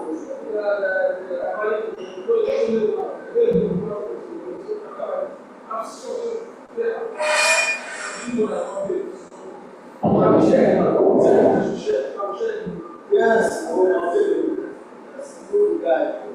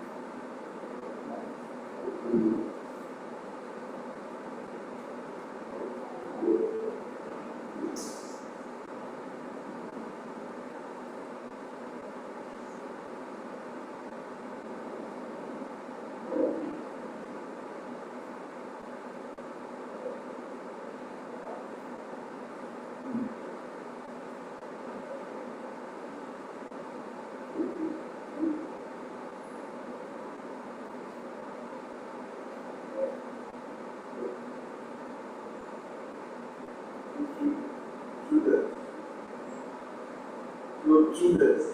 Like, 2 days.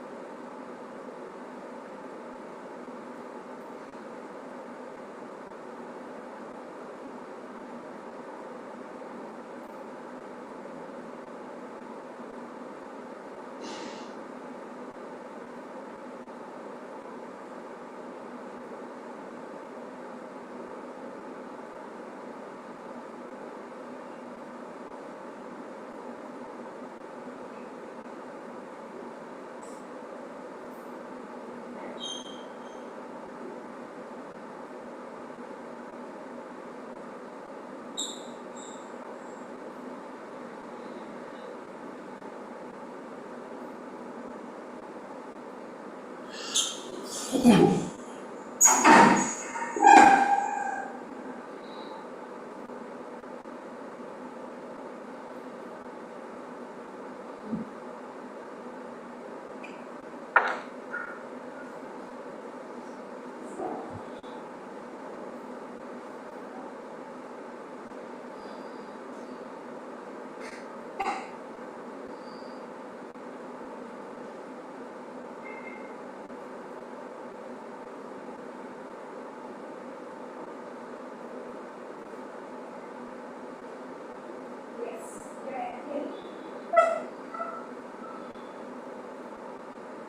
borrowed the device. After the, when they're done, I'll borrow it again. Okay.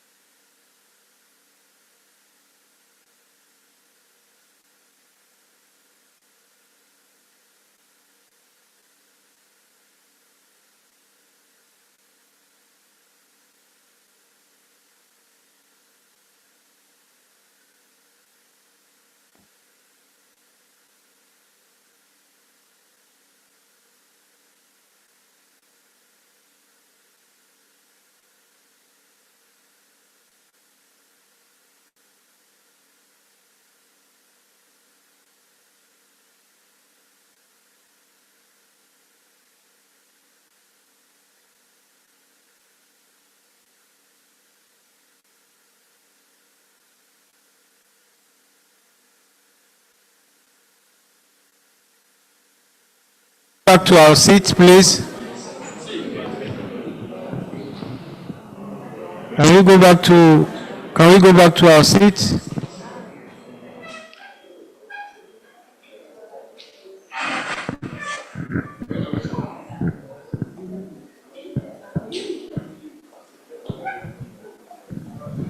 You see, that's the challenge we are having, eh? We, the young people, we are blaming the adults. Eh? When we agree on something, it's difficult to respect it. Eh? We say we are back 45 minutes after 2. No, but that's what we should avoid. We should avoid this. Huh? You have to avoid this. If you want a change, the change should not come, it should not be just verbal. We should stop the rhetoric. Huh? We should stop the rhetoric and go for action, concrete action. That's what we said this morning. Huh? The rhetoric must stop. Huh? If you assess what is happening in the region, the first session mentioned it, the issues. But we also are part of the issue. The governance issue is systemic. So how do we enroute that system?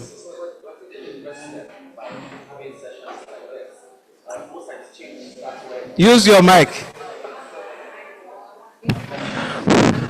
Yes.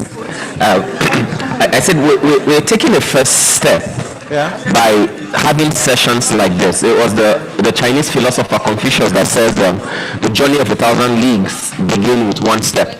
And so you would agree with me that the changes that have occurred in many African nations started when one individual said enough is enough. And so as much as we still have a systemic problem, if you can get even one person from this gathering that can say enough is enough, but think systemically, because systemic problems can only be solved from a systemic point of view, then change can start, sir. But if we just go on an individualistic stance, it will be tantamount to cutting the branches and leaving the root of the tree. So for me, I think we've started in the right direction, and we'll get there before the end of tomorrow. Before the end of tomorrow? Before the end, it's a 2-day program, really. No, I think this is a big challenge for us. What we are facing in the region is the challenge to respect our normative framework. What we did before lunch, it was just a type of framework. We ourselves, we say by 2:45 we'll be here. We fail. 2:45, and we cannot respect it. And we are challenging the old people. We are challenging the adults. And we are young, and we say we have voices for change. Where is the change? So you we don't need big things for the change to happen. Yes, true, sir. We don't need big things. Nice, sir. Little things, sir. Little bits. And it should not be one person issue. It's a critical mass that are committed. Then the change becomes a reality. That's very true, sir. Very if you are in a government and you are fighting against corruption, and others are going the other way, it will be difficult. they say put him in the corner, don't mind him. But if all the members of the government are saying the same thing, change is happening. In our organization, the same thing. So when we should stop the rhetoric. Yes, and practical. With little things, we should show that we are different.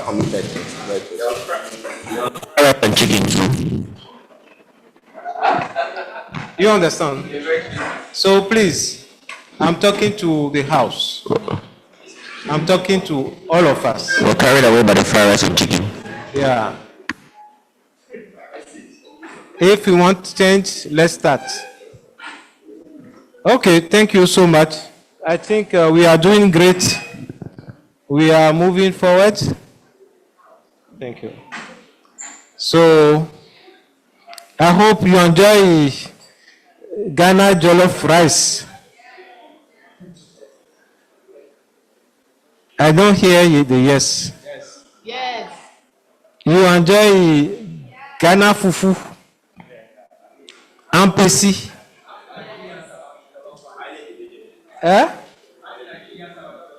It's debatable. Whether it's between Ghana or Nigeria or Sierra Leone or Senegal. I don't want to enter that debate. The most important is that you have eaten. The jollof enters.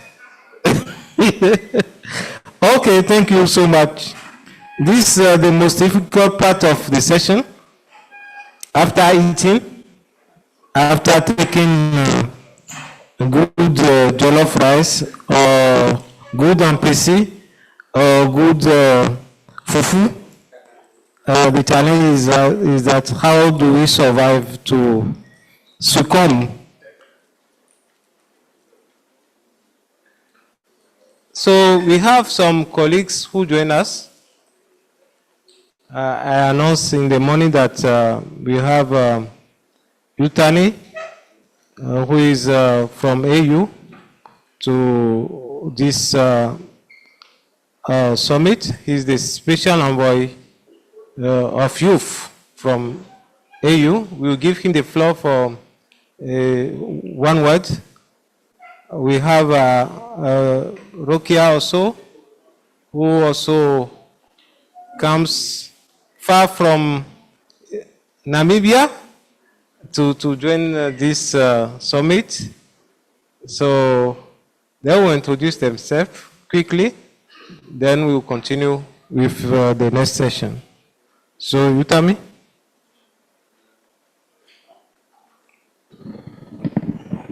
Thank you, sir. Yeah. Hi, everyone. My name is Daniel Kwam. I'm actually the representative of the Youth Envoy at the AU.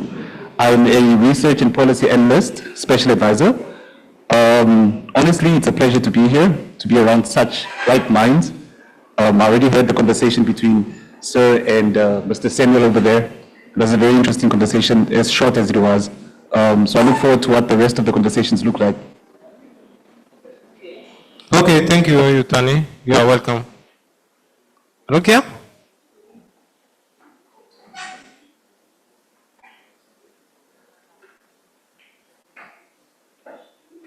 Yeah? Yeah, you can grab a mic somewhere there. Come and collect this. Come here so that everybody will see you. Come this side. Okay. Thank you. Good afternoon. Good afternoon. Good afternoon. Thank you. My name is Rokhaya Kanji. I'm from Senegal. I'm the managing director of IFAGE, which is the first private school specialized in insurance and actual science in West Africa. I have more than 20 nationalities in the school, so I'm here for the youth because I'm young, and I also train young students and young future leaders to change Africa, to improve the way we do and to try to be better and build the correct project. Thank you. Okay, thank you. Thank you so much. Is there anybody who has not introduced himself? Even my system says that you didn't introduce yourself. PR. You can introduce yourself. Yeah. I'm giving you. Good afternoon, everyone. I've been here the whole day. I don't know why the camera didn't capture that I introduced myself. Anyway, my name is Ebenezer Isiedu. I work for the ECOWAS Commission as head of democracy and good governance. Thank you.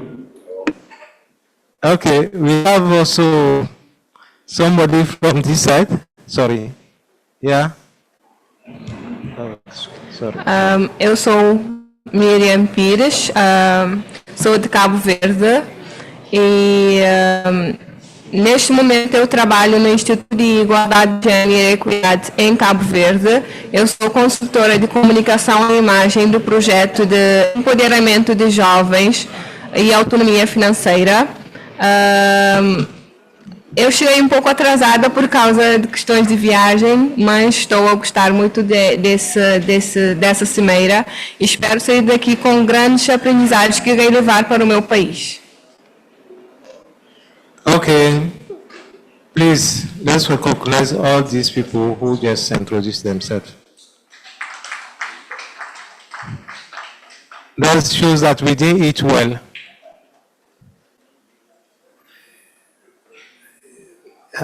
Is it true that we did it well? Oh, please come again.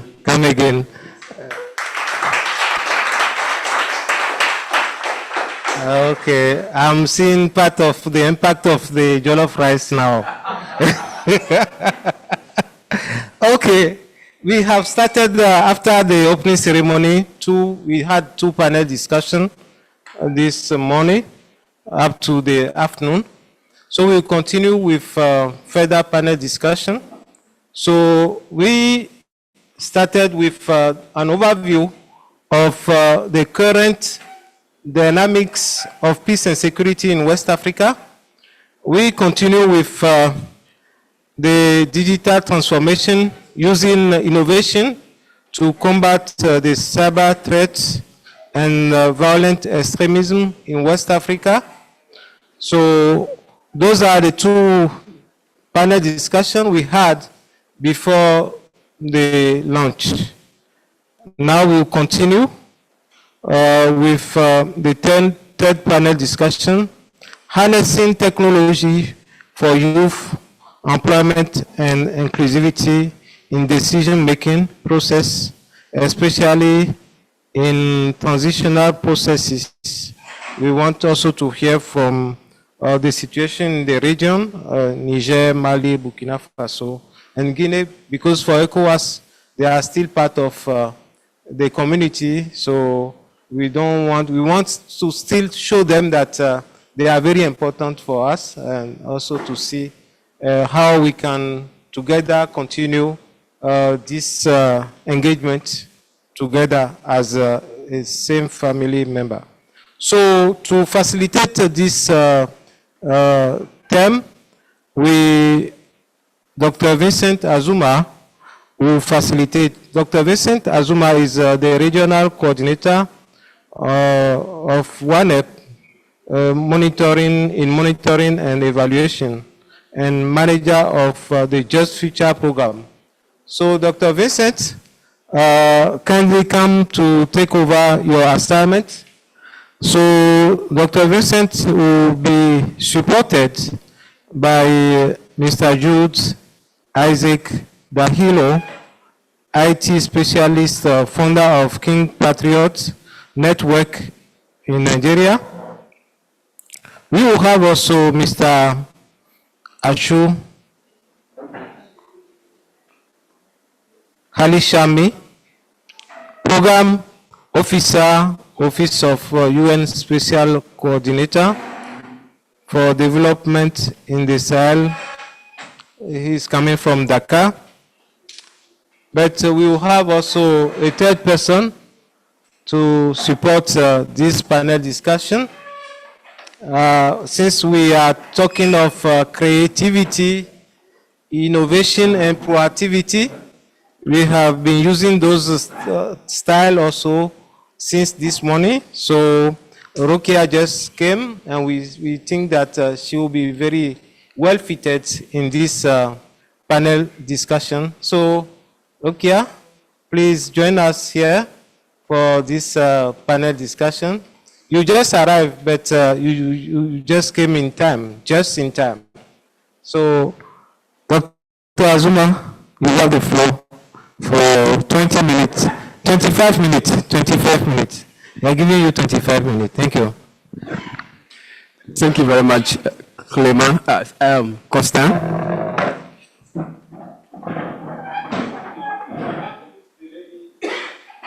Yeah.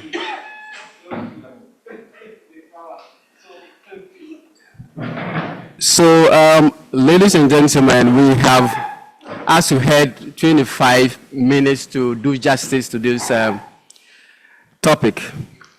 And we know, or we've heard so much about assistive technology and how we can use assistive technology to improve inclusivity, how we can use assistive technology to improve the employment for the youth, and how we can also use that technology to enhance our networking, our relationships, and to develop our communities and our countries. So this afternoon, the experts around me, when I look at them, the richness they have in thoughts, and when I read their bio, what I read about actually scares me. I feel like I'm not competent enough to even be talking to them. So we'll be listening to them. And as you heard, we have Mr. Jude Isaac Dahilo. He's an IT specialist and founder of King's Patriots Network in Nigeria. Oga, welcome. And Mr. Ashu Halishami, Program Officer, Office of UN Special Coordinator for Development in the Sahel, based in Dakar. Welcome, my brother. And of course, the founder and director of IFAJ, she was just introduced, Rukaya Kanji. My dear, welcome. We will give you 5 minutes each to tell us how in your field you are employing technology to improve employment or to enhance employment, how you are using technology to enhance inclusivity, and how you are using technology to enhance development in your various places of work and in your countries. So let me start from my left and give the chance to Ashu. My stomach is, maybe I should stand up. Thank you. Let me stand.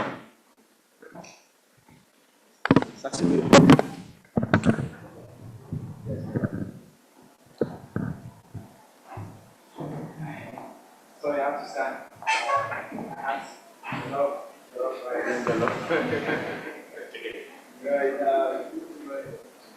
Thank you very much, dear colleagues.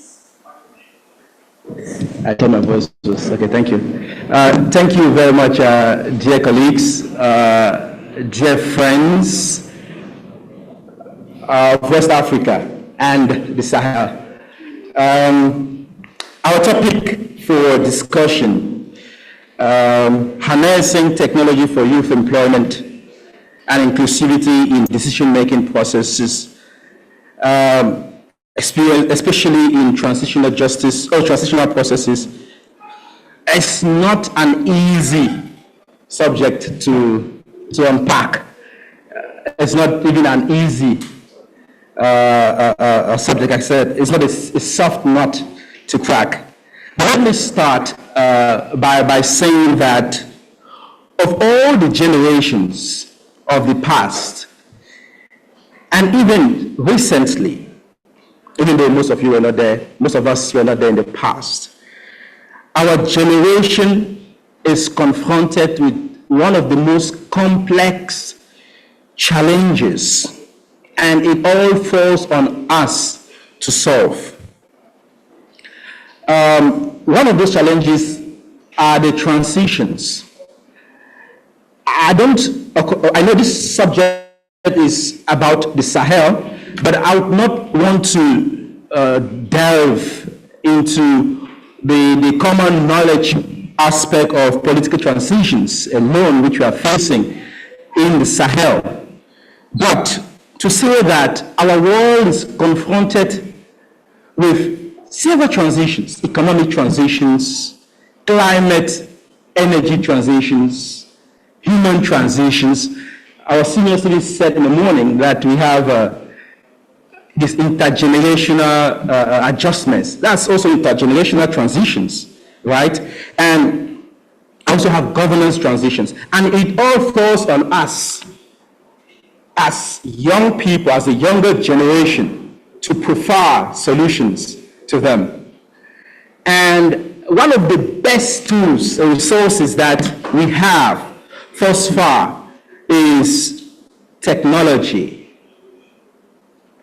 Okay? But it can negatively be used, as well as we can positively use it in order to navigate all these complex transitions that we are facing. Now, but because we, the young people, have this difficult challenge to solve, it also means that there needs to be a meaningful youth participation in all areas of digital conversations and innovation. It shouldn't just be the conversation of, oh, we had 20 young people in attendance, we had 50 young people in attendance. It shouldn't just be a fait accompli. We should have the young people that are leading the process themselves. In the Sahel region, in Mali, in Burkina Faso, in Guinea, and in Niger, we all know the key challenges that these 4 countries are facing, especially the Central Sahel countries, Mali, Burkina Faso, and Niger. Climate is one. Lack of energy access is 2. Lack of water access is 3. Now, all these 3 problems have catalytic effects because they produce other problems. But for me, I'm going to domicile my discussion on technology based on these challenges, which I believe we should use them as opportunities. And in the Sahel region already, despite what is happening, we have young people who are at the forefront of developing technologies that are helping them to mitigate the impact of climate change. So, there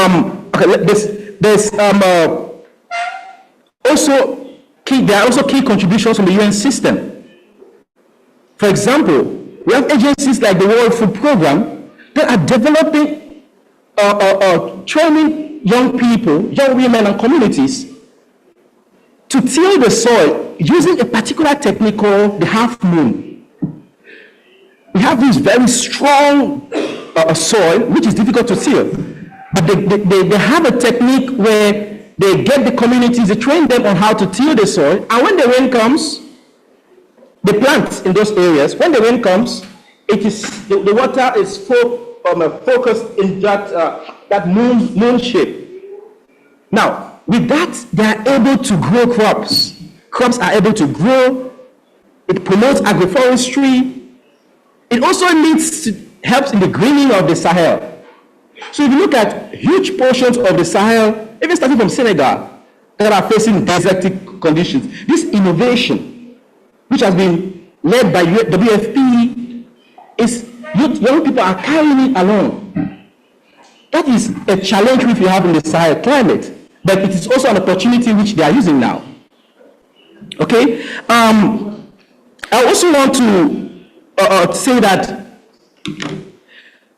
in most instances, the young people that we have, of course, they are facing the challenges not because they do not have the means to sustain what they can produce, but also because they lack information. Our young people are really aware, young people of our sub-region, are they really aware of the policies that governments have on digitalization or on innovations? Or are the governments even aware of your priorities, young people? Now, if they are not aware, it's a challenge, but you can also use that as an opportunity for advocacy to make sure that your priorities are integrated in those national processes. Now, I want to also talk about the aspect of lack of information. We have young people are inventing things here and there right now. 2 minutes, yeah. Young people are inventing things here and there right now. There's, when you invent, do you protect your invention or your innovation? How many of us here are aware of AHIPO or of WIPO?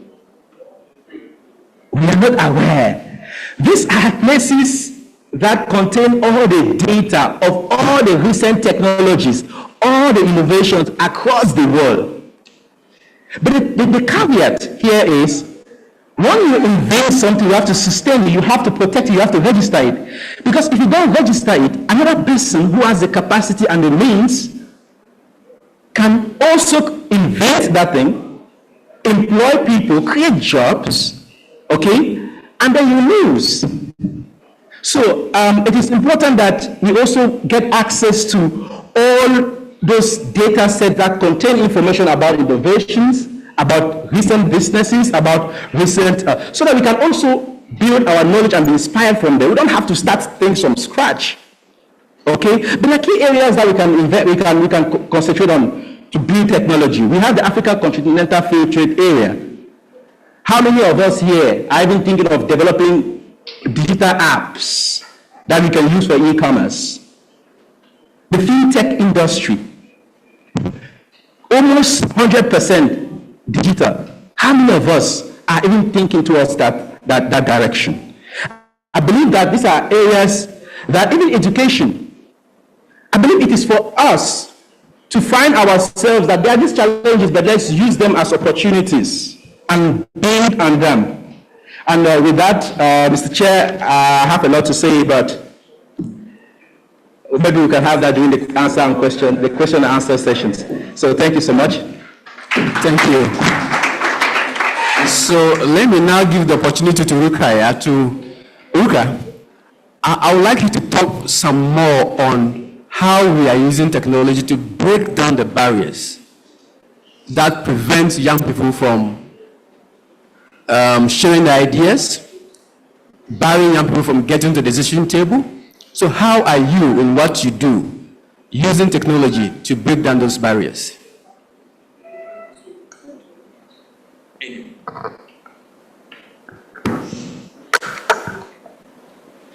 Thank you for the introduction. Hello? Hello? Okay, I think I will do it in French. Bonsoir à tous. Donc, je remercie déjà pour l'invitation à ce panel. Je remercie également les autorités présentes dans la salle. Comme vous l'avez dit, cette thématique est très intéressante pour nous aujourd'hui en tant que jeunes. Je pense que dans la salle, nous avons tous au moins un smartphone, nous avons un téléphone. Et le meilleur outil, à mon humble avis, pour atteindre la jeunesse, c'est d'utiliser le téléphone. Si vous allez au fin fond du Ghana, vous allez en Côte d'Ivoire, vous allez dans les villages au Zimbabwe, je pense qu'ils ont au moins un téléphone. Et aujourd'hui, nous pouvons utiliser ce qu'on appelle les codes SSD, USSD, pour faire passer des messages. Donc, je crois qu'il y a plusieurs canaux que nous pouvons utiliser, au moins pour faire passer un message une fois par jour, pour donner des outils aux jeunes, donc à travers ces messages que nous pouvons utiliser, en passant par des entreprises locales qui ont des outils nous permettant au moins chaque jour de donner une leçon à un jeune peut-être qui n'a pas accès à la connexion pour donc lui apprendre une règle, comment utiliser les réseaux sociaux, donc comment utiliser les données, comment utiliser cette connexion à bon escient. Donc, lui inculquer quelques valeurs qui lui permettront de faire des recherches. Donc, c'est le premier point que je donne. Le deuxième accès, c'est ceux qui ont réellement accès au smartphone. Ils peuvent faire ce qu'on appelle la formation ouverte à distance. Tout à l'heure, on a parlé de briser la glace en donnant à ces jeunes accès à des plateformes qui leur permettront de protéger leurs projets en tant qu'entrepreneurs. Oui, de collaborer avec ces entreprises, de collaborer avec ces institutions qui vont leur dire, OK, vous avez des jeunes, vous avez des projets, vous les avez créés, voilà comment il faut faire pour les protéger. Donc, c'est comme ça que nous pouvons vous aider à avoir accès à ces protections. Et aussi, pour pouvoir atteindre encore ces jeunes, je pense que nous tous, en tout cas en tant que jeunes dans cette salle, nous avons au moins un compte Instagram. Nous avons au moins un compte Facebook et pour l'avoir en tout cas utilisé au sein de notre institution, je pense que cette année, 80% de nos étudiants sont venus par Instagram. Donc, parce qu'ils disent que c'est très facile d'accès à travers les vidéos, à travers de petits messages que nous pouvons faire passer, à travers de petits messages de sensibilisation que nous pouvons utiliser et développer. Peut-être comme dernier point, l'intelligence artificielle. Il y a aujourd'hui des algorithmes donc, que nous pouvons programmer pour pouvoir atteindre ces jeunes, donc les suivre, voir sur quel site internet ils passent plus de temps, donc qu'est-ce qu'ils aiment faire. Donc nous pouvons utiliser à mon avis ces canaux, donc avec les développeurs pour les suivre, pour pouvoir faire passer beaucoup de messages, à la fois des messages de sensibilisation, à la fois des messages d'information, donc pour qu'ils puissent savoir qu'aujourd'hui, Internet est un très puissant levier pour pouvoir développer leur potentiel, certes, mais il faut qu'ils sachent déjà comment l'utiliser. Donc moi, à peu près, en tout cas en tant qu'institut de formation, c'est ce que je recommande.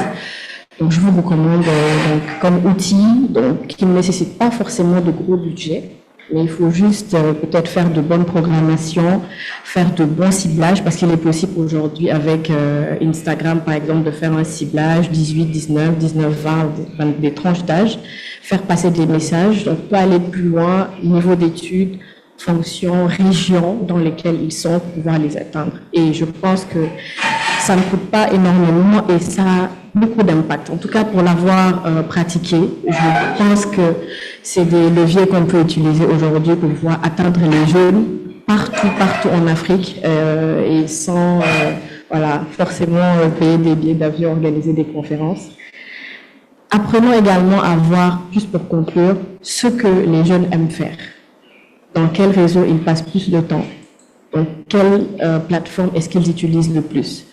Est-ce que c'est Netflix? Si c'est Netflix, essayons d'aller en collaboration avec Netflix. Donc, si c'est Instagram, essayons d'aller en collaboration avec Instagram, juste pour pouvoir les atteindre. Trouvons les jeunes là où ils sont. Merci. Thank you for respecting 5 minutes, even though you went slightly ahead of it. Now, Jude, you've heard your colleague experts, and what I want you to do for us now is to use your own experience in Nigeria, right? To tell us how you are using technology with your colleagues to create access to employment or to create employment. Okay, thank you very much for the opportunity to share. I like when it is experience sharing because experiences don't lie. It was Bill Gates that said, I know where the world was going, so I went there and I waited for them. If we are talking about digital technology, that's digital innovation, we are talking about the application of technology, modern technology skills and tools to solving problems around us. Now, while we were there, as a way of more like introduction, I checked again and I discovered our population is no longer 420, it's now 450. You can check now, it's 450. And then 65% of the population are actually young people. 65% now actually young people. Then in this kind of environment with this kind of demography, unemployment has to be taken very, very seriously. That's number one. Now, secondly, I have also said, times without number, for those who have listened to me, I said, we are having another problem that is even thicker than unemployment. And the next problem is unemployability. And when I say unemployability, I am saying that there are jobs everywhere online, but then we have people who do not have the skills to do the new jobs. Most of you agree with me here that the post-COVID experience that we have had over time actually buried some jobs and then brought into existence some other jobs. Now the question is, what are young people now doing to see how to learn the skills that are relevant now? So in Africa, West Africa, and even in our individual countries, we now have the problem of unemployment, and now deeper, we have unemployability. So we don't have jobs, and now we have jobs online, and we don't have the skills to do the job. Now, coming down to experiences, 12 years ago, I told my friend in school, when I was in school, I told my friend, I said, he was trying to divert my attention to learn programming, and I was in another department. So he said, learn programming, things are going to change. And I told him, in the next 12 years, don't worry, I will learn programming in a different way. Now, today, we have ChatGPT. ChatGPT is a great tool that we are using today to transform our system. Now, coming to my experience, I have a mentorship platform. The mentorship platform is the King's Patriot Development Foundation, and we have a program under it called the King's Patriot Mentorship Program for Africa. And we began years back, but then 3 years ago, we have been able to open applications for young people to come on board, and our target is leadership, entrepreneurship, and then career development. Now, under entrepreneurship, we've had about 3 thematics this year, and then one of those thematics have to do with the KP technology innovation. And what are we trying to do? We are trying to take back technology to the grassroots, to these students in schools. And as I speak to you right now, we have people who are on our platform, who are members of our platform, who are actually partnering with universities in the USA, and they are going to schools and then using applications, using programming to teach young people how to code. This is what is happening right now on our team. And then secondly, what we have been doing in our program is that when we get applications, every year we open up applications for young people to apply. The first time it was open to the whole of West Africa. The second time, well, we saw that internet was an issue. That's a very, very serious problem for West Africa. The other people from other countries were not able to connect. But right now, as we speak, we have people we have trained on digital skills. We have to do with data analysis. We have to do with how to use the artificial intelligence, using the AI tools like ChatGPT, I just said. We have ChatGPT, we have Edit ChatGPT, teaching them how to use Google Suite. Now, the truth is, most of us like to copy technology from the Western world and just paste it in Africa. We don't paste. You get the technology, you refine the technology to suit how to answer the questions in our own region. And so what we are doing in our network is that we are training people in those areas to say, okay, fine, we don't want to jump too far. Let's even begin with Google Suite. How many young people know how to navigate the Google space? How many young people know computer appreciation? Most of us they want to do programming, want to write code, when you don't even know appreciation. We are doing this. We teach young people computer appreciation. Now, I had an opportunity, because you asked of experiences, I had an opportunity last year to be invited. Our project was actually selected by the China, the World Youth Development Forum, by the assistance of the ECOWAS Youth Center. And we were invited to Beijing.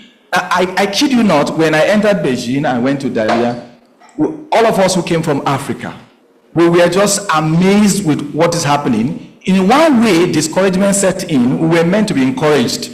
But the encouragement that was supposed to encourage us discouraged us, and asked me what the discouragement was about. The gap was too much. And when I say the gap was too much, is that how can it be that with so much resources, with so much exposure, Nigerians, sorry about that, Nigerians in the house, say hi.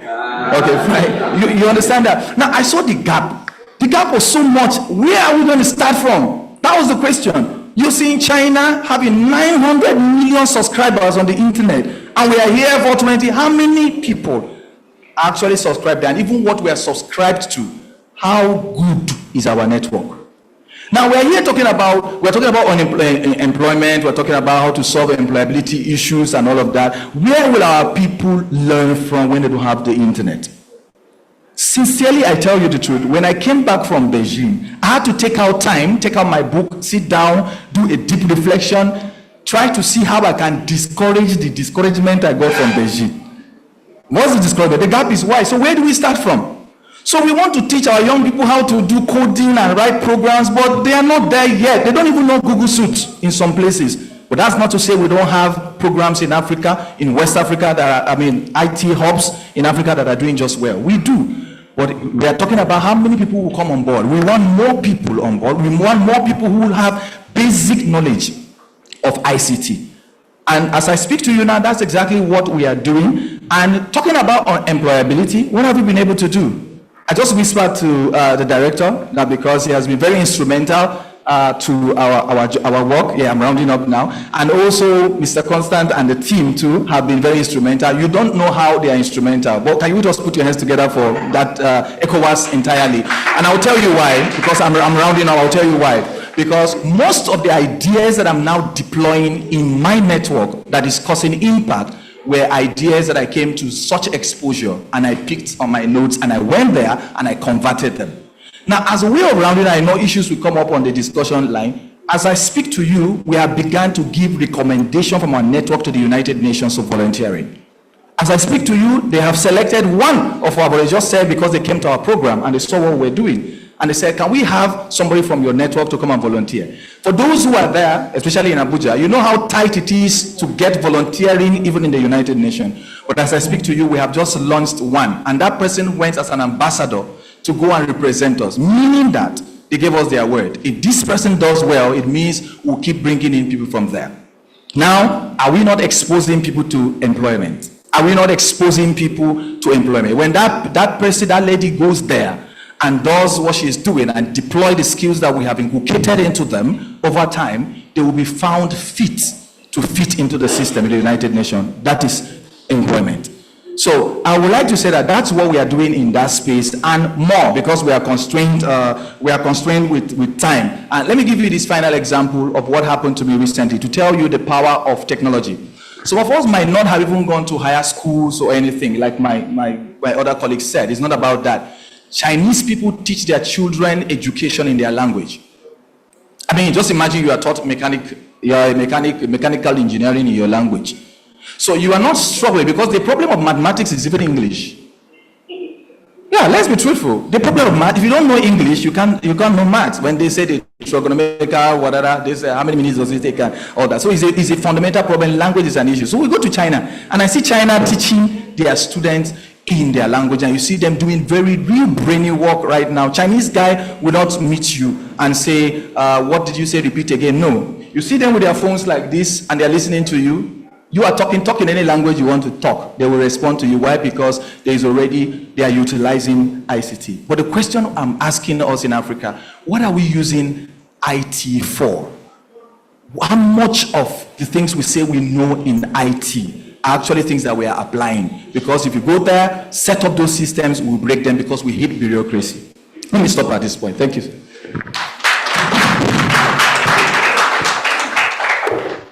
Thank you very much. If I want to answer that question, what are we using IT for? Do you know the answer? TikTok. Dancing and singing. Unfortunately, that's the truth. We've heard from the experts, and I'm not going to try to summarize anything, but we've heard that truly we can use technology to break all the barriers that we have in terms of employment, in terms of decision making. Even in countries where we have the governance system headed by the military, we can use technology to break those barriers and get them engaged, because we have the tools. We can make them hear us when we are not even around because of the tools. But there's a big but, and they all mentioned the challenge of, are we even aware of the tools we have? And those that are aware of the tools, what are they using the tools for? I just mentioned about Instagram and TikTok and dancing and singing. And we can also use those tools negatively, and we see them, Facebook and all that is being churned around all around the world. There's also the issue of, we have not even qualified enough, the issue of unemployability of us. Hey, please, not us, you the youth. I'm not the youth. And then the bigger challenge of the internet connectivity that we have on the continent, not only West Africa, but on the continent. So those are the challenges that we will have to surmount to even break the barriers, to use the tools proactively and nicely to get employment and inclusivity. So let me now give you the chance to ask questions or seek clarification from the experts. So I start from the middle, and I go to the left, and I go that way. So 1, 2, 3, 4, 5. Let me start at 5, and then we'll come to the next round. So number 1. Merci beaucoup, merci aux panélistes pour les éclaircissements. Je suis tout à fait d'accord qu'il faut que la jeunesse innove. Et il faut qu'après l'innovation, qu'on protège nos innovations. Mais j'aimerais savoir, est-ce que les innovations que vous avez mises en œuvre, ou si vous avez des exemples d'innovations qui ont permis aux jeunes de s'insérer dans les instances de prise de décision, ou qui ont permis d'influencer les décisions au niveau de certains pays. Parce que votre panel porte principalement sur les pays en transition. Même si vous n'avez pas des exemples sur des pays en transition, partagez-nous des exemples sur d'autres pays afin qu'on puisse voir comment la technologie peut influencer les dirigeants. Merci.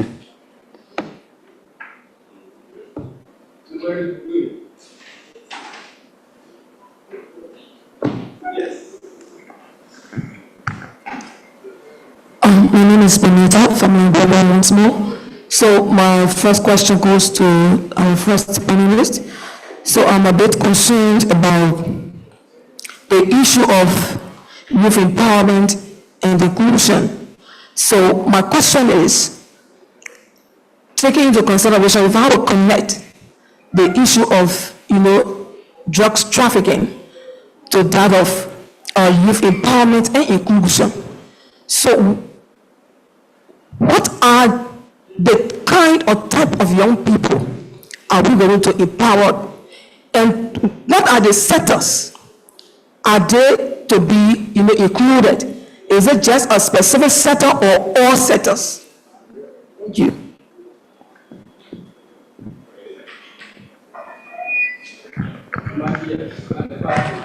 Merci aux différents intervenants par rapport au contenu de leur présentation très riche.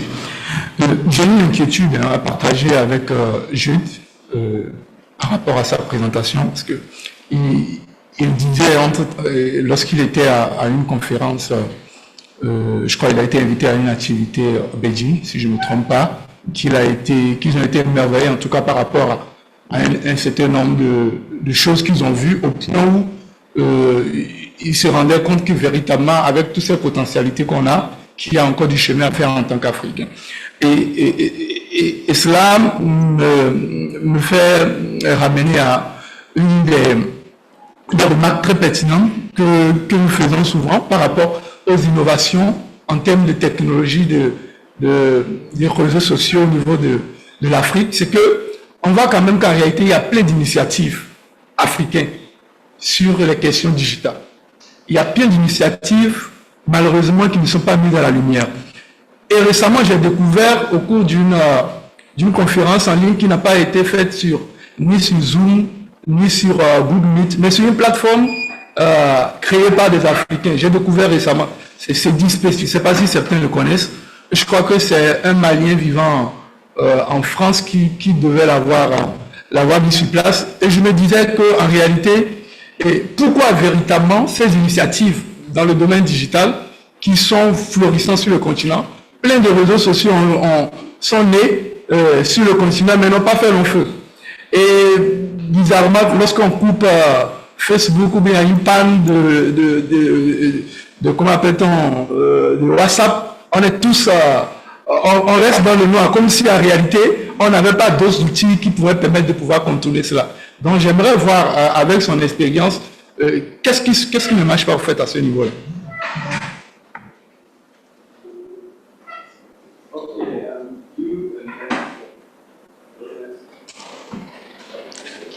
Merci pour vos interventions.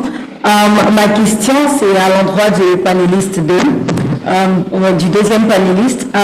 J'ai vraiment aimé son intervention. Bravo pour tout ce qu'il fait et tout. Sauf que ma préoccupation est la suivante. Il a parlé de... Oui, il a demandé, sa question c'était, qu'est-ce que les jeunes font pour acquérir l'expérience? Donc, c'est une préoccupation qu'il a soulevée avant de commencer son speech. Maintenant, ce que moi je veux savoir, eux, quand ils accompagnent les jeunes, ce que j'aimerais savoir, est-ce qu'ils peuvent nous donner le pourcentage du nombre de personnes ou de jeunes qu'il a formés et qui ont été embauchés? Parce que bon, ces données-là ne sont pas ressorties. Parce que je me dis, oui, les jeunes doivent acquérir de l'expérience et tout ça doivent... se continuer de se former et tout. Mais quand on continue de se former et que sur le marché de l'emploi, on n'est pas embauché, qu'est-ce qu'on fait? Donc, est-ce que là, tu es en train de nous dire que en passant par ta structure, c'est une garantie que les jeunes sont embauchés? Là, tu as soulevé un point. Vous avez un partenariat avec les universités. Moi, ma préoccupation, c'est est-ce que vous avez des partenariats avec les employeurs? Parce que c'est ce qui serait intéressant. Le problème, ce n'est pas l'université. Le problème, c'est de mettre en pratique ce qu'on a appris à l'université. Donc, s'il y a des universités qui font aussi la pratique en même temps que la théorie, oui, votre structure, elle est bien placée et tout ça, mais je me dis, si j'ai déjà fait la pratique en étant à l'université, pourquoi encore aller chercher la pratique ailleurs, alors que je peux mettre à profit les compétences que j'ai eues à l'université? C'est pour ça que je demande un peu le pourcentage de personnes embauchées qui sont passées dans votre structure, ça c'est une chose. Et puis, une suggestion, si vous faites un partenariat avec les universités, ça serait aussi intéressant de faire aussi le partenariat avec les employeurs. Parce que oui, vous avez des partenariats avec la CEDEAO, avec l'ONU, mais on s'entend que dans les pays, il n'y a pas que la CEDEAO, il n'y a pas que l'ONU, il y a plusieurs structures. Donc, c'est un peu ça ma préoccupation. Merci. Thank you. I think we'll stop the questions here. Merci. Je pense que nous pourrons mettre we will go first round, let them answer. Okay, And then, nous allons répondre à ce and also here we have colleagues J'ai online. aussi appris qu'il y a des collègues en ligne. We have our colleagues online J'ai here aussi appris que nous avons nos collègues en also ligne to ask qui questions or for clarifications and sending in their comments. So our colleagues online, yes, we do recognize your presence there, so we would like to welcome your questions as well. So experts, over to you. Who's going first?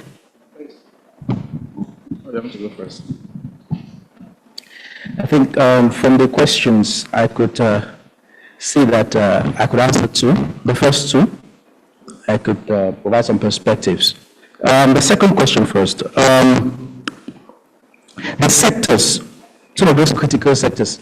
I think for us here, it's what I'm concerned about so much is how do we see that the countries in transition, okay, let me use it, with those type of transitions that I mentioned, can focus efforts on the critical areas. I talk of economic transition, I talk of political transition, I talk of climate transitions, energy transitions. Okay, and the young people, these are areas that one can build on. I think you have to look at the area where you found, where you are concentrating on. Okay, that's very important. You cannot, you have to situate your solutions. You cannot take a solution that is needed for the Sahel and then take it to a country where it doesn't have so much effect of climate adaptation. There are countries that need just climate mitigation solutions, but there are countries that need climate adaptation solutions. And one of them in Sahel, where young people are actually doing a lot, is climate smart agriculture. Okay, there are problems of water, lack of access to water.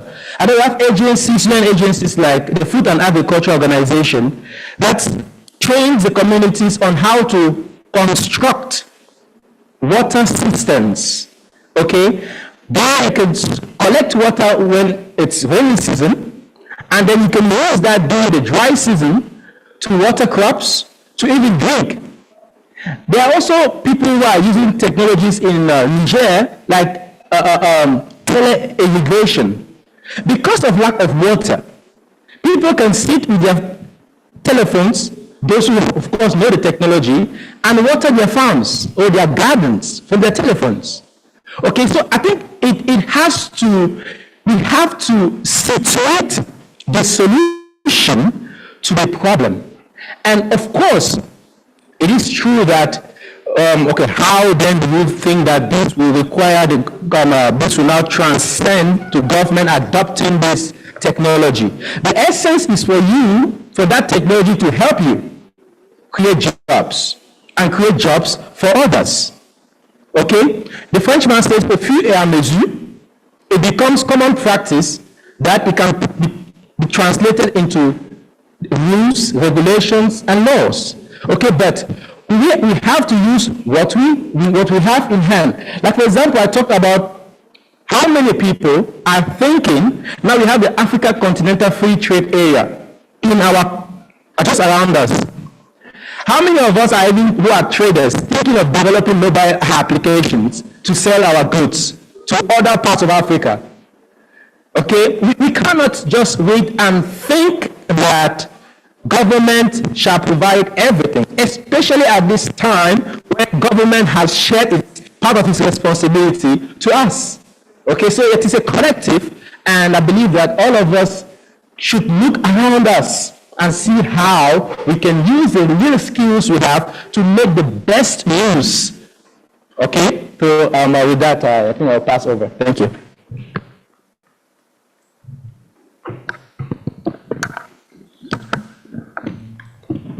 Ok, je vais répondre à la question numéro 2. Donc, vous demandiez est-ce qu'il y a des formations qui ont été mises en place. Eh bien, oui, il y a plusieurs certifications en ligne qui ont été créées. Donc, en tout cas, si je parle de mon expérience personnelle, effectivement, nous avons des certifications que nous avons eu à développer. Nous avons également développé la formation ouverte à distance en créant une licence et un master, donc 100% en ligne. Et l'impact que nous avons, c'est qu'aujourd'hui, nous avons des étudiants jusqu'en Madagascar. Nous avons des étudiants jusqu'aux Comores. Donc, ce qui veut dire que le digital demeure la solution. Donc, que vous soyez, donc, comme je l'ai dit tout à l'heure, en Zambie, que vous soyez en RDC, que vous soyez au Mali, vous pouvez avoir accès. Donc, l'essentiel, en tout cas, c'est d'avoir une connexion. Maintenant, c'est ça notre challenge. Notre challenge aujourd'hui, je donne un exemple. Je crois que samedi, j'étais en mission. J'ai reçu un message d'un étudiant, juste dans le groupe, qui disait justement qu'il était au Niger, qu'il y avait eu un délestage. Et le délestage a eu lieu juste 5 minutes avant la fin de l'examen en ligne. Par contre, ça, ce sont des challenges que nous devons relever. Qu'est-ce qui nous prouve que le délestage, en tant qu'enseignant, ce qu'on se dit, mais voilà, il y a eu un délestage, comment est-ce qu'on gère ces problèmes? Donc, nous avons, c'est vrai, des solutions de formation ouverte à distance, mais les challenges qui se posent à nous aujourd'hui, c'est ces challenges par rapport à la sécurité, par rapport au dépôt de la plateforme, par rapport à l'accès à Internet, parce que, évidemment, s'il y a délestage, il n'y a plus d'Internet. Et donc, après, mettre en place des formations, c'est une chose. Il y a beaucoup de formations que nous pouvons mettre en place, mais est-ce que nous avons, en fait, l'électricité 24 heures sur 24? Actuellement, sur Bamako, nous avons le même problème. Sur toute une journée, ils peuvent avoir l'électricité que 4 heures de temps. Donc, comment faire pour gérer ces étudiants en ligne? Je crois que c'est aussi des problématiques aujourd'hui, en tout cas pour la formation ouverte à distance. C'est nous ces problématiques auxquelles nous faisons face. Et le dernier risque, c'est le risque ChatGPT. Donc c'est un autre problème que j'ai et il faut que j'en parle. C'est vrai que la formation ouverte à distance aujourd'hui est une solution pour nous, Mais moi, j'ai un problème avec le CAMES. Ils me disent, mais comment tu peux me prouver que ces étudiants ne trichent pas? Qu'est-ce qui me prouve qu'ils n'utilisent pas ChatGPT? Maintenant, moi, ce que je fais avec mes enseignants, c'est que je passe mon temps à faire tout le temps des séminaires de mise à niveau sur comment enseigner en ligne, comment administrer des questions en ligne, comment mettre des questions en fait sur lesquelles ils vont travailler. Ils n'auront pas le temps de tricher, comment mettre des travaux pratiques, donc de telle sorte qu'ils auront plus à. Mais est-ce que nous pouvons le faire dans toutes les matières? Ça, c'est un deuxième, je pense, challenge. J'aimerais juste vous partager, en fait, c'est normal parce que je suis dans l'enseignement, mais c'est des solutions, c'est vrai, c'est des solutions à la technologie, mais aujourd'hui, je ne vais pas vous mentir, j'ai peur.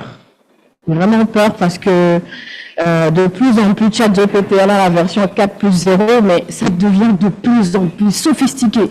Et franchement, c'est compliqué pour nous. Voilà, donc c'est aussi des freins qu'il faut que je vous donne, hein, parce qu'il faudrait aussi qu'on réfléchisse à ces freins, avant de donner des diplômes qui ne sont vraiment pas mérités.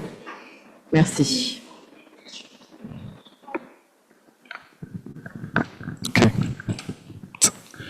Okay, so I think I have two questions that came to me. One from my brother from Togo and the other from there. I forgot it. So the first question was, sorry. Say something? Okay, go ahead. Okay, the first question from my brother from Togo was asking, with these things we have discussed, social media and all of these distractions, something is not working. And he's asking why. Because I have gone and I've seen these things that they are doing and it's working for them. And then we are saying we have equal opportunities online. Because a man in the village and the man in the city has equal rights to become anything once you are on the internet. Now, I will tell you 5 things very quickly. 5, I'll just list them for you that is making things not to work for us here. Number 1 is our mindset. One thing that we do in my own organization, our slogan is developing people, changing mindsets. Because Africa, we need to start changing our mindsets about what we want. We will have to stop becoming consumers. The Western world dream to conquer, we will dream to consume most times. And that's why some of those applications are produced, manufactured, and created, and then sent to us. Now, let me give you an example. In China, the TikTok, they are the producers of TikTok. But in China, the TikTok that they use in China is different from the TikTok you use in Africa. And the words they use in China is regulated by the government. What do you call it, WeChat that they use is more like a license for payment and other functions that they do. But the WeChat you have over here is something else. Now, that first is mindset. Second is discipline. I'm sorry I have to be using Chinese because that's the place I went and I saw what was happening. Discipline. We lack the discipline to sit down and know the process to the end. We have a challenge. So when we know that social media can help us just be online, but you know that online you can actually write books. You know that online you can actually work with Fiverr, with Indeed, and all of those LinkedIn too. You can actually do these things. Why not seek to learn how to use those tools? Because right here in Africa, there are people who are here and they are working, they have jobs in the UN, the US, in Japan, they are working for different organizations, discipline. Thirdly, government policies. Again, China has a connection from the president down to the list of the students in the university, right? So there's a connection. So when we went there, these young people were trying to assist us. We saw the vigor and everything. So I was like, what's the commitment? Why this commitment? Do you know when I asked one of them, they said, actually, the commitment is tied to something. And what is that? It's tied to their CGPA point in the university. So it was year 1 student, 200 students who were helping out with those things. And don't be shocked. They might even be producing phones in 200 level. So they were saying there's a connection. So this thing I'm doing here is tied to my school grading system. So I have to serve to get the grades. Where are the policies that are set down? Because we lack political will. Willpower is not there to set policies that will try to regulate these things. And thirdly, I've said it before, we want to be consumers. We are just consumers and not. And then the last one there will shock you. Religion. And I will explain to you. Most of us have religious what do you call it, belief systems that tells us you don't need to work, you can just go and just claim your blessing or something. I'm sorry that I have to say it, but I've been working with young people for a while, and I know that that sets in some level of laziness in the minds of a lot of young people. They believe somehow somebody's going to give me $100, somehow I'm just going to get it somewhere, somehow. But you know, in some of these countries, you will work hard for your $100. Nobody's going to give you nothing. And when you have that mindset that nobody's going to give you this thing, you are going to be ready to work. So the tools are over there on the internet for us, and that you can go online. And remember, I told you that this is a problem. The internet problem is an issue because we have the greatest university online, which is YouTube. Anybody can learn anything from YouTube. You understand? So once you have access to the internet, because your question is based on the foregoing that we have access to the internet, but what are we doing with it? Lack of discipline, region, and all of that. The second question says, I should give you a data of what we've been doing. All right, so we actually came really bold. When I say really bold, meaning I was self-funding my programs for over 7 years. I didn't ask a dime from anybody. Purposely though, if the money had come, I would collect it, but I refused to go out there because I need to know my onions. I need to understand the process from beginning to the end of what this thing is. If you're a lazy person, you will never run NGOs or CSOs.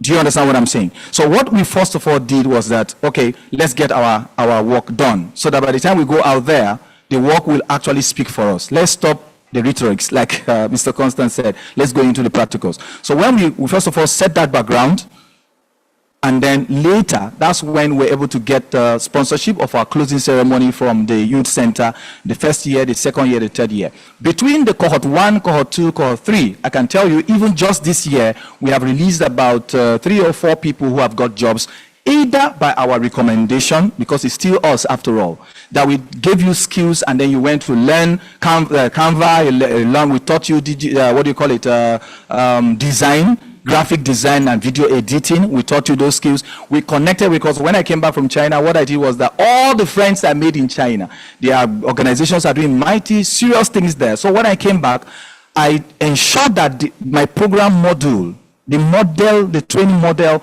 had sharing experience, meaning that we will not do more of the talking. I bring these guys on the platform, they discuss with these people directly, these guys we have trained here, discuss with them, and then show them how to do business. Now, some of these people we are talking about here have learned graphic design, they're doing data analysis, they are doing some of those things. Now, indirectly, we have given them employment, because when we say employability, we are looking at jobs. But jobs in the government sector is not necessary. And that's why when we're coming out from the university, because you were asking, if I'm coming out from the university, what do I need to? Let's be very factual and sincere to ourselves. How many of us graduated from the university and went straight to the workforce, and we're very confident about the skills that we got from the university? I don't want to say the obvious, but I'm saying that once you come out of the university, you are hardly prepared, except you do some little extra work to learn some skills, of how to go ahead. So that's the job we are doing.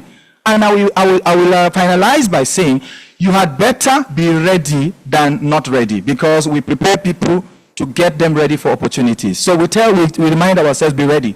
And this year alone, there are jobs that have come and some people were not ready. So what we did was we took a sample and took notes of those jobs that came around. He said, we need somebody in the House of Reps, House of Assembly to become an EA or as help to somebody, a special whatever to somebody. And we looked at the qualifications. Oh, okay, we don't have here in our unit, then we'll now outsource and give it to somebody else. But we tell our people, next time we are going through our program, we are going to ensure we capture this training so that when next this opportunity passes our way, you will be qualified. This is what we are doing. Thank you. Thank you. Constant, do I have some more time for a second round? Or okay. Wait a minute. Our friends online, do we have their questions? Submissions? Will someone want to read the submissions for us? Okay, when you are ready, just alert me. So let me go to the lady here, and then I'll come to you, Chief. See you, and then I go to him, and then, wow. 1, 2, 3, 4. Then I go this way 5 before I go. So let's do the next 5. Then the last 3 will be there. Then that's it. Online. Okay. Are you ready with the online ones? Okay, let's hear them.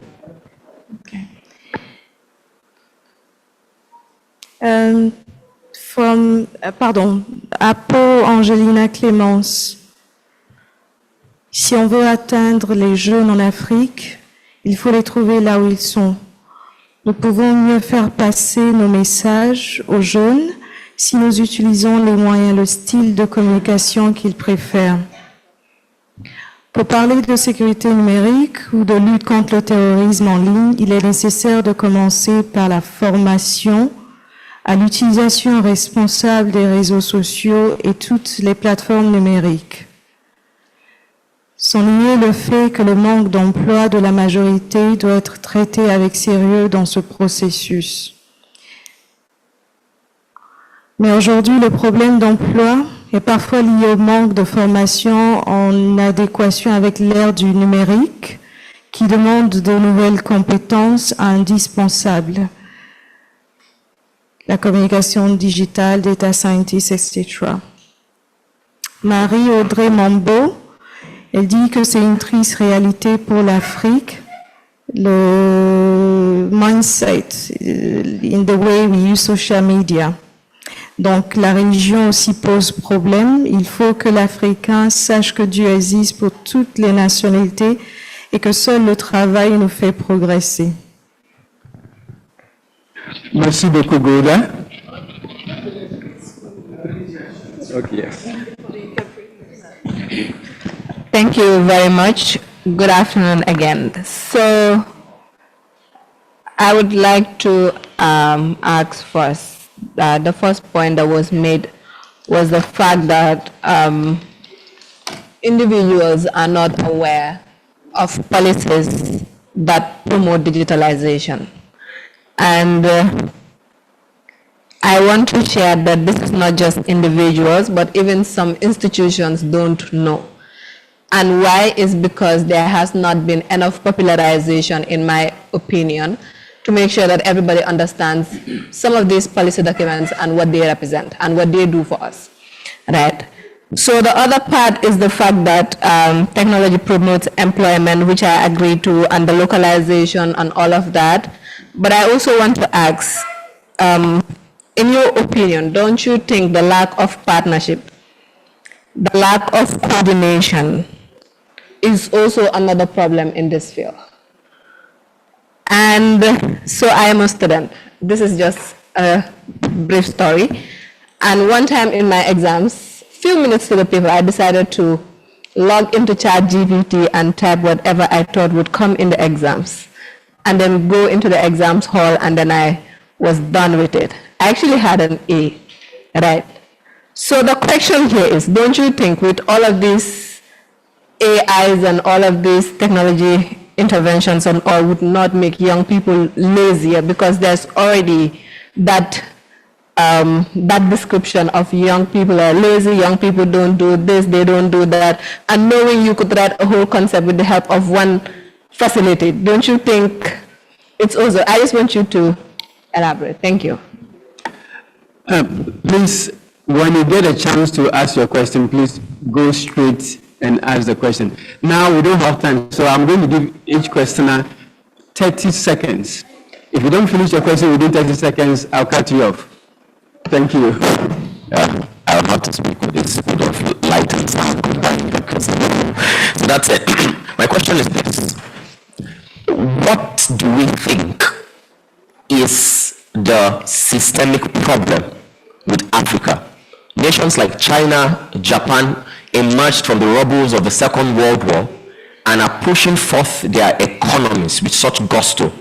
The AI Act that is being passed by the European Union is being expected by African countries for implementation. So what is the problem? Because without a proper diagnosis, we cannot have a proper solution. What is the problem? Thank you.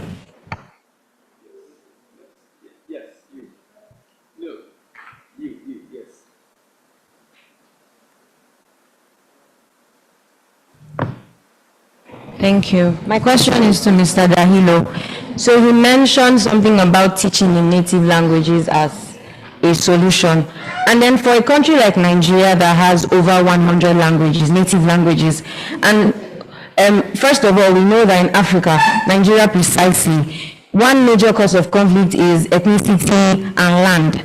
So if you want to impose any of the three major languages in Nigeria, don't you think the minority groups will say that you are trying to erase their own ethnicity, their heritage? So how do you start to teach in native languages? Will you teach in 100 languages or over 100 languages? How do you bring all of these people together to have national cohesion at the end of the day? Am I supposed to learn all the other languages?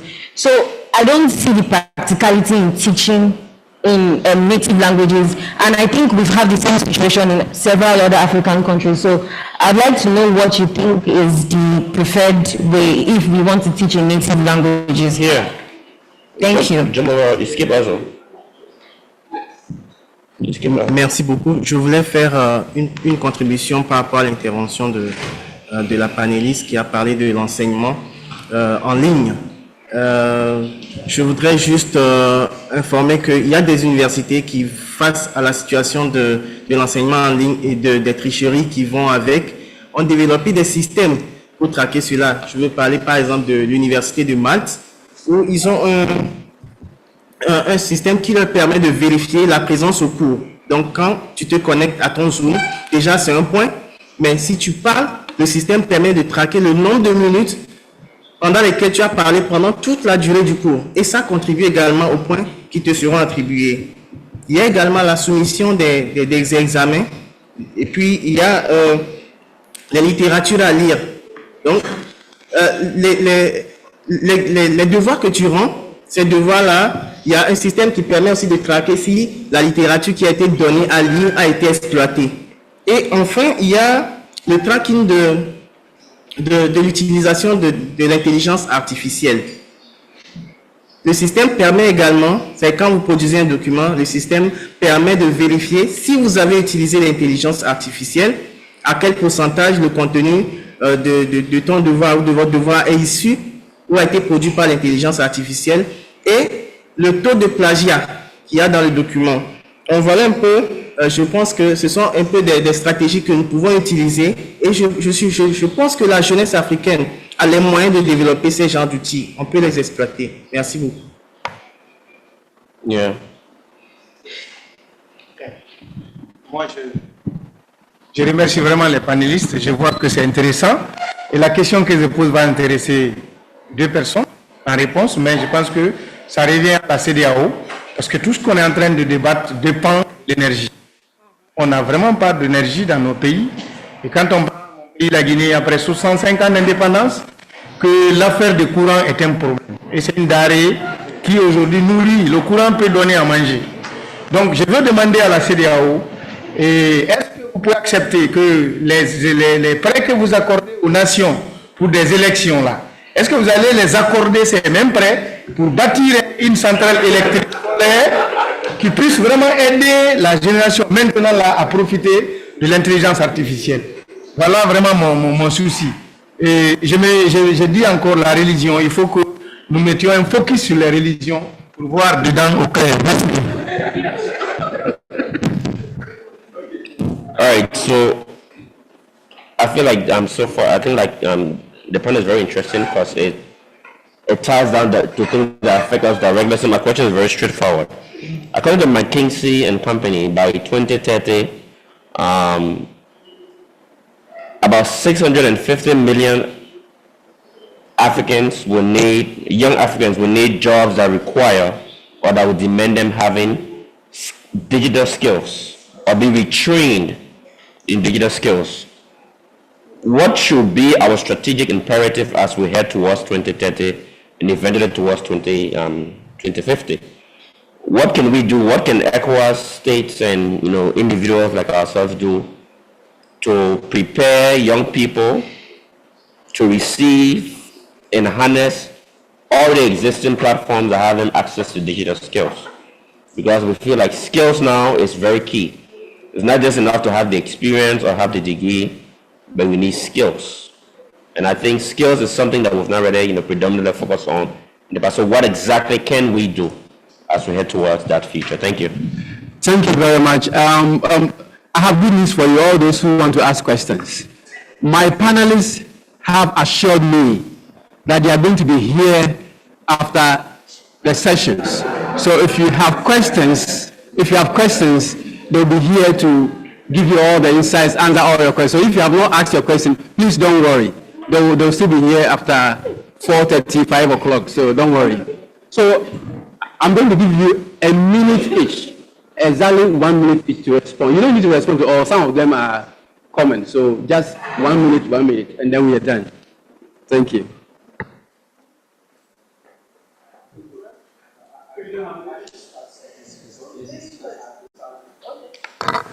Thank you. I will go quickly. Donc par rapport à la paresse, que je voulais souligner tout à l'heure, c'est que la paresse est une maladie et comme il l'a dit, je pense que l'éducation et la discipline en est la solution. Donc si nous voulons être alignés et concurrencer les pays développés, clairement il faudrait qu'on revoie notre mindset.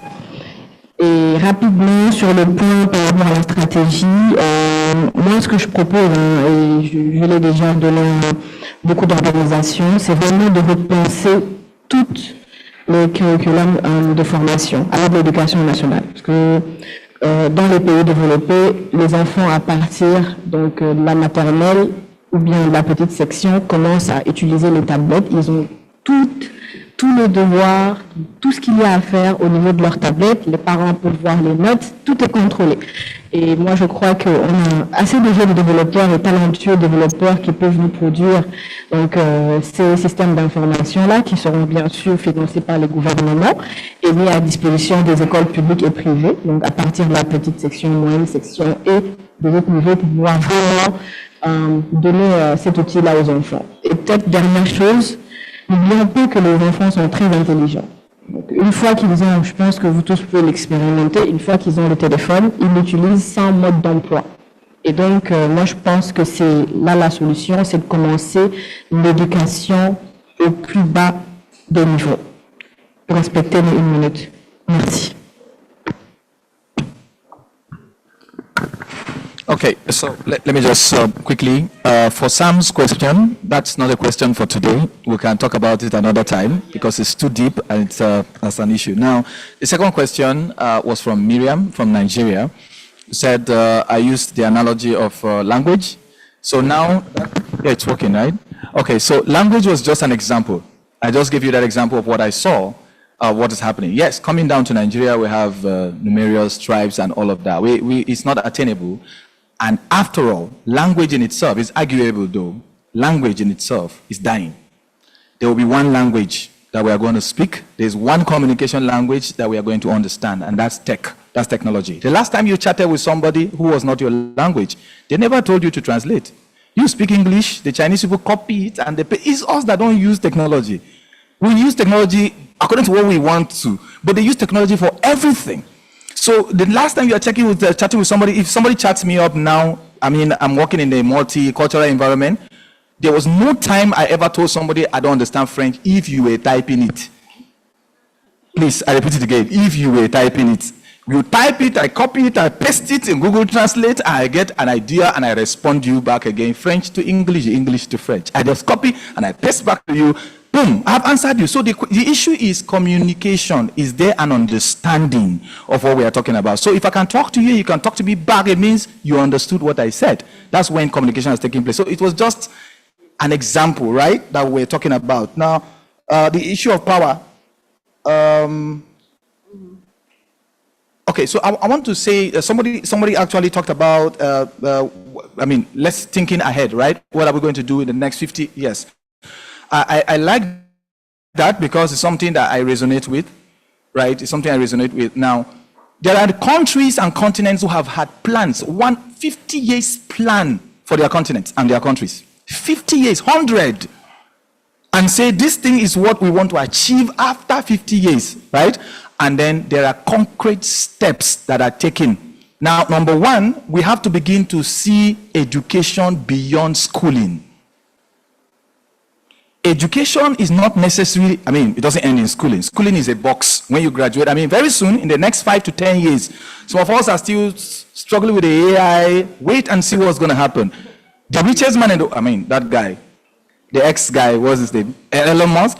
In a very short while, you will see something else is going to shock us because he's actually working on a particular kind of schooling system and model that is going to beat the contemporary school. And he has proven to the world that the educational system that we said we were doing, to him, he has an ideology that it doesn't work. That's what he said. If you have listened to Elon Musk, times without number, he's telling you he's redesigning his schooling model.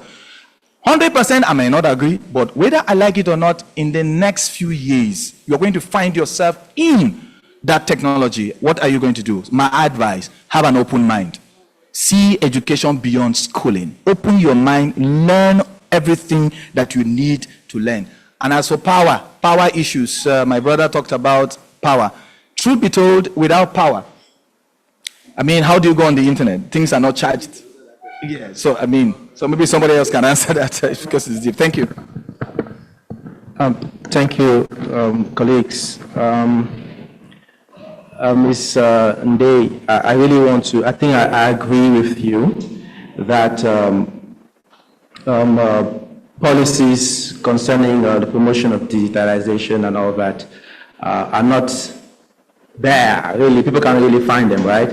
But of course, there are countries that are actually, you can find them, okay? There are countries that have best practices in terms of the publication of laws. The Gambia, where you're from, is a classic example. The Gambia is a country that has arranged its laws from volume 1, volume 2, volume 3, volume 4, up to volume 16. Okay? I have all those volumes, for example. Now, whatever you need to find in any area, how you have to access what you're looking for is in those volumes. I said it in my presentation that, of course, our countries are aware of your priorities on innovation.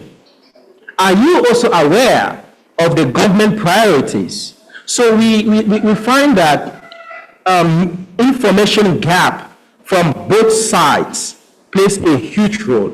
And it's also because of this information gap that we are also finding ourselves in most of the quagmires that we find ourselves most times. Of course, partnership is very important, yes. There needs to be public-private partnership. What is the systemic problem? I think that question goes to the foundation of our educational systems. The orientation that we had when we were crafting our policies. I studied history, okay? When I was in primary school, I studied the parts of an insect. You all did. You went to China. That same child at that time was studying how to make chargers. I started they forced us to start going to the computer in Form 5. We were even dodging from those classes. So they can't blame the students. They blame the foundation.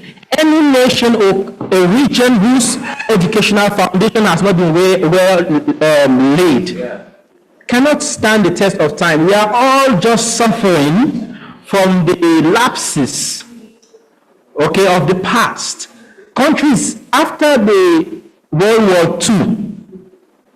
So let me go deep to this one, but I'll be brief. Most of the countries developed a Marshall Plan to guide the reconstruction of these companies. And people sat in Bretton Woods in the forest and created the institutions.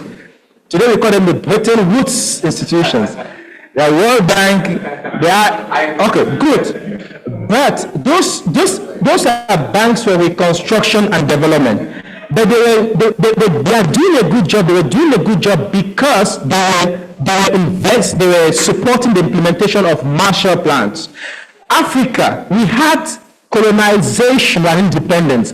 How many African countries, even one, there was not one African country that developed a Marshall Plan. all we do is develop 5-year action plans. 5-year development plans. A country cannot develop in 5 years. We have to have a Marshall Plan. We have to have long-term plans, not actions, nor visions.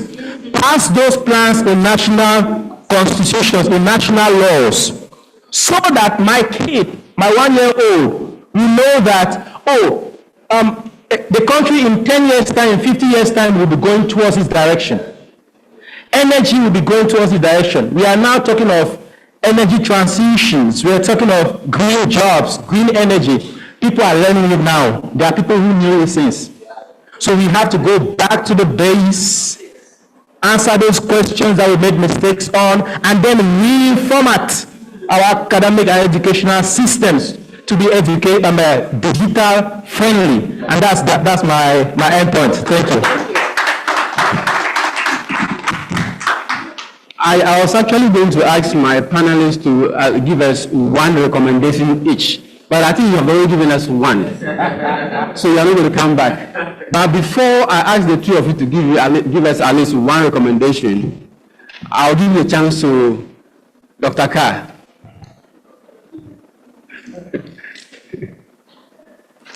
Sorry, I'm not doctor yet. Let's not try to be...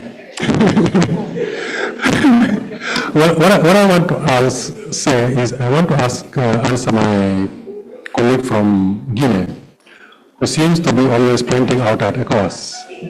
What has ECOWAS done? Why ECOWAS hasn't done this? Well, Guinea is the country where we have, is the source of the 3 main rivers in West Africa. River Niger, River Senegal, River Gambia. All take source from Guinea. So, yeah, and from the mountains of Fouta-Djallon. So, the source of energy that you can derive from those waterfalls is inestimable. But let me tell you, my brother, maybe you don't know, but is ECOWAS that restored power in Guinea? It's ECOWAS that brought power in Guinea. So we have done that part of it. Now we are facing governance deficit in terms of energy. And it's across the West African sub-region. Some countries are doing better than others. Come to Nigeria today, I'm sorry to say, my Nigerian brothers, power fails very often. And Nigeria is selling power to some neighboring countries. Nigeria is selling power to Niger. Power never fails in Niger until they took sanctions against Niger, then power was cut off from Nigeria, then Niger started facing power cuts. So the systemic problem we're talking about is there. This governance deficit. In there also is governance deficit, definitely. So ECOWAS can help, and ECOWAS has been helping. We have what we call the West African Power Pool, which is interconnecting member states in terms of power. I know Niger, Benin, and Togo have been interconnected from Ghana, which is a neighboring country also today. So that ECOWAS is doing. But the systemic problem that nobody is talking about also has to be addressed from within. So that's the issue. Thank you very much. Thank you, Ka, and for that education. So my last two panelists, you have 20 seconds each to give us a recommendation each. If you don't have, yes, so yeah. Okay, so I'm thinking in my head what to say. How about every one of us who came for this program were actually selected because we're either doing entrepreneurship or we're into some digital stuff. Now, if you go back to your countries and set up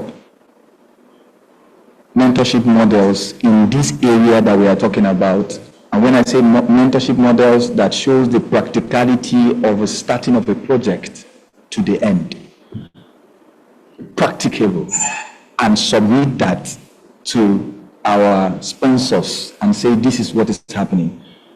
Maybe I'm going back to Beijing this year, but they are calling us back again, we don't know what, because they want to finish what they started. So we can leave this place, go back, develop mentorship, because sincerely, mentorship is the solution. I will keep singing this. Mentorship with evaluation and a follow-up and say, okay, what have you done? You created this mentorship, whatever, for digital innovation and this. What are you doing with the people in your network? How many of them are getting jobs from there? And there's a follow-up.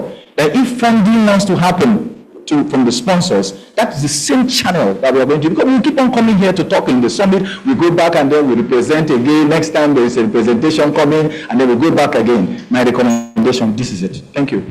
Thank you. Thank you. For me, I don't have a recommendation, but what I can just say is we just have to learn from our mistakes. Désolé, switch in French. Désolé, je reviens en français. Donc, nous devons juste apprendre de nos erreurs. Donc, je pense qu'au courant de ce panel, nous avons fait sortir tous les points positifs et tous les points négatifs de la technologie. Donc, nous sommes aujourd'hui tous des professionnels, nous sommes jeunes, c'est vrai, mais moi, ce que je recommande, c'est juste de continuer la sensibilisation au quotidien. Une fois que vous allez retourner chez vous, à travers les dangers auxquels ils font face, également les sensibiliser par rapport à ne pas trop être accro aux réseaux sociaux, l'utiliser à bon escient, parce que aujourd'hui, tous les meilleurs, je dirais, job offers, c'est-à-dire tous les meilleurs appels à la candidature se trouvent sur les réseaux sociaux. Donc, utilisons les réseaux sociaux à bon escient, utilisons les réseaux sociaux pour nous former, parce que nous avons beaucoup de formations gratuites sur les réseaux sociaux. Donc, utilisons les réseaux sociaux pour nous former, pour développer nos compétences et pour pouvoir avoir de meilleurs emplois. Merci. Thank you. Thank you. Okay, he says he has one recommendation. And I can see our sponsors are raising their hand. You made a comment that they should support. And once the sponsor raises his hand, it looks like some good news is coming. So give your recommendation and then. Yeah, there is a platform called Africa Youth Connect, or Youth Connect Africa. In 2021, the UN system, together with Generation Unlimited and the Youth Connect Africa Hub, we launched Youth Connect Sahel. And as part of that launching process, we also initiated a process known as the Sahel Innovate Challenge, where we had competition from a select number of young people doing mind-blowing things in the sub-region. They competed. The person who won was a Nigerian. He went home with a cash prize, I think it was about $20,000, to invest in this, to expand his work. This is a summit. It is not just a workshop. May I suggest or recommend, it's an unpopular recommendation, I don't know if I will buy it, that this summit recommends the creation of an ECOWAS innovation hub for young people. And then ensure that that hub, that idea is bought by countries, the ECOWAS countries. And then us who are here, we make sure that we push for that to happen once our countries buy it. Thank you. Incidentally, my other panelist here had it on her paper, but she didn't say it. So it was like, you're thinking alike. Our sponsors, Alimu and Alimu, I saw your hand up. Okay, I thought it was you, right? No, thank you. 30 seconds. Yeah, actually, as a sponsor, I'm not bringing any support. I'm bringing more headache for you. I heard a question or an observation about language. I don't know, I've been in and out. I don't know if it has been, was there a reply on that? Can you please educate me? Because that's very important to me, this issue, how we can reconcile our own languages. What was the response?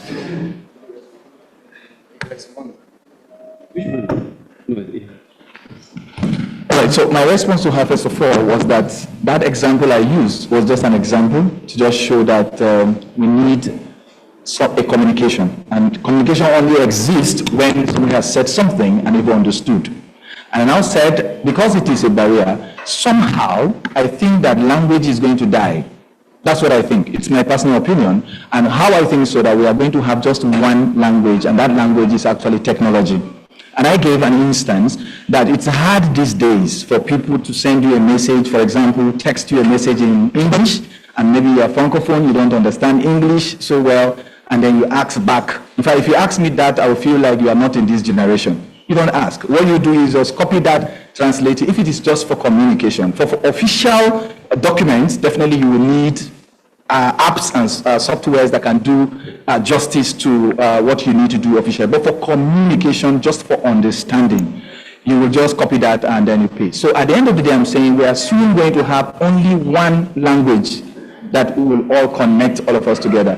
And finally, I had used an example earlier to say that in China, they don't care whatever language you are speaking. You are talking to them, you see the girls and the guys with phones like this, and then it's translating for them. That is using technology. And I'm saying that if we frown at technology, we don't want to use it. We only choose what we want to and then call evil what is not consistent with our belief systems. This is what I said, sir. Thank you. Thank you very much. And we'll bring this session to a close, but I want to give you my own recommendation.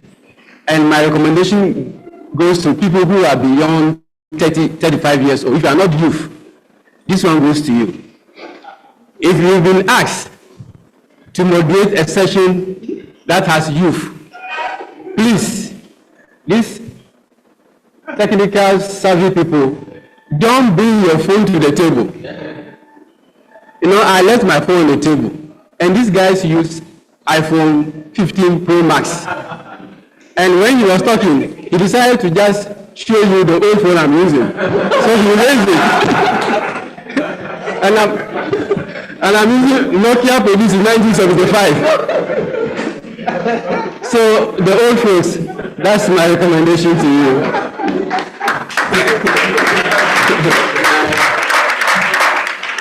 On a more serious note, I want to say a big thank you to all of you, the experts, and you, the audience. It's been wonderful. And as I assured you, they'll be here after the sessions. You can always consult them. Thank you so much.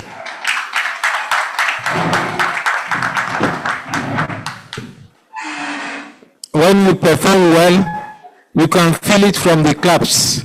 If they are not clapping for you, that means that you don't perform well. So let us know whether they have done well.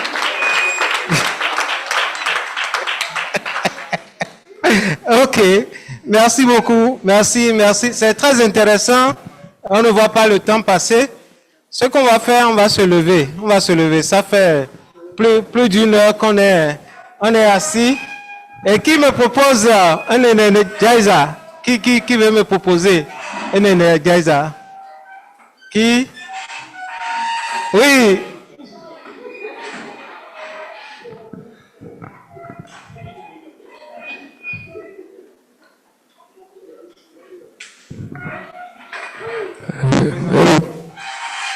I'm Coach Ajoko Messi from Togo. You do what I'm doing and you say what I'm saying. Ça peut aller, non? I take a ball. Everybody, I take a ball. I put it there. I dig it there. I dig it there. I take a ball. I put it there. I dig it there. I dig it there. I take a ball. I put it there. I dig it there. I dig it there. Thank you.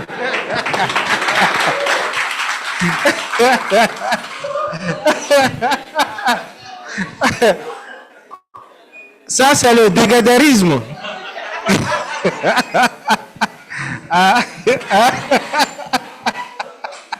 Le dégadérisme.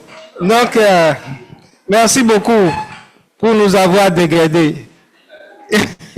Ce qu'on va faire, il est 16 heures passées. Mais on ne voit pas le temps passer. Ça veut dire que on est très embarqués dans le programme. C'est très intéressant. Et je vous prie de vous faire un applaudissement pour votre engagement.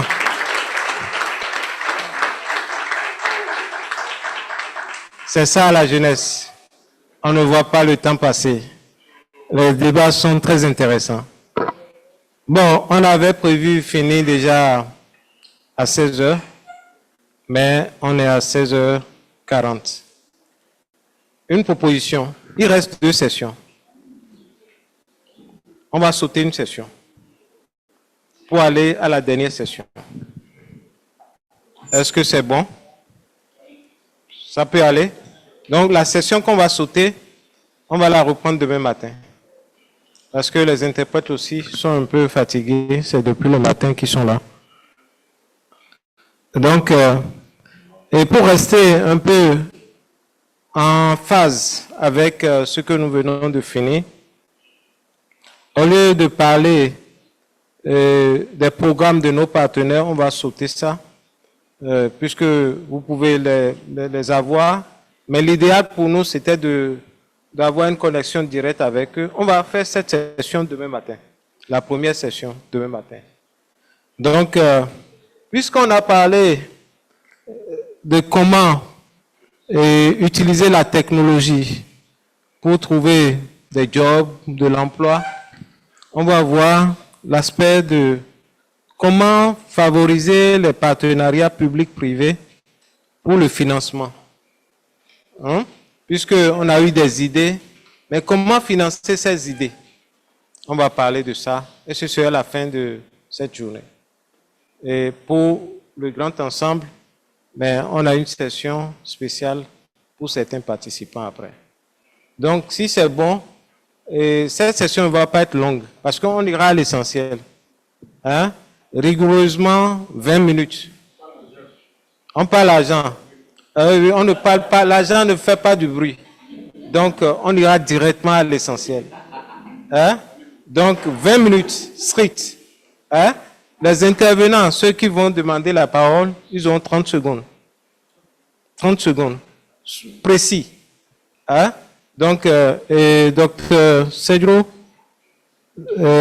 Seram Adiapo va faciliter cette session. Merci beaucoup. Un banc pour lui, s'il vous plaît.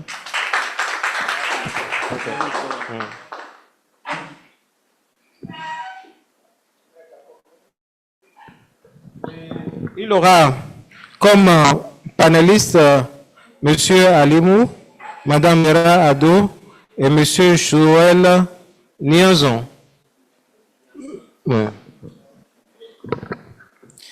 Good afternoon, everyone. We are all tired. We go straight. I will invite the panelists here to join me. Mrs. Farah Benado, Mr. Alimou Diallo, and Mr. Joel Nyozu. So when they are coming, I'm going to introduce them. We are going to talk about the topic fostering private-public partnership for the founding, mentorship, and scaling youth-led digital innovations to support regional economic growth, peace and stability. So we will have 3 persons, as I've mentioned earlier. Mrs. Vera Abena-Ado is a youth and gender activist and development practitioner that is currently working at Center for Democratic Development on Election, Anti-Corruption, and Rule of Law. She's also a youth focal person at the center with particular interest in ensuring youth civic engagement and participation. So we have Mr. Alimou Diallo, that is Deputy Chief of Party of the USAID Strengthening Regional Peace and Stability Program in West Africa since April 2024. He has also worked with WANEP as a regional network coordinator in charge of institutional development for 9 years. And the third person, the third expert is Mr. Joel Nyanzu. That is an icon of Web TV in Côte d'Ivoire. Joel Nyanzu is the president of Digital Press Platform of Côte d'Ivoire, plateforme de la presse numérique de Côte d'Ivoire. He's also member of the advisory council of the study on universality of internet in Cote d'Ivoire. So I'll give the floor to the first panelist to answer the question: how can we ensure that private and public sector collaborate effectively to support youth-led digital innovations, and how we can we encourage investment in funding specifically for projects that address social challenges and contribute to regional development? Mrs. Addo.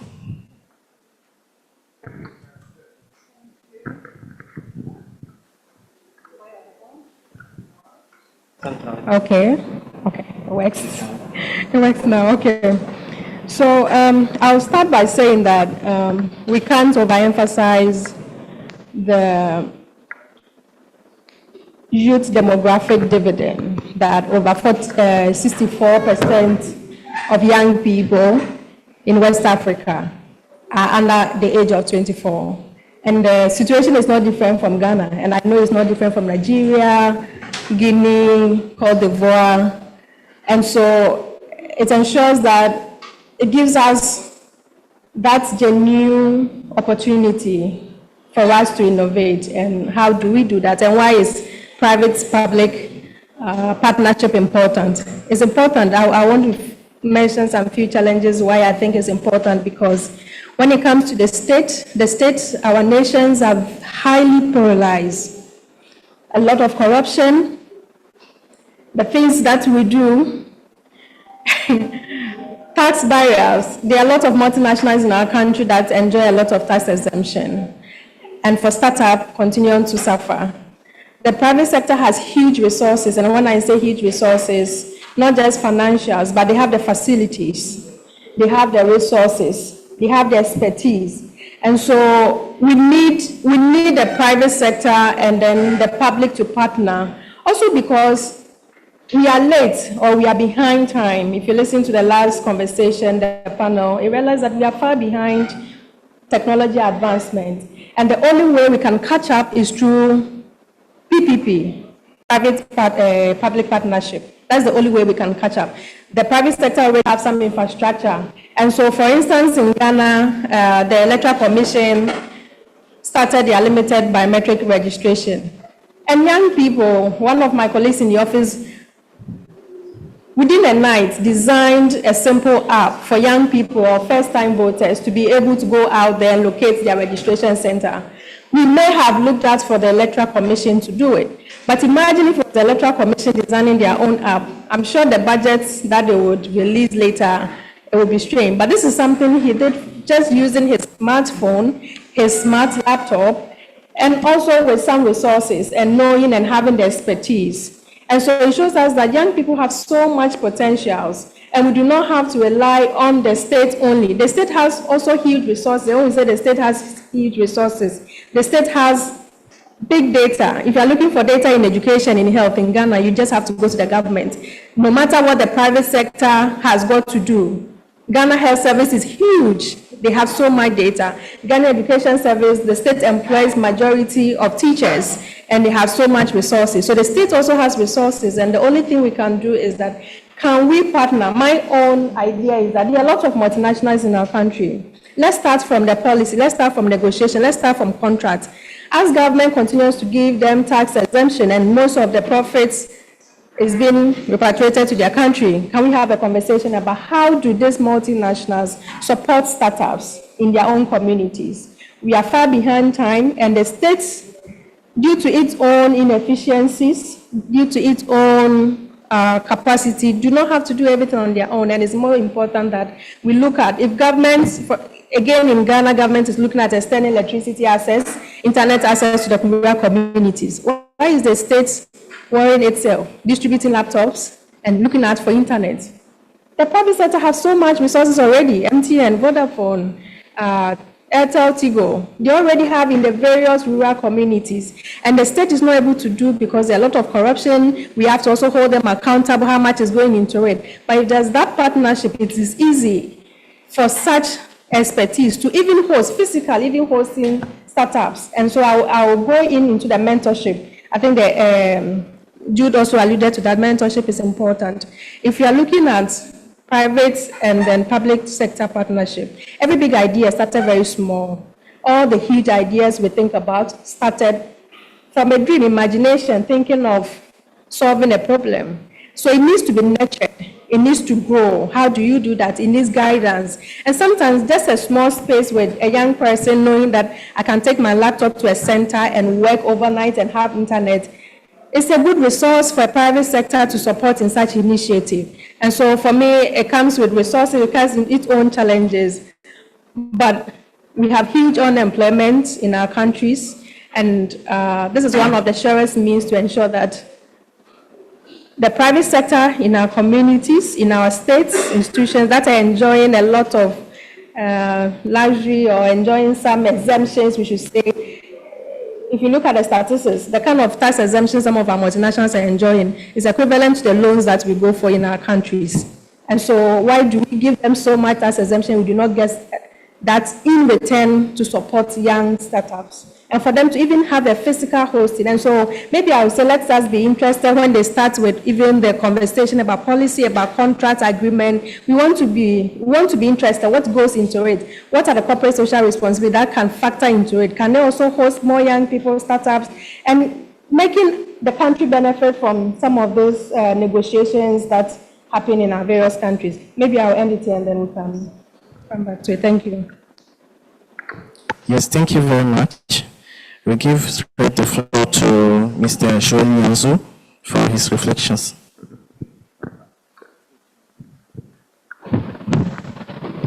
Merci. Mais écoutez, la thématique reste évocatrice au regard de l'actualité de notre...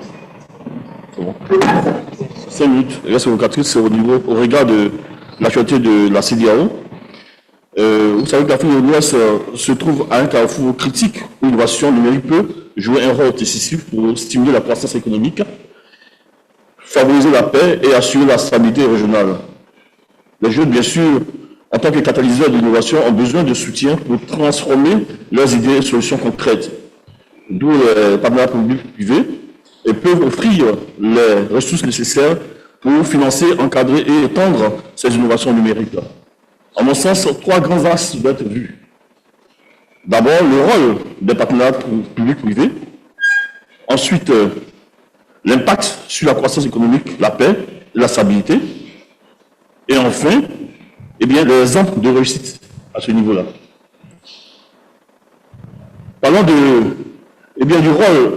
plutôt du rôle des partenariats publics-privés.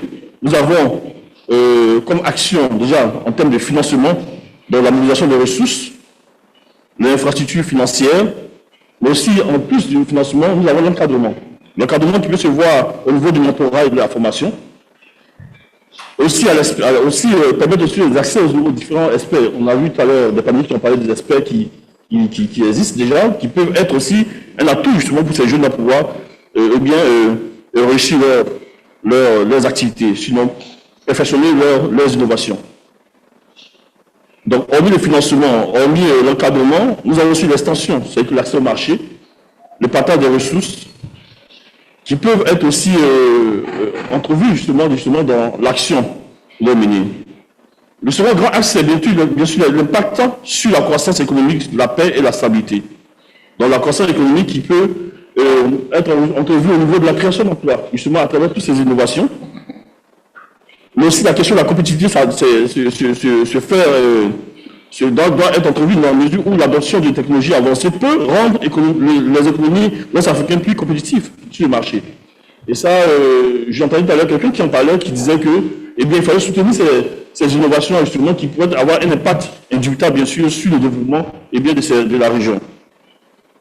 Concernant la paix et la stabilité, nous avons l'inclusion sociale, la réduction des inégalités, bien sûr, et qui est quelque chose de fondamental, parce que cette inégalité est tout de suite vue, au premier vue, lorsqu'on rentre dans nos régions, justement. Donc, il faut vraiment passer à cette disparité pour qu'on puisse avoir véritablement des accès équitables aux ressources et aux opportunités numériques, pour contribuer, bien sûr, à réduire les inégalités économiques et sociales. Enfin, nous avons des exemples. Il y a quelqu'un qui a donné l'exemple d'un Malien qui a initié une plateforme. Il y a vraiment des innovations qui existent, peut-être qu'on ne sait pas, mais qui existent vraiment, qu'il faut encourager. Nous avons par exemple l'exemple avec, à Lagos, bien sûr au Nigeria, le partenariat entre le gouvernement de l'État de Lagos et diverses entreprises technologiques a conduit à la création de Yaba Technology Hub, un centre d'innovation qui a permis à de nombreux startups de prospérer. Ça, par exemple, c'est quelque chose à soutenir. Nous avons ici même au Ghana, à Accra, le partenariat entre le gouvernement ghanéen et des sociétés privées a abouti à la création de programmes de formation en TIC pour les jeunes, augmentant ainsi leur employabilité et leur capacité à innover. Et ça, je pense que c'est quelque chose à encourager. Voilà, je peux m'arrêter là pour le moment. Thank you very much, Mr. Joel Yansou. We give the floor to Mr. Alimou Diallo, and I would like you to focus on this question. How can we encourage investment and funding specifically for projects that address social challenges and contribute to regional development? Thank you. Yeah, thank you so much. I know a panelist should have been maybe on this table, maybe the likes of Dangote and Tony Olumori, but for this session, looking at public-private partnership, what I would want to start with is encouraging you to pay attention to the ideas that are being generated here, and remind you that don't wait on government or others. Take the first step, take action, innovate, and then the resources you need are available. What is needed is the ideas that you need to generate. I want to start from that so that we do not expect the solution to come from others rather than being the first innovators in that regard. So for this session, a lot has been said.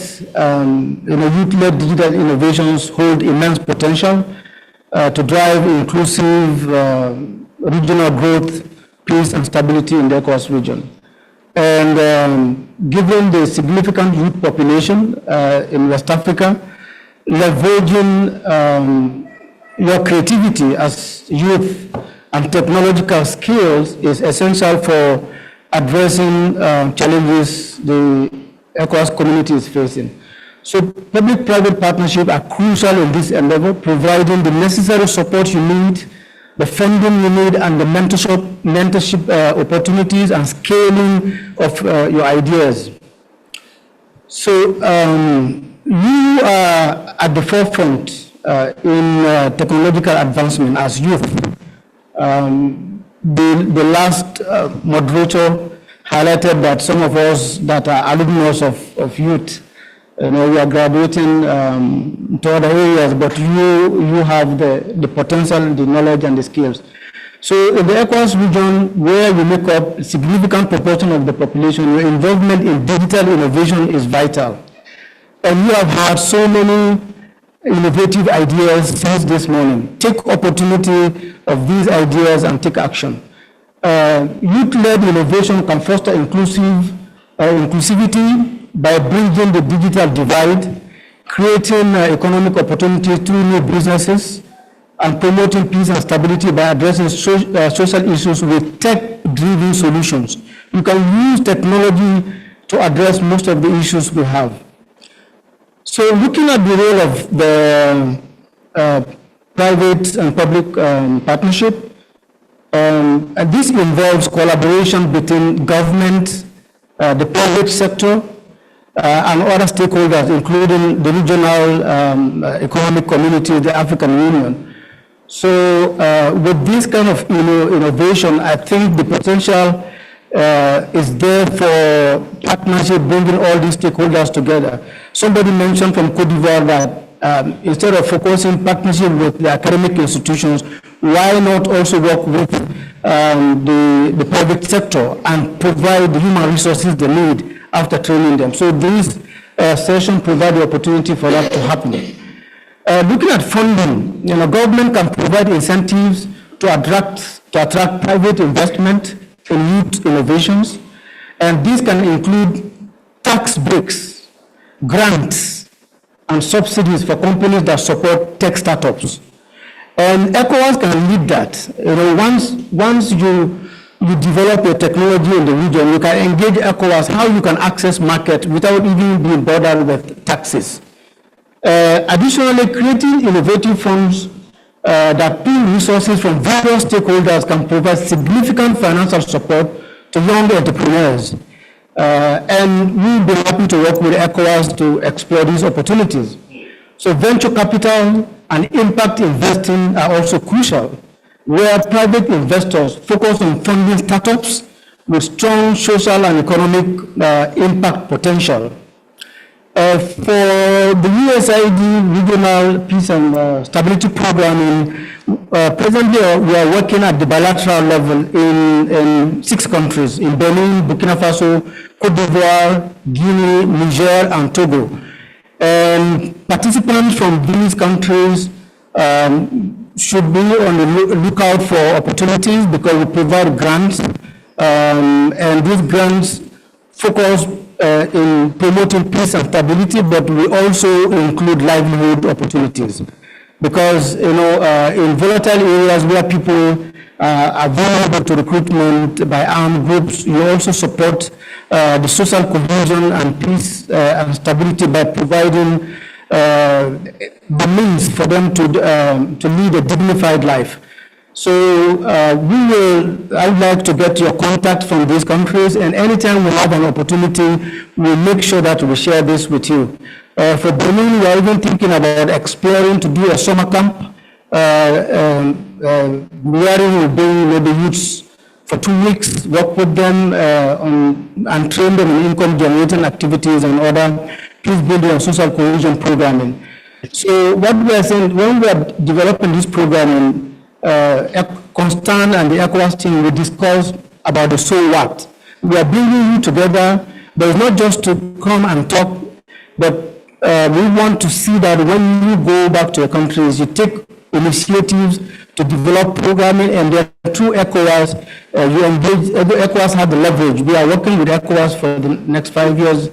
We explore to see how we can support your ideas. And when we issue out grant opportunities in your countries and you apply, you will be given, participate in that process.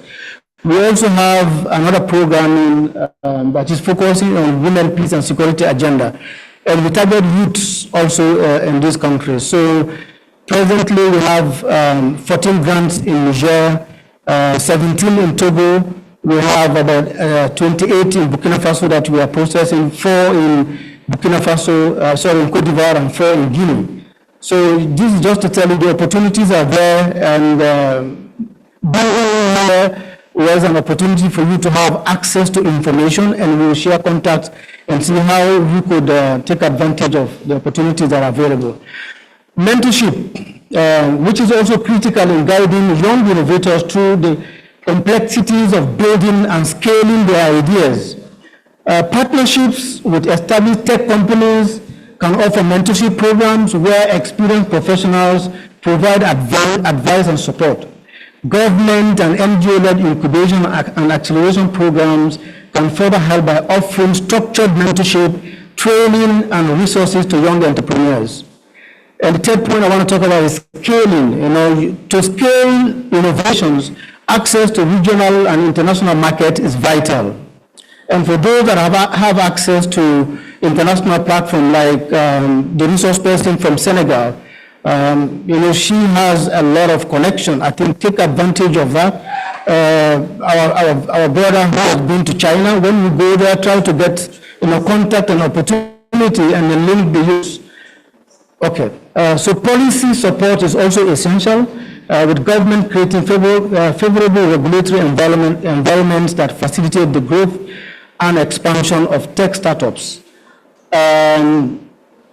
Let me talk about recommendations in this regard. I think the government can create the environment, the enabling environment with supportive policies, provide funding and infrastructure support, and streamline regulatory frameworks.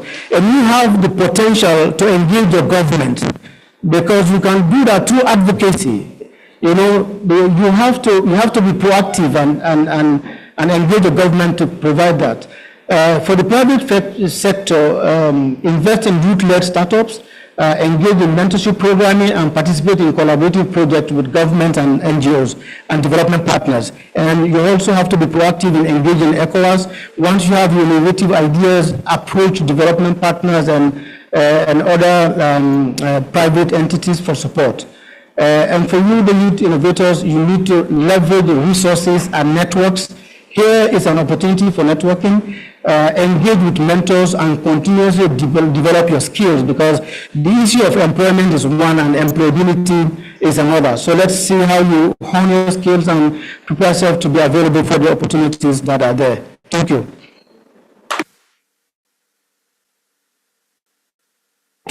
Thank you very much. We will now give the floor to the room for a first round of questions. You can take 5 questions, I think. 5? Okay, 30 seconds per question. So we'll start with you. Thank you. Thank you very much, and I feel this panel is very high level. So I'm going to ask a similar question. So last year in August, I had the opportunity to attend the Mandela Washington Fellowship Program. Yes, I had the opportunity to attend the Mandela Washington Fellowship Program representing Liberia. And in one of the very rare meetings, we met with the USAID Administrator, Madam Samantha Powell. So one of the issues Africans raised was the very rigid bureaucracies associated with accessing grants and funding from USAID. And I'm sure people who've had the opportunity to apply, I've benefited from USAID grants, and I know how rigid and how rigorous the application and processes can be, sometimes to the point of discouraging people from wanting to pursue these grants. Looking at the future, what could you assure us that we'll have these brilliant innovations and ideas, will be able to access funding at a reduced, not necessarily but at a reduced bureaucracy, so that people, young innovators don't feel discouraged on accessing funding through these very own public and private relationships. Thank you. Next question there. Yes. Ok, merci aux panélistes. Je pense que c'était un panel très riche. Et moi, ma préoccupation, comme le monsieur venait de le dire tout à l'heure, il est question d'avoir une porte d'entrée au niveau de la CEDEAO par rapport aux différentes subventions. Et puisque dans nos pays, les portes sont hermétiquement fermées, il peut y avoir des innovations, il peut y avoir des appels à la candidature, c'est seulement un petit groupe, et pendant que ce groupe a vraiment des lacunes pour propulser dans ce domaine-là. Moi, je recommanderais que nous qui sommes venus pour participer à ce sommet, qu'on ait vraiment un interlocuteur direct au cas où il y a des opportunités concernant nos pays et que ça soit partagé, ou bien qu'un groupe WhatsApp soit mis sur pied et quand il y a des opportunités, que ça soit partagé au niveau de tout le monde. Merci. Thank you very much. Amen. I'll take 2 here. Amen, and the next one.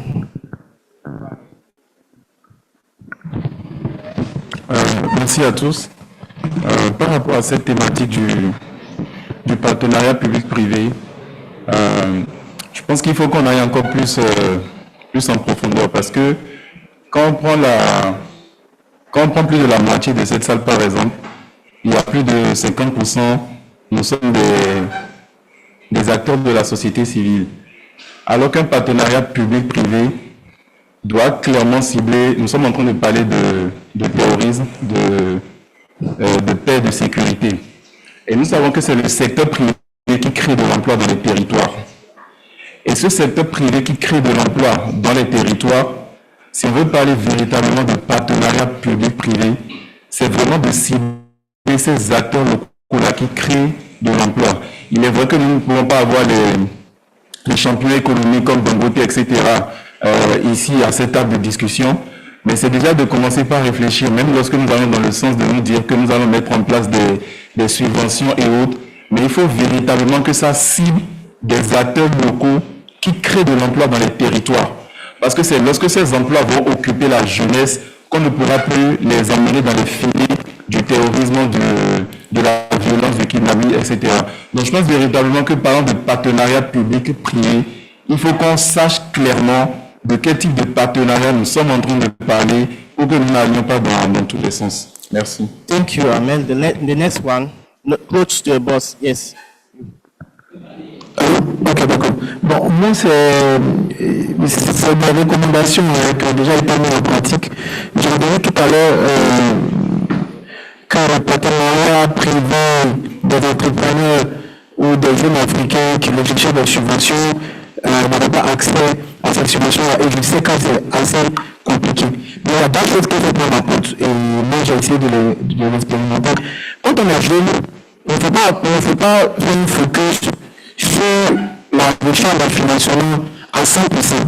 Parce que ce financement-là, on peut d'abord la générer et en fonction de comment on a réussi à le générer, ça peut donner confiance à vos investisseurs. Premier cas, quand un jeune met en place un projet, you have just 30 seconds. Go straight to the question, please. C'est important l'expérience. Bon, rapidement, il y a une première chose qu'on appelle l'appel à participation. Quand on lance un projet d'entreprise, après un an, on produit des résultats, on fait un appel à participation, on fait rentrer des personnes à l'intérieur et ça permet de développer le projet et trouver des financements au lieu d'attendre qu'un investisseur arrive. Deuxième chose, cela implique que lorsqu'on commence une activité, il faut légaliser cette activité. Et beaucoup de jeunes qui se lancent dans l'entrepreneuriat ne se déclarent pas. On ne peut pas rentrer dans l'informel. Et rentrer dans l'informel, ça n'attire pas forcément des personnes qui veulent investir. Donc, n'attendons pas toujours la recherche de financement. Cette recherche de financement, on peut même l'âge. Mais j'ai plusieurs cas de figure, mais bon, je pense que comme le temps est court, on va quand même en parler. Merci. Thank you very much. The next one, Mr. Landry, and then Mr. K. Ok, merci beaucoup. Je laisse mon temps à Léonce.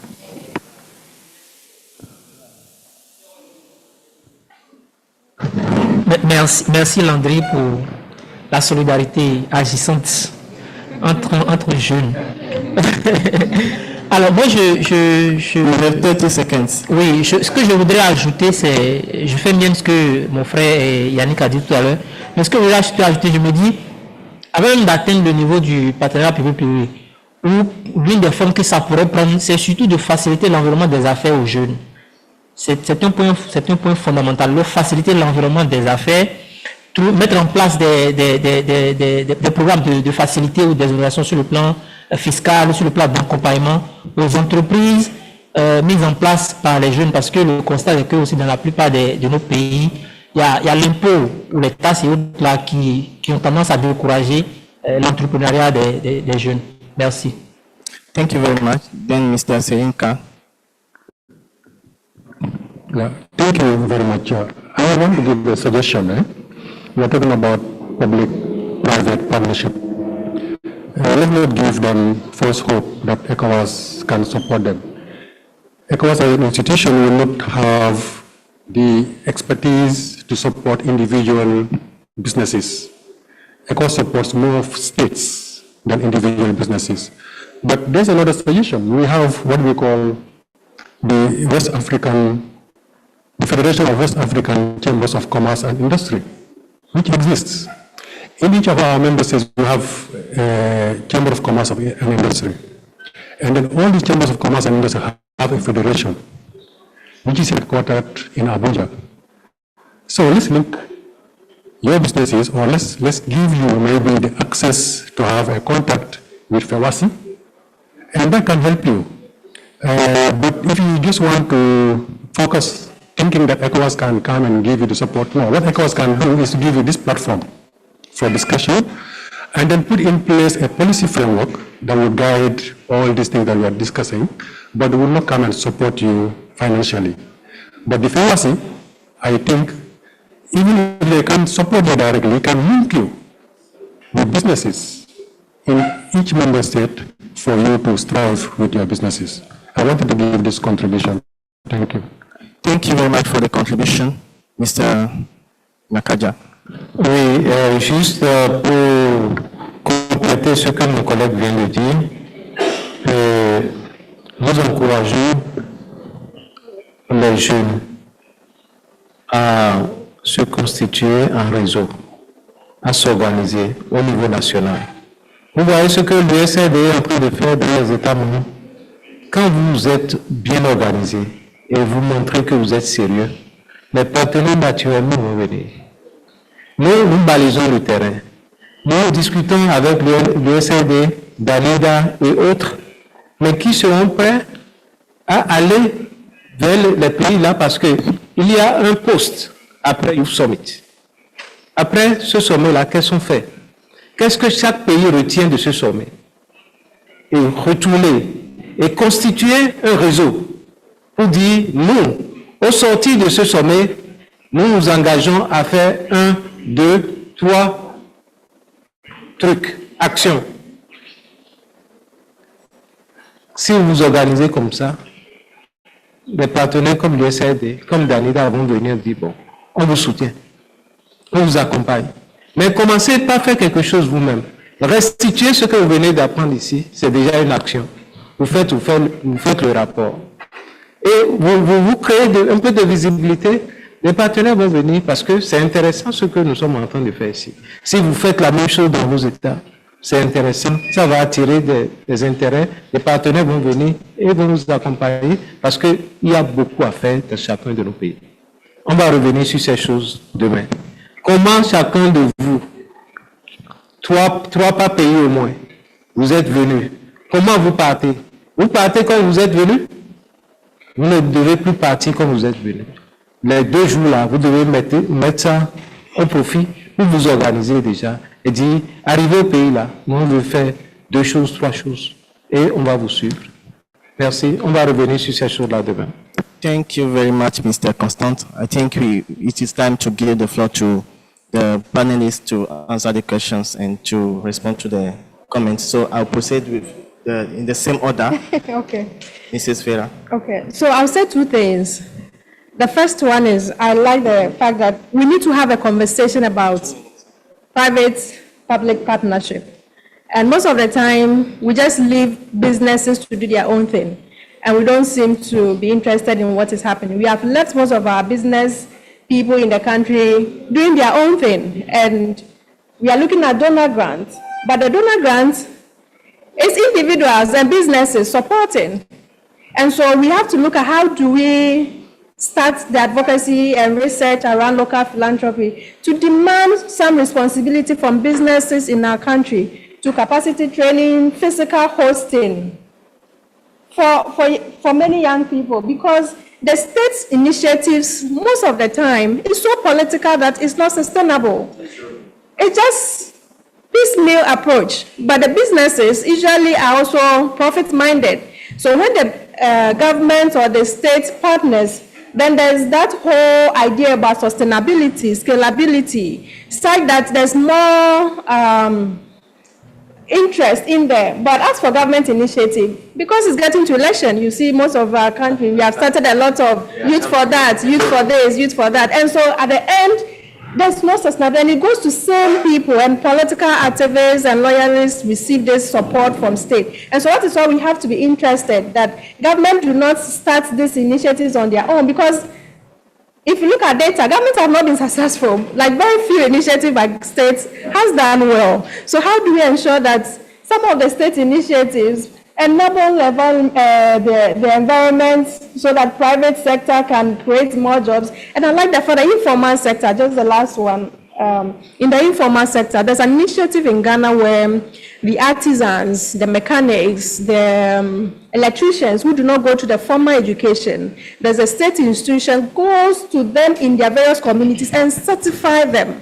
And so they do not have to go through the formal education. So there's that partnership to ensure that you can be in your community or in your village, go through the apprenticeship program for 2-3 years, and then the state officials come into your community, have an interview with you and certify you, and so you can progress. If you want to go back and scale it up, you scale it up. So this is what we say. If we allow the state and we are not interested in what the businesses are doing and the private people are doing in the state, we just leave them and we chase the donors. It's good, but as we chase the donors, let's look at internally at the national level what the government and the private sector business people are doing to look at that partnership and collaboration such that we hold them some accountable in the business they do in our various countries. Thank you.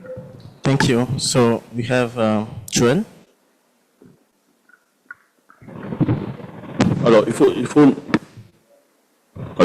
Alors, il faut noter que, eh bien, ce partenariat s'inscrit déjà dans une volonté politique. Hein. Et chaque État a d'abord cette volonté politique de pouvoir tisser ce partenariat pour développer le secteur privé. Mais maintenant, ça s'inscrit aussi dans un espace stable, dans une atmosphère de paix, de stabilité. Et ça, c'est quelque chose de notable.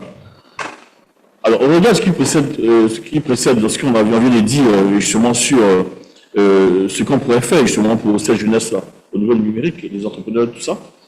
C'est de comprendre que, eh bien, comme disait l'un des intervenants, c'est d'avoir, au niveau de la jeunesse elle-même, d'être organisée elle-même et de pouvoir produire, devoir être productif et être crédible dans ce qu'elle propose. Être légalement constitué aussi comme entreprise, justement, pour pouvoir attirer, justement, eh bien, les organisations derrière.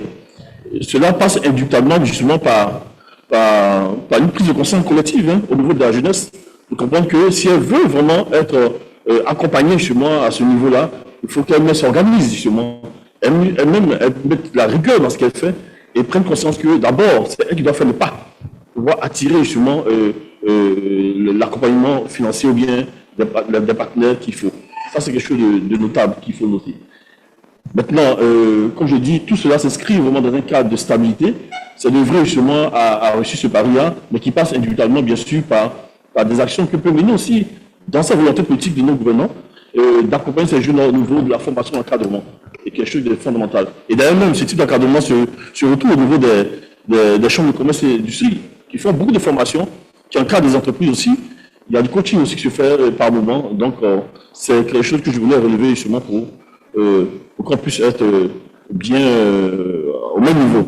Il y a un intervenant tout à l'heure qui a parlé de bien situer et le cadre de notre intervention, s'il s'agissait de paix et de stabilité, c'est ça, cher intervenant, il a dit de bien situer notre intervention, on parle de quel type de partenariat, quel type d'entreprise et autres, tout ça, parce qu'ici on parle de paix, de stabilité et autres. Lorsqu'on parle de secteur privé, moi je pense que c'est un tout, hein. C'est un tout. Et je pense qu'ici, ce n'est pas que la société civile, et même ceux qui ont dans la société civile, il y a d'autres entreprises. Voilà, donc il y a des jeunes ici qui ont des initiatives, qui ont des entreprises qui souhaiteraient vraiment prendre plus haut ce qu'ils font. Et je pense que ça, je crois que ce qui est regardé a été vu justement par les organisateurs en parlant dans ce secteur-là. Merci. Merci beaucoup. Nous prenons alors Monsieur Alimou. Okay.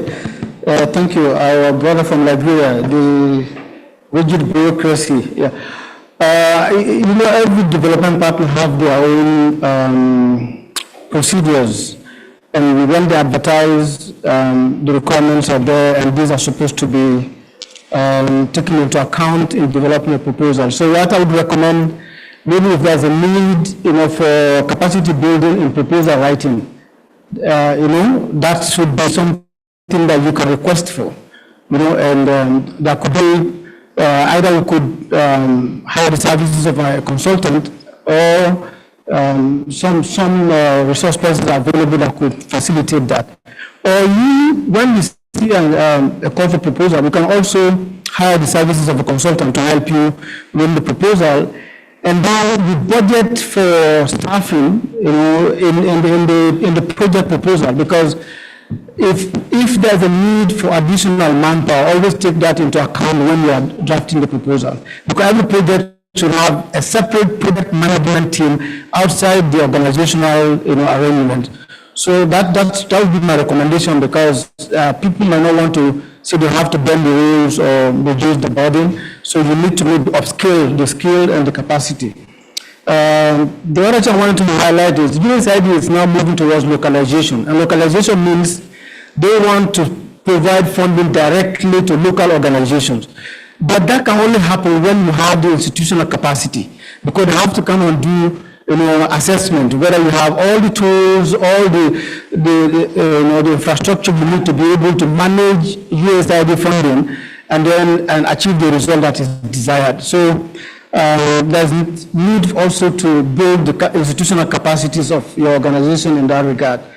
I think the other point was about the point that il y a une personne qui a parlé de subventions qui doivent peut-être être données aux organisations à la base.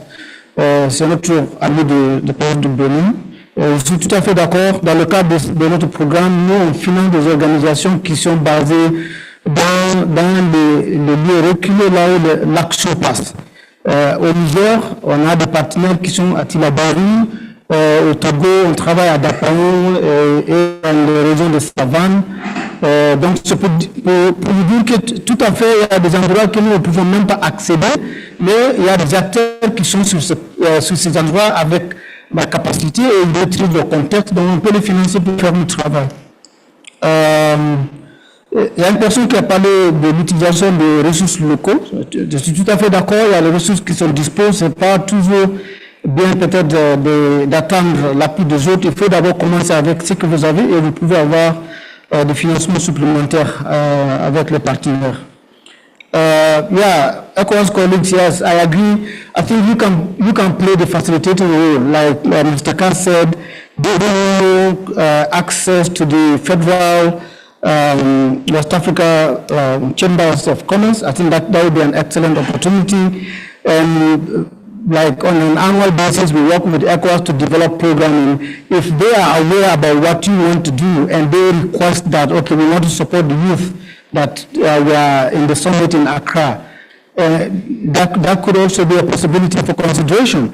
And if there are opportunities in your own countries and you reference this program that you are here, you got inspired, and now you saw this opportunity and you want to continue, you know, your proposal gets to us, we are the one reviewing, and generally, usually I go to the country to do the co-creation workshop to help you develop them to a level where we feel it will meet the required standard for USAID. So the opportunities are there. As I said, take advantage of that and be innovative and be proactive.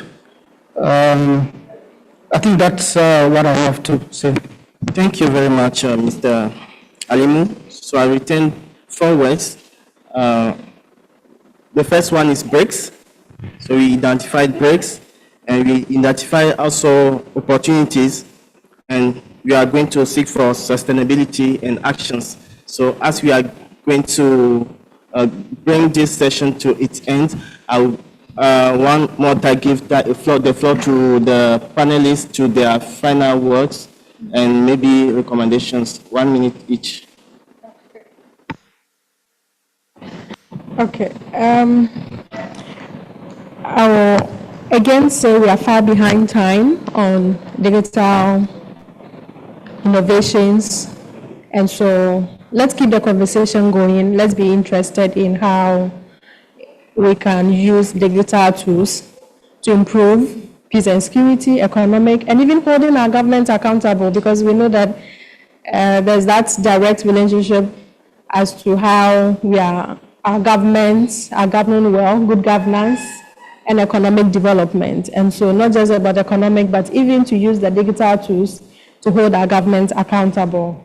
And that is important for us to ensure that we keep this conversation going, knowing that there's a huge potential. How do we work together in the region? And such that sometimes things are happening in Togo, and then you ask some young Ghanaians and they do not have an idea what is happening. How do we design innovations to ensure that there's that strong solidarity among ourselves and to push for the agenda that we look for? So thank you very much, and I'm hoping that we continue this conversation.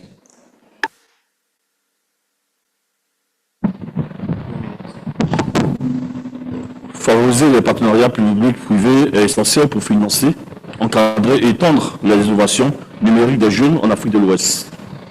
Ces collaborations peuvent non seulement stimuler la croissance économique, mais aussi promouvoir la paix et la stabilité dans la région.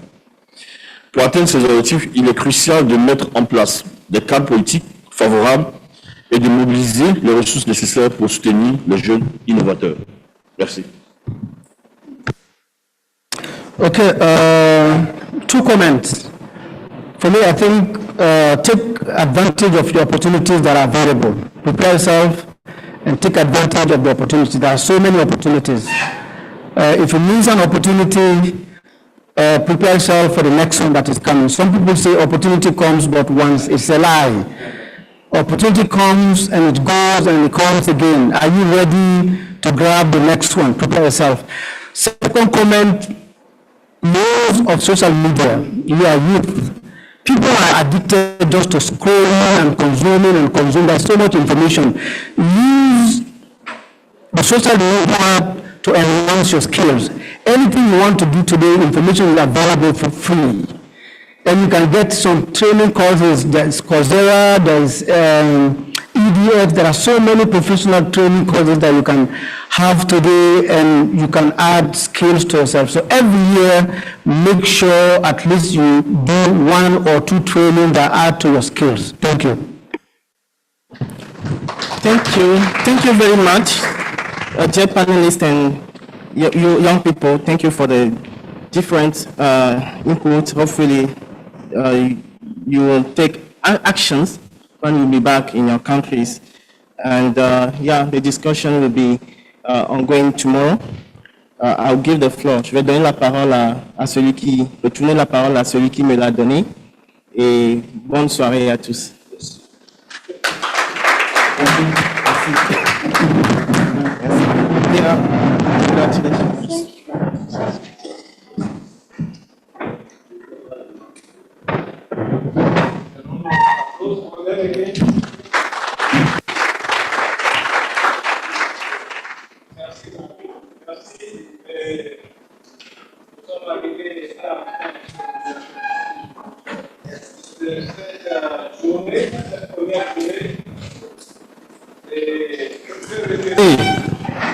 Que retenir de cette journée? Merci beaucoup. On ne va pas reprendre une autre session, mais nous avons écouté les discussions depuis, nous avons écouté les discours d'ouverture,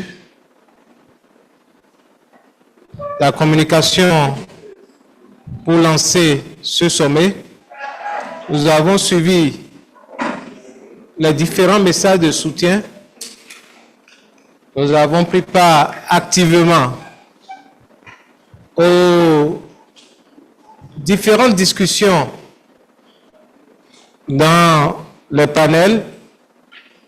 Ce que moi j'ai retenu, ce que je retiens est en 4 points. 4 points. Le premier, nous sommes venus pour prendre connaissance. Nous nous sommes écoutés, on a écouté. Nous sommes venus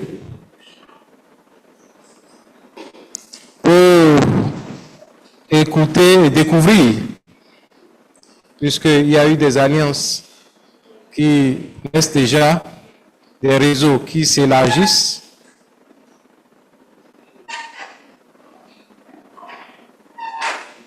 Nous avons tous convenu que la technologie est le lien qui nous lie aujourd'hui. C'est pour cela que ce sommet a été placé sous le signe de l'innovation technologique, numérique. C'est là où vous êtes à l'aise. Mais on a compris aussi que c'est vrai, c'est notre domaine, mais nous ne l'utilisons pas à bon escient. Alors la question, comment l'utiliser?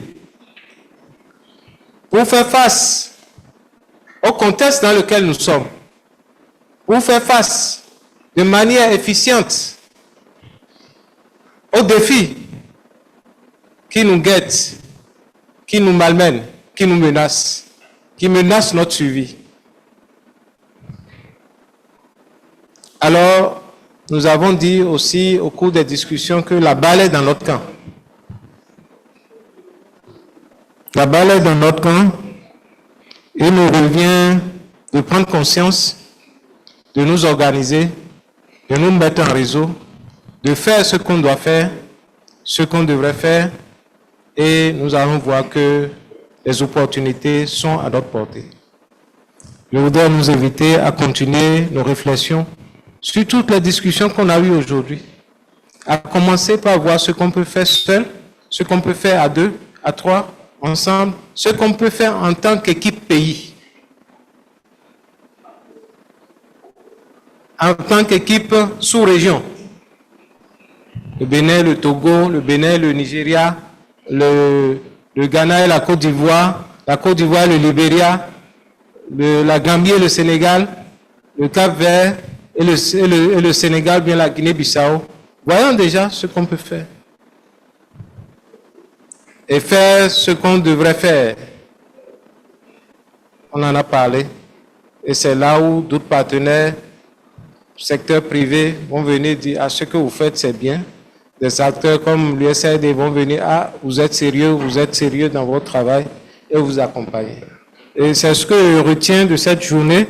Je sais que les rapporteurs qui ont pris note vont revenir demain de manière plus forte pour nous dire ce qui a été retenu de cette journée.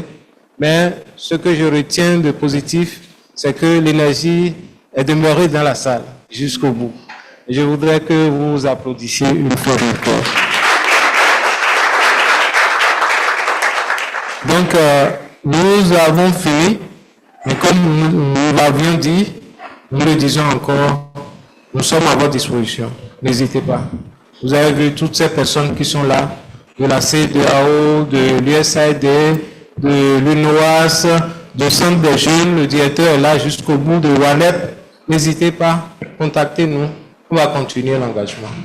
Merci et découvrez Accra et jouissez les bonnes choses d'Accra, et les bons repas, les bons mets, et tout en gardant la vigilance sécuritaire. Donc, merci. Et les bus sont à votre disposition pour vous ramener dans vos hôtels respectifs. Et on reprend demain. Vous voulez reprendre demain à quelle heure?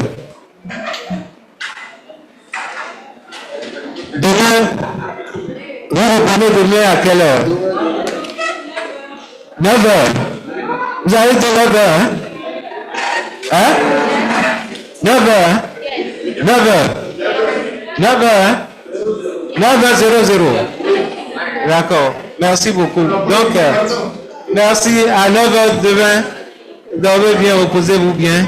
Nous demandons à ceux qui savent qu'ils ne doivent pas partir maintenant de rester, et on aura une rencontre avec eux. Merci bien.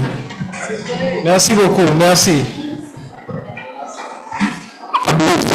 Ceux qui ont dit que vous allez aider pour le communiqué final, on peut se voir ici à quelques minutes avant de partir.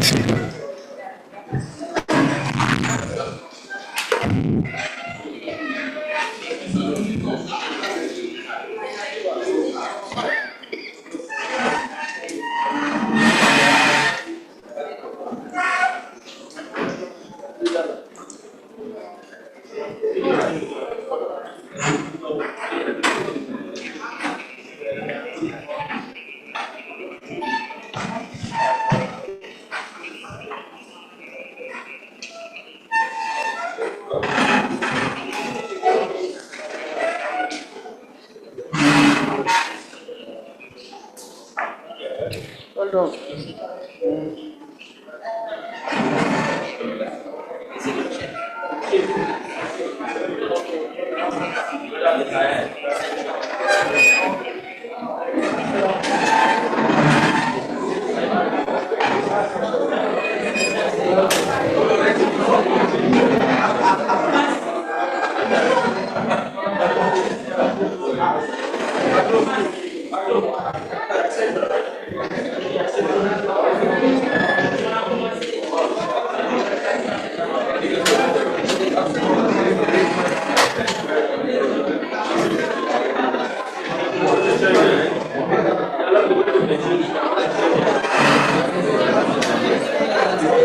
Oui, le gars là est venu me parler.